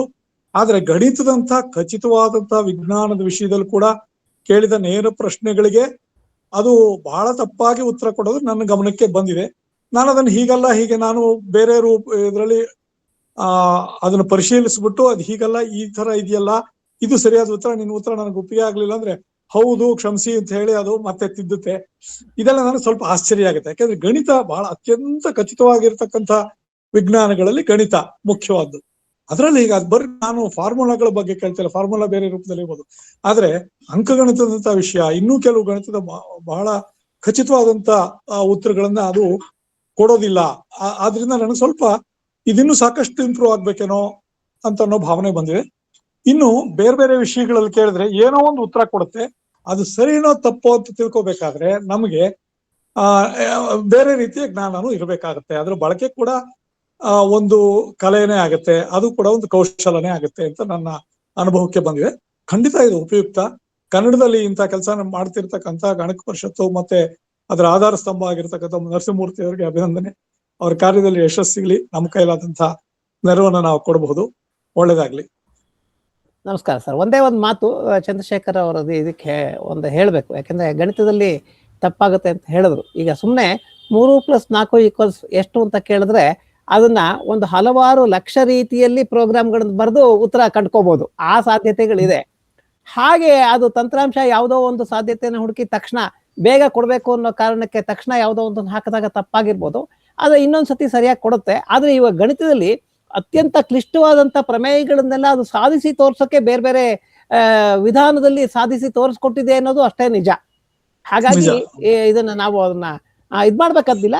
ಅದ್ ತಪ್ಪಾದ್ರೆ ಈಗ ನಾವ್ಯಾರಾದ್ರೂ ಮಾತಾಡ್ಕೋಬೇಕಾದ್ರೆ ಹೇಗೆ ತಪ್ಪಾಗುತ್ತೋ ಹಾಗೆ ತಪ್ಪಾಗಿದೆ ಅಂತ ನಮ್ಗೆ ಗೊತ್ತಿದ್ದಾಗ ಹೇಳಿ ತಿಳ್ಕೊಬೋದು, ಅದ್ರಲ್ಲೇನು ಸಂದೇಹ ಇಲ್ಲ. ಅಥವಾ ಇನ್ನೊಬ್ರ ಹತ್ರ ತಗೊಂಡೋದಾಗ್ಲೂ ತಪ್ಪು ಅಂದ್ರೆ ಅದನ್ನ ಮತ್ತೆ ಇಲ್ಲಿ ಬಂದು ಹೇಳಿ ಸರಿ ಮಾಡ್ಕೋಬಹುದು. ಯಾವುದೋ ಪರಿಪೂರ್ಣವಾದಂತ ವ್ಯವಸ್ಥೆ ಅನ್ನೋದು ಎಲ್ಲೂ ಇಲ್ಲ, ಇನ್ನೂ ಇಲ್ಲ. ಅದಕ್ಕೆ ಹೇಳಿದ್ದು ಸದೃಶ ಬುದ್ಧಿಮತ್ತೆ ಅಷ್ಟೇ. ಅದು ಮಾನವನ ಬುದ್ಧಿಮತ್ತೆ ಅಲ್ಲ. ಸದೃಶ ಬುದ್ಧಿ ಎಲ್ಲಾವುದಲ್ಲೂ ದೋಷ ಕಾಣೋದಕ್ಕೆ ತಪ್ಪಾಗೋದಕ್ಕೆ ಸಾಧ್ಯತೆ ಇದೆ, ಅದನ್ನ ಸರಿ ಮಾಡ್ಕೊಳ್ಳುತ್ತೆ. ಅದು ತಾನೇ ಕಲ್ತ್ಕೊಳುತ್ತೆ. ಇವಾಗ ಈ ಏಜೆಂಟಿಕ್ ಅಂತ ನಾನು ಹೇಳದ್ನಲ್ಲ, ಅದರ ಒಂದು ಸಾಮರ್ಥ್ಯ ಏನಪ್ಪಾ ಅಂದ್ರೆ ತಾನೇ ಕಲ್ತ್ಕೊಂಡು ಇನ್ನೊಂದ್ಸತಿ ಆ ತಪ್ಪಾಗದೆ ಇರೋ ತರ ಸರಿ ಮಾಡ್ಕೊಳುತ್ತೆ. ಅದು ಇಲ್ಲಿವರೆಗೆ ಇದ್ದಂಥದ್ದು ನೀವು ಹೇಳಿದ್ರು ಸರಿ, ನೀವು ಹೇಳಿದಕ್ಕೆ ವಂದನೆಗಳು ಅಂತ ನಾಗರತ್ನ ಅವ್ರು ಹೇಳೋದ್ರಲ್ಲ ಹಾಗೆ ಹೇಳುತ್ತೆ, ಆದ್ರೆ ಮುಂದಕ್ಕೆ ಏನು ಮಾಡಲ್ಲ. ಅದು ಈಗ ಬರಲಿರುವ ಒಂದು ಏಜೆಂಟಿಕ್ ಎಐ ಅಂತ ಅದು ಇನ್ನು AGI ಸೂಪರ್ AGI ಏನೇನೋ ಕ್ಲಾಸಿಫಿಕೇಶನ್ ಇಟ್ಕೊಂಡಿದ್ದಾರೆ. ಅದೆಲ್ಲ ಬಂದಾಗ ಅದು ತಾನೇ ಕಲ್ತ್ಕೊಳ್ತಾ ಹೋಗುತ್ತೆ. ಸೆಲ್ಫ್ ಲರ್ನಿಂಗ್ ಮೋಡಿಗೆ ಅದು ಬಂದ್ಬಿಟ್ರೆ ಒಂದ್ಸತಿ, ಅವಾಗ ನಿಮ್ಮ ಈ ಪ್ರಶ್ನೆಗಳು ಅಷ್ಟಾಗಿ ತಪ್ಪುಗಳು ಆಗೋದಿಲ್ಲ ಅವಾಗ. ಅಥವಾ ಆದ್ರೂ ತಕ್ಷಣ ಸುಧಾರಿಸ್ಕೊಳುತ್ತದೆ. ಹಾಗೆ ಅಲ್ಲ, ಆದ್ರೂ ಉಪಯುಕ್ತಾನೆ. ಉಪಯುಕ್ತ ಅನ್ನೋದ್ರಲ್ಲಿ ಎರಡು ಮಾತಿಲ್ಲ. ಉಪಯುಕ್ತ ಅಲ್ಲ ನಿಜ ತಾವ್ ಹೇಳೋದು, ಆದ್ರೆ ಪ್ರಾಸಂಗಿಕವಾಗಿ ಹೇಳಿದೆ ಅಷ್ಟೇ. ಈ ತರ ಸಾಧ್ಯತೆಗಳು ಇರುತ್ತೆ, ದೋಷ ಕಂಡು ಬರೋ ಸಾಧ್ಯತೆಗಳು ಇರುತ್ತೆ. ಈ ಏಜೆಂಟಿಕ್ ಬಗ್ಗೆ ನಮ್ಮ ಅಣ್ಣನ ಮಗ, ನಿಮಗೂ ಗೊತ್ತಿದೆ, BR ಮಹೇಶ್, ಅವನು ಉಪನ್ಯಾಸಗಳೆಲ್ಲ ಕೊಟ್ಟಿದ್ದಾನೆ. ನಾನು ಅವನ ಹತ್ರ ಚರ್ಚೆ ಮಾಡಿ ಕೆಲವು ಅವನ ವಿಡಿಯೋಗಳೆಲ್ಲ ನೋಡಿದೀನಿ, ಅವನ ಹತ್ರ ಚರ್ಚೆ ಮಾಡಿದೀನಿ. ಸಾಕಷ್ಟು ಉಪಯೋಗ ಈಗಿರೋದು. ಅವ್ರ ಸಂಪರ್ಕ ನಾನು ಮಾಡ್ಬೇಕಾಗಿದೆ, ಅವ್ರ ಸಂಪರ್ಕ ಮಾಡ್ತೀನಿ ನಾನು, ಮಹೇಶ್ ಅವ್ರ ಸಂಪರ್ಕ ಮಾಡ್ತೀನಿ. ಆಯ್ತು, ನಾನು ಅವನ ಹತ್ರ ಚರ್ಚೆ ಮಾಡಿದ್ರೆ ಅವನ ಉಪನ್ಯಾಸಗಳು ಎಲ್ಲ ಪ್ರೆಸೆಂಟ್ ಮಾಡಿದ್ದ. ನಮಸ್ಕಾರ ನರಸಿಂಹಮೂರ್ತಿ ಸರ್. ತುಂಬಾ ಮಾಹಿತಿ ಪೂರ್ಣವಾಗಿತ್ತು. ನನ್ಗೆ ಈ ಒಂದು ಕ್ಷೇತ್ರದಲ್ಲಿ ಅಂತ ಎಕ್ಸ್ಪೋಜರ್ ಏನು ಇರ್ಲಿಲ್ಲ, ಬಹಳಷ್ಟು ಮಾಹಿತಿ ಸಿಕ್ತು. ನಂದು ಬಹಳ ಸರಳವಾದ ಪ್ರಶ್ನೆ, ನೀವು ನಗಬಾರ್ದಷ್ಟೇ. ಈಗ ಜಿಮಿನಿ ಉಪಯೋಗಿಸ್ಕೊಂಡು ಅದರಲ್ಲಿ ಈ ಟೆಕ್ಸ್ಟ್ ಇಂದ ಇಮೇಜಸ್ನ ನಾವು ಅದನ್ನ ಉತ್ಪತ್ತಿ ಮಾಡ್ಕೋತಾ ಇದೀವಿ, ನಮ್ಗೇನ ಎಲ್ಲಾದ್ರೂ ಬೇಕಾದಾಗ ಕತೆಗಳಿಗೆ ಅಂತದಕ್ಕೆ. ಈಗ ಈ ಪ್ರಾಜ್ಞಾದಲ್ಲಿ ಇದಕ್ಕೂ ವ್ಯವಸ್ಥೆ ಇರುತ್ತಾ? ಅಲ್ಲಿ ನಾವು ಕನ್ನಡದಲ್ಲೇನೆ ನಾವು ಟಂಕಿಸಬಹುದಾ? ಅಲ್ಲಿ ಟಂಕಿಸಬಹುದಾದ್ರೆ ಅದು ಯಾವ ಸಾಫ್ಟ್ವೇರ್ ಅಲ್ಲಿ ಮಾಡ್ಬೇಕಾಗತ್ತೆ? ಈ ತರ ಏನಾದ್ರು ಅನುಕೂಲ ಅದರಲ್ಲಿ ಇದೆಯಾ ಸರ್, ಅಥವಾ ಬರೀ PDF ನ ಓದ್ಕೊಳ್ಳೋದು ಮಾತ್ರನಾ? ಇಲ್ಲ, ನೀವು ಹೇಳೋದು ಈ ಜೆಮಿನಿ ತರ ಸೌಲಭ್ಯ ಬರುತ್ತೆ, ತಕ್ಷಣಕ್ಕಿರಲ್ಲ, ಸ್ವಲ್ಪ ನಿಧಾನಕ್ಕೆ ಬರುತ್ತೆ. ಯಾಕಂದ್ರೆ ಅವರೆಲ್ಲ ಎಷ್ಟೋ ವರ್ಷಗಳಿಂದ ಅದರಲ್ಲಿ ಅನೇಕ $ಬಿಲಿಯನ್ ಹಾಕಿ ಸಂಶೋಧಕ ವಿಜ್ಞಾನಿಗಳನ್ನ ಜೊತೆಲಿ ಇಟ್ಕೊಂಡು ಮಾಡಿರುವಂತದ್ದು. ನಾವು ಇವಾಗ ತಾನೇ ಪ್ರಾರಂಭ ಮಾಡಿದೀವಿ, ಆದ್ರೆ ಆಗತ್ತೆ. ಆ ಸೌಲಭ್ಯಗಳು ಎಲ್ಲವೂ ಇದ್ರಲ್ಲಿ ಸಿಕ್ಕತ್ತೆ. ನೀವು ನುಡಿಯನ್ನ ಬಳಸ್ಕೊಂಡ್ರೆ ಕನ್ನಡದಲ್ಲೇ ಎಲ್ಲದನ್ನು ಮಾಡ್ಕೋಬಹುದು. ಕನ್ನಡದಲ್ಲೇ ಈ ಕಥೆಗೆ ಇಂಥ ಸಂದರ್ಭಕ್ಕೆ ಒಂದು ಚಿತ್ರ ಬರ್ಕೊಡು ಅಂತ ಕೇಳಿದ್ರೆ ಅದು ಬರ್ಕೊಡುತ್ತೆ, ಏನು ತೊಂದರೆ ಇಲ್ಲ. ಅಂಥದ್ದು ವ್ಯವಸ್ಥೆನೂ ನಾವು ತರ್ತೀವಿ, ಏನು ದೂರ ಇಲ್ಲ. ಅದು ಸ್ವಲ್ಪ ಸಮಯ ಬೇಕು ಅಷ್ಟೇ. ಧನ್ಯವಾದಗಳು ಸರ್. ನಮಸ್ಕಾರ. ನಮಸ್ತೆ. ಮತ್ತೆ ಯಾರಾದ್ರೂ ಪ್ರಶ್ನೆ ಕೇಳಿದ್ರೆ ಪ್ರಶ್ನೆ ಅಂತ ಕೈ ಎತ್ತಿರೋದೆಲ್ಲ ಮುಗೀತು ಇವಾಗ.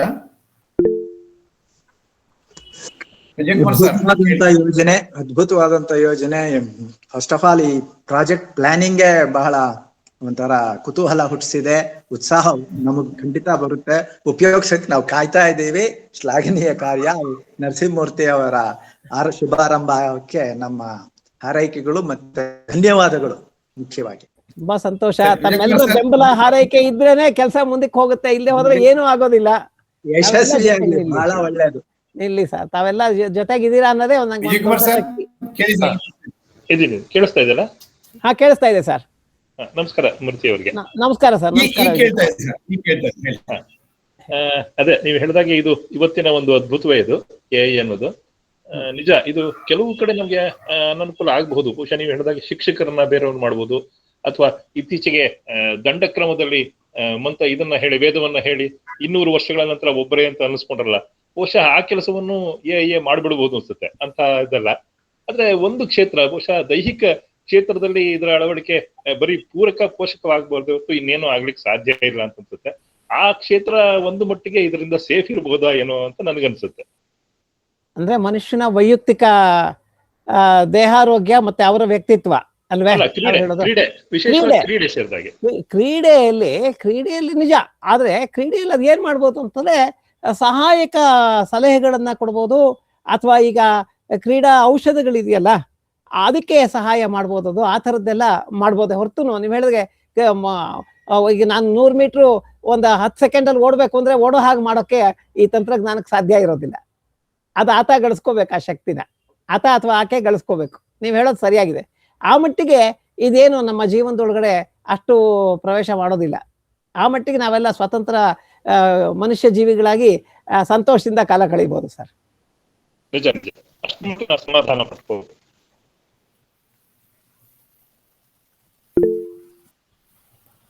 ದೇವೇಂದ್ರ ಸರ್ ಕೇಳಿ ಸರ್.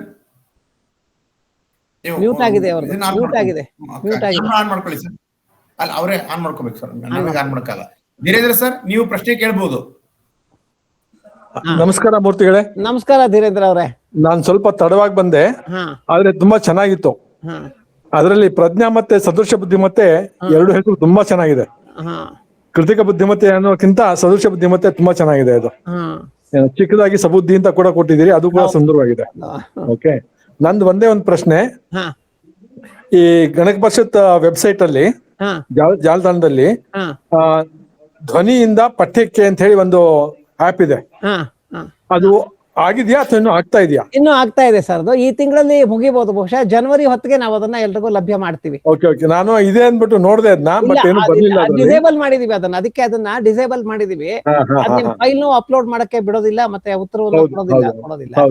ಅದಕ್ಕಿಲ್ಲ, ಇಲ್ಲ, ಅದಾಗಿಲ್ಲ, ಇನ್ನು ಆಗ್ತಾ ಇದೆ. ಆಯ್ತು, ಧನ್ಯವಾದಗಳು. ನಮಸ್ಕಾರಪ್ಪ. ಸರ್, ಮೂರ್ತಿ ಸರ್, ನಂದು ಪ್ರಶ್ನೆ ಇನ್ನೊಂದು ಏನಿದೆ, ಈಗ ನಮ್ಮ ಎಲ್ಲ ಸಾಹಿತ್ಯಗಳ ಒಂದು ಕೃತಿಗಳು ನೀವು ಬೇಕು ಅಂತ ಕೇಳ್ತಾ ಇದ್ದೀರಾ ಇಲ್ಲಿದ್ದ ನಮ್ಮ ಎಲ್ಲ ಇವರಿಗೆ, ಬರಹಗಾರರಿಗೆ? ಖಂಡಿತ. ಎಲ್ರೂ ತಮ್ಮ ಕೃತಿಗಳನ್ನ ಯಾರ್ಯಾರು ಏನೇನ್ ಪುಸ್ತಕ ಎಷ್ಟು ಬರ್ದಿದ್ದೀರೋ ಅಷ್ಟನ್ನು ಕೊಟ್ರೆ ನಾನು ಅಷ್ಟನ್ನು ಅಲ್ಲಿ ಇಟ್ಕೋತೀನಿ. ಆ ಕನ್ನಡಿಗರು ಅದನ್ನ ಬಳಸ್ಕೊಳ್ಳಿ, ಅಷ್ಟೇನೆ. ಬಳಸ್ಕೊಳಕ್ ಅವಕಾಶ ನೀವು ಮಾಡ್ಕೊಟ್ಟಾಗ ಆಗತ್ತೆ ಇದ್ರಲ್ಲಿ ಇಟ್ರೆ. ಆ ಮೂಲಕ, ಪ್ರಜ್ಞಾದ ಮೂಲಕ ಅದು ಹರ್ಕೊಂಡು ಹೋಗ್ಲಿ ಎಲ್ಲ ಕಡೆಗೂ. ಈ ಮಾಹಿತಿ, ನಿಮ್ಮ ಕಥೆನೋ ಕವನವೋ ಎಲ್ಲ ಕಡೆನೂ ಅದು ಕಾಣಲಿ, ಕೇಳಲಿ, ಓದಕ್ಕೆ ಅವಕಾಶ ಆಗ್ಲಿ ಅಂತ ನನ್ನ ಉದ್ದೇಶ, ಅಷ್ಟೇನೆ. ಸರಿ ಸರ್. ಸರ್, ಯಾರಾದ್ರೂ ನಮ್ಮ ಬರಹಗಾರರು ಯಾರು ಕೃತಿಗಳನ್ನ ಈಗಾಗಲೇ ಪ್ರಕಟಪಡಿಸಿದಿರಿ, ಅವ್ರು ಯಾರಾದ್ರೂ ಈ ಬಗ್ಗೆ ನಿಮ್ಮ ಅಭಿಪ್ರಾಯ ಹೇಳ್ತೀರಾ ಸರ್, ದಯವಿಟ್ಟು? ಸರ್, ನಾವು ಹಂಗೆ ಪುಸ್ತಕ ಕೊಟ್ರೆ ಸಾಕ ಅಥವಾ ಸ್ಕ್ಯಾನ್ ಮಾಡಿ ಕೊಡ್ಬೇಕಾ ಸರ್? ನಮಸ್ಕಾರ ಮೂರ್ತಿ ಅವರೇ. ನಮಸ್ಕಾರ ಮೇಡಮ್, ನಮಸ್ಕಾರ. ನೀವು ಸ್ಕ್ಯಾನ್ ಮಾಡಿಕೊಟ್ರೆ ನಂಗೆ ಅನುಕೂಲ. ಯಾಕೆ ಅಂತಂದ್ರೆ ಸ್ಕ್ಯಾನ್ ಮಾಡದೆ ಹೋದ್ರೆ ಎಷ್ಟೊಂದ್ ಜನ ಪುಸ್ತಕಗಳನ್ನ ತಂದು ಕೊಟ್ರೆ ಆ ಮಾಡ್ಕೊಡೋದು ಒಂದು ದೊಡ್ಡ ಕೆಲಸ ಆಗ್ಬಿಡುತ್ತೆ ನಂಗೆ. ನೀವಾದ್ರೆ ನಿಮ್ಮಲ್ಲಿರೋ ಪುಸ್ತಕ ಮಾತ್ರ ಸ್ಕ್ಯಾನ್ ಮಾಡ್ತೀರಿ. ನೀವು ವಾರಕ್ಕೊಂದೋ ಅಥವಾ ಎರಡೋ ಮಾಡಿ ಮುಗಿಸ್ಕೊಟ್ರು ನಮ್ಗೆ ದೊಡ್ಡ ಉಪಕಾರ ಆಗುತ್ತೆ ಮೇಡಮ್. ಇಲ್ಲಿ ಬಂದ್ಬಿಟ್ರೆ ಎಲ್ಲಾರು ತಂದು ಕೊಟ್ರೆ 100 ಪುಸ್ತಕ ಬಂದ್ರೆ ಅದನ್ನ ಸ್ಕ್ಯಾನ್ ಮಾಡ್ಕೊಡೋದು ಒಂದು ದೊಡ್ಡ ಕೆಲಸ ಆಗ್ಬಿಡುತ್ತೆ ನಂಗೆ. ಅದಕ್ಕೋಸ್ಕರ ವಿನಂತಿ ಅಷ್ಟೇ, ದಯವಿಟ್ಟು ಸ್ಕ್ಯಾನ್ ಮಾಡಿ. ತಂತ್ರಜ್ಞಾನದ ಹೆದರಿಕೆ ಸ್ವಲ್ಪ ಈ ವಯಸ್ಸಲ್ಲಿ ಅರ್ಥ ಆಗುತ್ತೋ ಇಲ್ಲೋ ಅಂತ, ಆದ್ರೆ ನಿಮ್ಮ ಕೇಳಿ ತುಂಬಾ ಸಂತೋಷ ಆಯ್ತು. ಕೊಡ್ತೀನಿ ಅಂತಂದ್ರೆ ನೀವು ಕೊಡ್ತೀವಿ ಅಂತಂದ್ರೆ ನಮಗ್ ಕೊಡಿ, ನಾನು ಗುರು ಯಾರಾದ್ರೂ ಒಬ್ರು ಮಾಡಿ ಕೊಡ್ತಾರ ಅದನ್ನ. ಅದು ಮಾಡ್ಬೋದು. ಬೇಕಾದ್ರೆ ಇನ್ನೊಬ್ರು ಸಹಾಯ ನೀವು ತಗೋಬಹುದು. ವೇದಿಕೆಯಲ್ಲಿ ಬೇಕಾಷ್ಟು ಜನ ಸಹಾಯ ಮಾಡಕ್ ಇದಾರೆ, ಉತ್ಸಾಹ.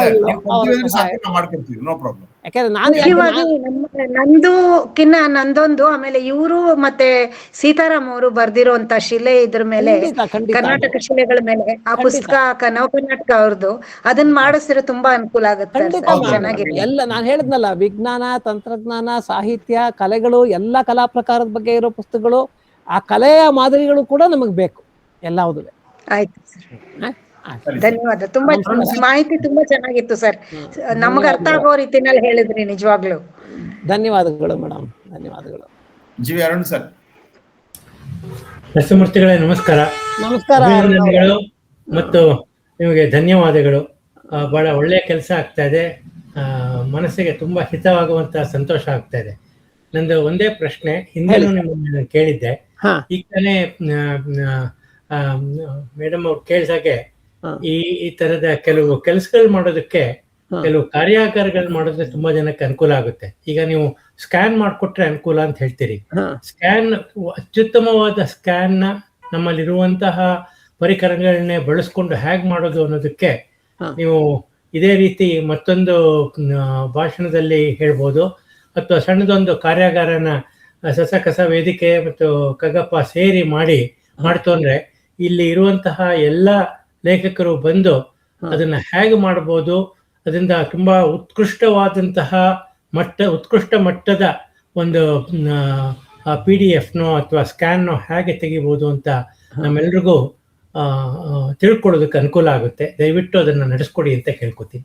ಖಂಡಿತ ಮಾಡ್ಬೋದು ಸರ್, ಅದೇನಿಲ್ಲ. ನಮ್ಮ ಸಸಕಸ ವೇದಿಕೆಯ ಸಂಚಾಲಕರನ್ನ ನಾನು ಅವ್ರ ಹತ್ರ ಮಾತಾಡ್ತೀನಿ, ಈ ವಿಷಯ ಚರ್ಚೆ ಮಾಡ್ತೀನಿ. ಖಂಡಿತ ಇದನ್ನ ಮಾಡೋಣಂತೆ. ನನಗೂ ಬಹಳ ಒಂದು ಇದಾಗಬೇಕು, ಎಲ್ರಿಗೂ ಸ್ವಲ್ಪ ತಿಳುವಳಿಕೆ ಬಂದ್ರೆ ಒಟ್ಟಾರೆ ಕೆಲಸದ ಗತಿ ಹೆಚ್ಚು ಒಂದು ವೇಗವನ್ನ ಪಡ್ಕೊಳ್ಳುತ್ತೆ ಅಂತ ನನಗೆ ಒಂದು ನಿರೀಕ್ಷೆ ಇರೋದ್ರಿಂದ ಖಂಡಿತ ನಾನು ಅದನ್ನ ಮಾಡೋದಕ್ಕೆ ನನ್ನ ಕಡೆಯಿಂದ ಯಾವ ಹಿಂಜರಿಕೆನೂ ಇಲ್ಲ ಸರ್. ನಾನು ಮಾಡಕ್ ಸಿದ್ಧ ಇದ್ದೀನಿ. ನಾನು ಸಂಚಾಲಕರ ಜೊತೆ ಮಾತಾಡಿ ಒಂದು ತಾವೆಲ್ಲ ಸೇರ್ಕೊಂಡು ಯಾವ ದಿನಾಂಕ ಹೇಳಿದ್ರೆ ಆ ದಿನಾಂಕದಲ್ಲಿ ಮಾಡೋಣ ಸರ್. ಒಂದು ಅದನ್ನ ಏನು ಅವಾಗ ಏನಾಗುತ್ತೆ ಅಂದ್ರೆ ನಮ್ಮ ಹತ್ರ ಇರುವಂತ ಬೇರೆ ಬೇರೆ ಪುಸ್ತಕಗಳನ್ನು ಕೂಡ ಮಾಡ್ಬೋದು. ಸಮಯ ಆದಾಗ ಅದನ್ನ ಸ್ಕ್ಯಾನ್ ಮಾಡಿ ನಿಮಗೆ ಕೊಡುವಂತ ಅನುಕೂಲನು ಬಹಳ ಬೇಗ ಆಗುತ್ತೆ ಅಂತ. ಹೌದು ಸರ್, ಖಂಡಿತ ಖಂಡಿತ ಖಂಡಿತ. ಧನ್ಯವಾದಗಳು, ಶುಭವಾಗ್ಲಿ ಸರ್. ಒಳ್ಳೇದು ಸರ್, ತಮ್ಮ ಹಾರೈಕೆ ನಮಗ್ ಬೇಕು, ತಮ್ಮ ಆಶೀರ್ವಾದ ಅಗತ್ಯ ನಮ್ಗೆ ಎಲ್ಲ. ಖಂಡಿತ ಖಂಡಿತ ಬರ್ತೀನಿ, ಮಾತಾಡ್ತೀನಿ. ಬನ್ನಿ ಸರ್. ಶ್ರೀಧರ್ ಬಣ ಅವರು ಸರ್. ನಮಸ್ಕಾರ ನರಸಿಂಹಮೂರ್ತಿಗಳ, ವಿವರ ತುಂಬಾ ಚೆನ್ನಾಗಿತ್ತು. ನಮಸ್ಕಾರ. ನಾನು ತುಂಬಾ ದಿವಸದಿಂದ ನನ್ನ ಕೆಲವು ಲೇಖನಗಳಿಗೆ ಚಾಟ್ GPT ಅನ್ನು ಉಪಯೋಗಿಸ್ತಾ ಇದ್ದೀನಿ. ಚಂದ್ರಶೇಖರ್ ಮತ್ತು ನಾಗರತ್ನ ಅವರು ಹೇಳಿದ ಪ್ರಯತ್ನಗಳೆಲ್ಲವೂ ನನಗೂ ಅನುಭವ ಆಗಿದೆ. ಒಂದು ವಿಷಯ ಹೇಳಿದೆ, ಈ ಸ್ಕ್ಯಾನ್ ಬಗ್ಗೆ ಮಾತಾಡುವಾಗ ಸುಮಾರಾಗಿ ಎಲ್ಲ ಲೇಖಕರ ಹತ್ರಲೂ ಅವರ ಡಾಕ್ಯುಮೆಂಟ್ ಅಂದ್ರೆ ಮೈಕ್ರೋಸಾಫ್ಟ್ ಆಫೀಸಿನ ಡಾಕ್ಯುಮೆಂಟ್ ಇರುತ್ತೆ, ಅದನ್ನ ಹೇಗೆ ಉಪಯೋಗಿಸ್ಕೋಬಹುದು? ಸ್ಕ್ಯಾನ್ ಕಳಿಸಬಹುದು. ನಿಮ್ಮ ಹತ್ರ ಅದಿದ್ರೆ ಬಹಳ ಒಳ್ಳೇದು. ಇದ್ರೆ ನಾವು ಅದನ್ನೇ ಬಳಸ್ಕೋತೀವಿ, ಅದೇನು ತೊಂದರೆ ಇರೋ ಸಾಧ್ಯತೆಗಳಿವೆ. ಅಲ್ಲ, ಹೊಸದಾಗಿ ಬರ್ದಿರೋದೆಲ್ಲ ಇರುತ್ತೆ, ಆದ್ರೆ ಹಳೆ ಪುಸ್ತಕ ಇರೋದಿಲ್ಲ, ಅದನ್ನ ಸ್ಕ್ಯಾನ್ ಮಾಡ್ಬೇಕಾಗತ್ತೆ. ಇವಾಗ ಇರೋದು ನೀವು ಸಾಫ್ಟ್ ಕಾಪಿ ಅಂತ ಕೇಳಿದ್ದು ಅದಕ್ಕೇನೆ. ಡಾಕ್ಯುಮೆಂಟ್ ಅದೇ ನಮ್ಗೆ ಹೆಚ್ಚಿಗೆ ಅಗತ್ಯ. ಆದ್ರೆ ಅದು ಇಲ್ಲದೆ ಇದ್ದ ಪಕ್ಷದಲ್ಲಿ ಕೊನೆ ಪಕ್ಷ ಈ ತರ PDF ತರ ತಗೊಳ್ಳೋಣ ಅಂತ. ಸರಿ, ಅದೊಂದು ಕನ್ಫ್ಯೂಷನ್ ಕ್ಲಿಯರ್ ಆದ್ರೆ ಒಳ್ಳೇದು. ಖಂಡಿತ ಸರ್, ಖಂಡಿತ ಕೊಡ್ಬೋದು. ಎಷ್ಟು ಜನ ಬೇಕಾದ್ರೂ ಕೊಡ್ಬೋದು. ನೀವು ಇನ್ನಷ್ಟು ಜನಕ್ಕೆ ಪ್ರೇರಿಸಬಹುದು, ಈ ತರ ಕೊಡಿ ಇಲ್ಲಿಗೆ ಅಂತ ಹೇಳ್ಬಿಟ್ಟು, ಹಾಗೂ ಮಾಡ್ಬೋದು ಸರ್ ತಾವೆಲ್ಲ. ನರಸಿಂಹಮೂರ್ತಿ ಸರ್, ಬಿಡಿ ಲೇಖನ, ವೈಚಾರಿಕ ಲೇಖನ, ಕವನ, ಹೀಗೆ ಬಿಡಿ ಇವನ್ನು ಕೊಡ್ಬಹುದಾ, ಅಥವಾ ನೀವು ಹೇಳೋದು ಪುಸ್ತಕ ಅಂತ ಪ್ರಕಟ ಆಗಿದ್ದ ಇಡೀ ಇದನ್ನ ಕೊಡ್ಬಹುದಾ ಅಂತ? ಖಂಡಿತ ಇಲ್ಲ, ನೀವು ಯಾವ್ದನ್ ಬೇಕಾದ್ರೂ ಕೊಡ್ಬೋದು. ನೀವು ಒಂದೇ ಒಂದು 4 ಸಾಲ ಇರೋಂತ ಒಂದು ಚುಟ್ಕವನ್ನು ಬೇಕಾದ್ರೆ ಕೊಡ್ಬೋದು, ಏನು ತೊಂದರೆ ಇಲ್ಲ. ಅದನ್ನು ನಾವು ಇಟ್ಕೋತೇವೆ, ನಿಮ್ಮ ಹೆಸರಲ್ಲಿ ಇಟ್ಕೋತೇವೆ, ಅದನ್ನ ಏನು ತೊಂದರೆ ಆಗಲ್ಲ. ಎಷ್ಟು ನೀವು ಅಲ್ಲಿ ಗಾತ್ರದ ಪ್ರಶ್ನೆ ಏನು ಬರೋದಿಲ್ಲ, ಇಲ್ಲಿ ಮಾಹಿತಿ ಅಷ್ಟೇ. ದಿನಕರ್ ದೇಸಾಯಿ ಅವರು ಒಂದ್ ಚುಟ್ಕನು ಬಹಳ ಮಹತ್ವದ್ದು ನಮ್ಗೆ, ಹಾಗೆ ನೀವು ಬರೆಯುವಂಥದ್ದು ಮಹತ್ವದ್ದು. ಹಾಗೆ ಎಲ್ಲವನ್ನೂ ಇಟ್ಕೋತೀವಿ ನಾವು. ಅದ್ರಲ್ಲಿ ಗಾತ್ರದ್ದೇನು ಇಷ್ಟೇ ಪೇಜ್ ಇರ್ಬೇಕು ಅಂತ ಯಾವ ಮಿತಿಯನ್ನೂ ಇಲ್ಲ. 4 ಸಾಲಿನ ಒಂದು ಕವನ ಆದ್ರೂ ಅದನ್ನು ಇಟ್ಕೋತೇವೆ. ಚುಟುಕುಗಳು ನೀವು ಬೇಕಾಟ್ಟು ಎಲ್ಲರೂ ಬರಿತಾ ಇರ್ತೀರಿ, ಚುಟುಕೆ ಚಪ್ಪರದಲ್ಲಿ ದಿವಸ ಬರುತ್ತೆ. ಆಮೇಲೆ ಮರಳು ಮನೆಯನ್ನು ಕಗ್ಗದ ತರದ್ದು ಇನ್ನೊಂದು ಬೇಕಾಷ್ಟು ಜನ ನಮ್ಮ ವಿಜಯ್ ಕುಮಾರ್ ಬರೀತಾರೆ, ತಾನ ಶಿವಕುಮಾರ್ ಬರೀತಾರೆ, ಎಲ್ಲರೂ ಬರೀತಾರೆ. ಎಲ್ಲವೂ ಬೇಕು ನಮ್ಗೆ, ಇಂಥದ್ದೇ ಅಂತ ಏನಿಲ್ಲ. ನೀವೇನ್ ಕೊಟ್ಟರು ಅದನ್ನ ಇಟ್ಕೋತೀವಿ. ಹಾಗೆ ಧನ್ಯವಾದ ಸರ್. ನಮಸ್ಕಾರ. ಸರಿ ಸರ್, ಬೇರೆ ಯಾರೋ ಪ್ರಶ್ನೆ ಕೇಳೋರಿದ್ರೆ ಕೇಳಿ, ಇಲ್ಲ ಅಂದ್ರೆ ನಾವು ವಂದನಾರ್ಪಣೆಗೆ ಹೋಗ್ತಾ ಇಷ್ಟಪಡ್ತೀವಿ. ಯಾರ ಬಳಿ ಪ್ರಶ್ನೆ ಇಲ್ಲ ಅಂತ ಅನ್ಕೊಂಡಿದ್ದೀನಿ ನಾನು. ಸೊ ಈಗ ನಾನು ಶ್ರೀಮತಿ ರೇಣುಕಾ ದೇಸಾಯಿ ಅವರಿಗೆ ಇವತ್ತಿನ ಕಾರ್ಯಕ್ರಮಕ್ಕೆ ವಂದನಾರ್ಪಣೆಯನ್ನ ಸಲ್ಲಿಸಬೇಕಾಗಿ ವಿನಂತಿಸಿಕೊಳ್ತೀನಿ. ಎಲ್ಲರಿಗೂ ನಮಸ್ಕಾರ.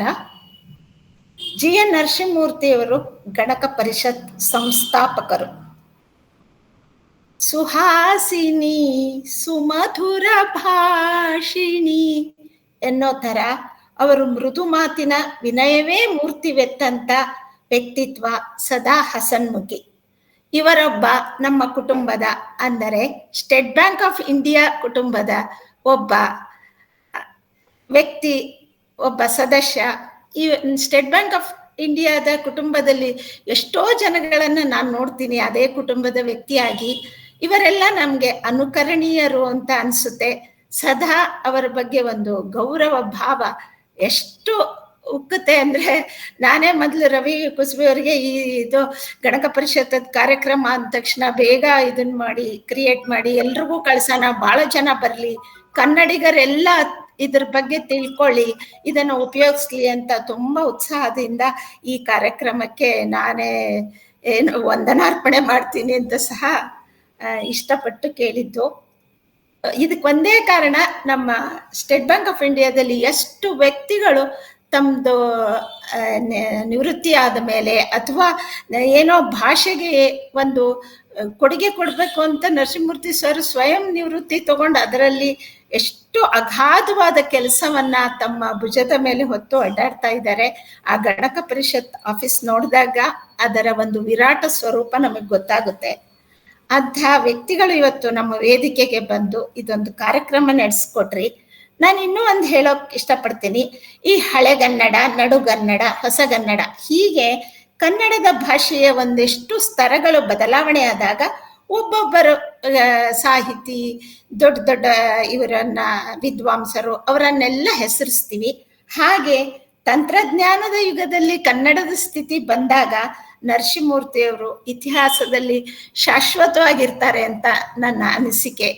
ಖಂಡಿತ ಗಣಕ ಪರಿಷತ್ತು ಮತ್ತು ನರಸಿಂಹಮೂರ್ತಿಯವರು ಈ ಕನ್ನಡ ತಂತ್ರಾಂಶದ ಇದರಲ್ಲಿ ಶಾಶ್ವತವಾಗಿ ಇರ್ತಾರೆ ಅಂತ ನಾನು ಅವರಿಗೆ ಈ ವೇದಿಕೆ ಮುಖಾಂತರ ಹೇಳಿ, ನನ್ನ ಒಂದು ಏನು ಅವರ ಬಗ್ಗೆ, ಅವರ ಕೆಲಸದ ಬಗ್ಗೆ, ಆ ಅಗಾಧತೆಯ ಬಗ್ಗೆ ನನಗೆ ತುಂಬಾ ಒಂದು ಹೇಳಕ್ಕೂ ಶಬ್ದಗಳು ಸಾಲದೇನೋ ಅನ್ನೋಷ್ಟು ಅನಿಸ್ತಾ ಇದೆ.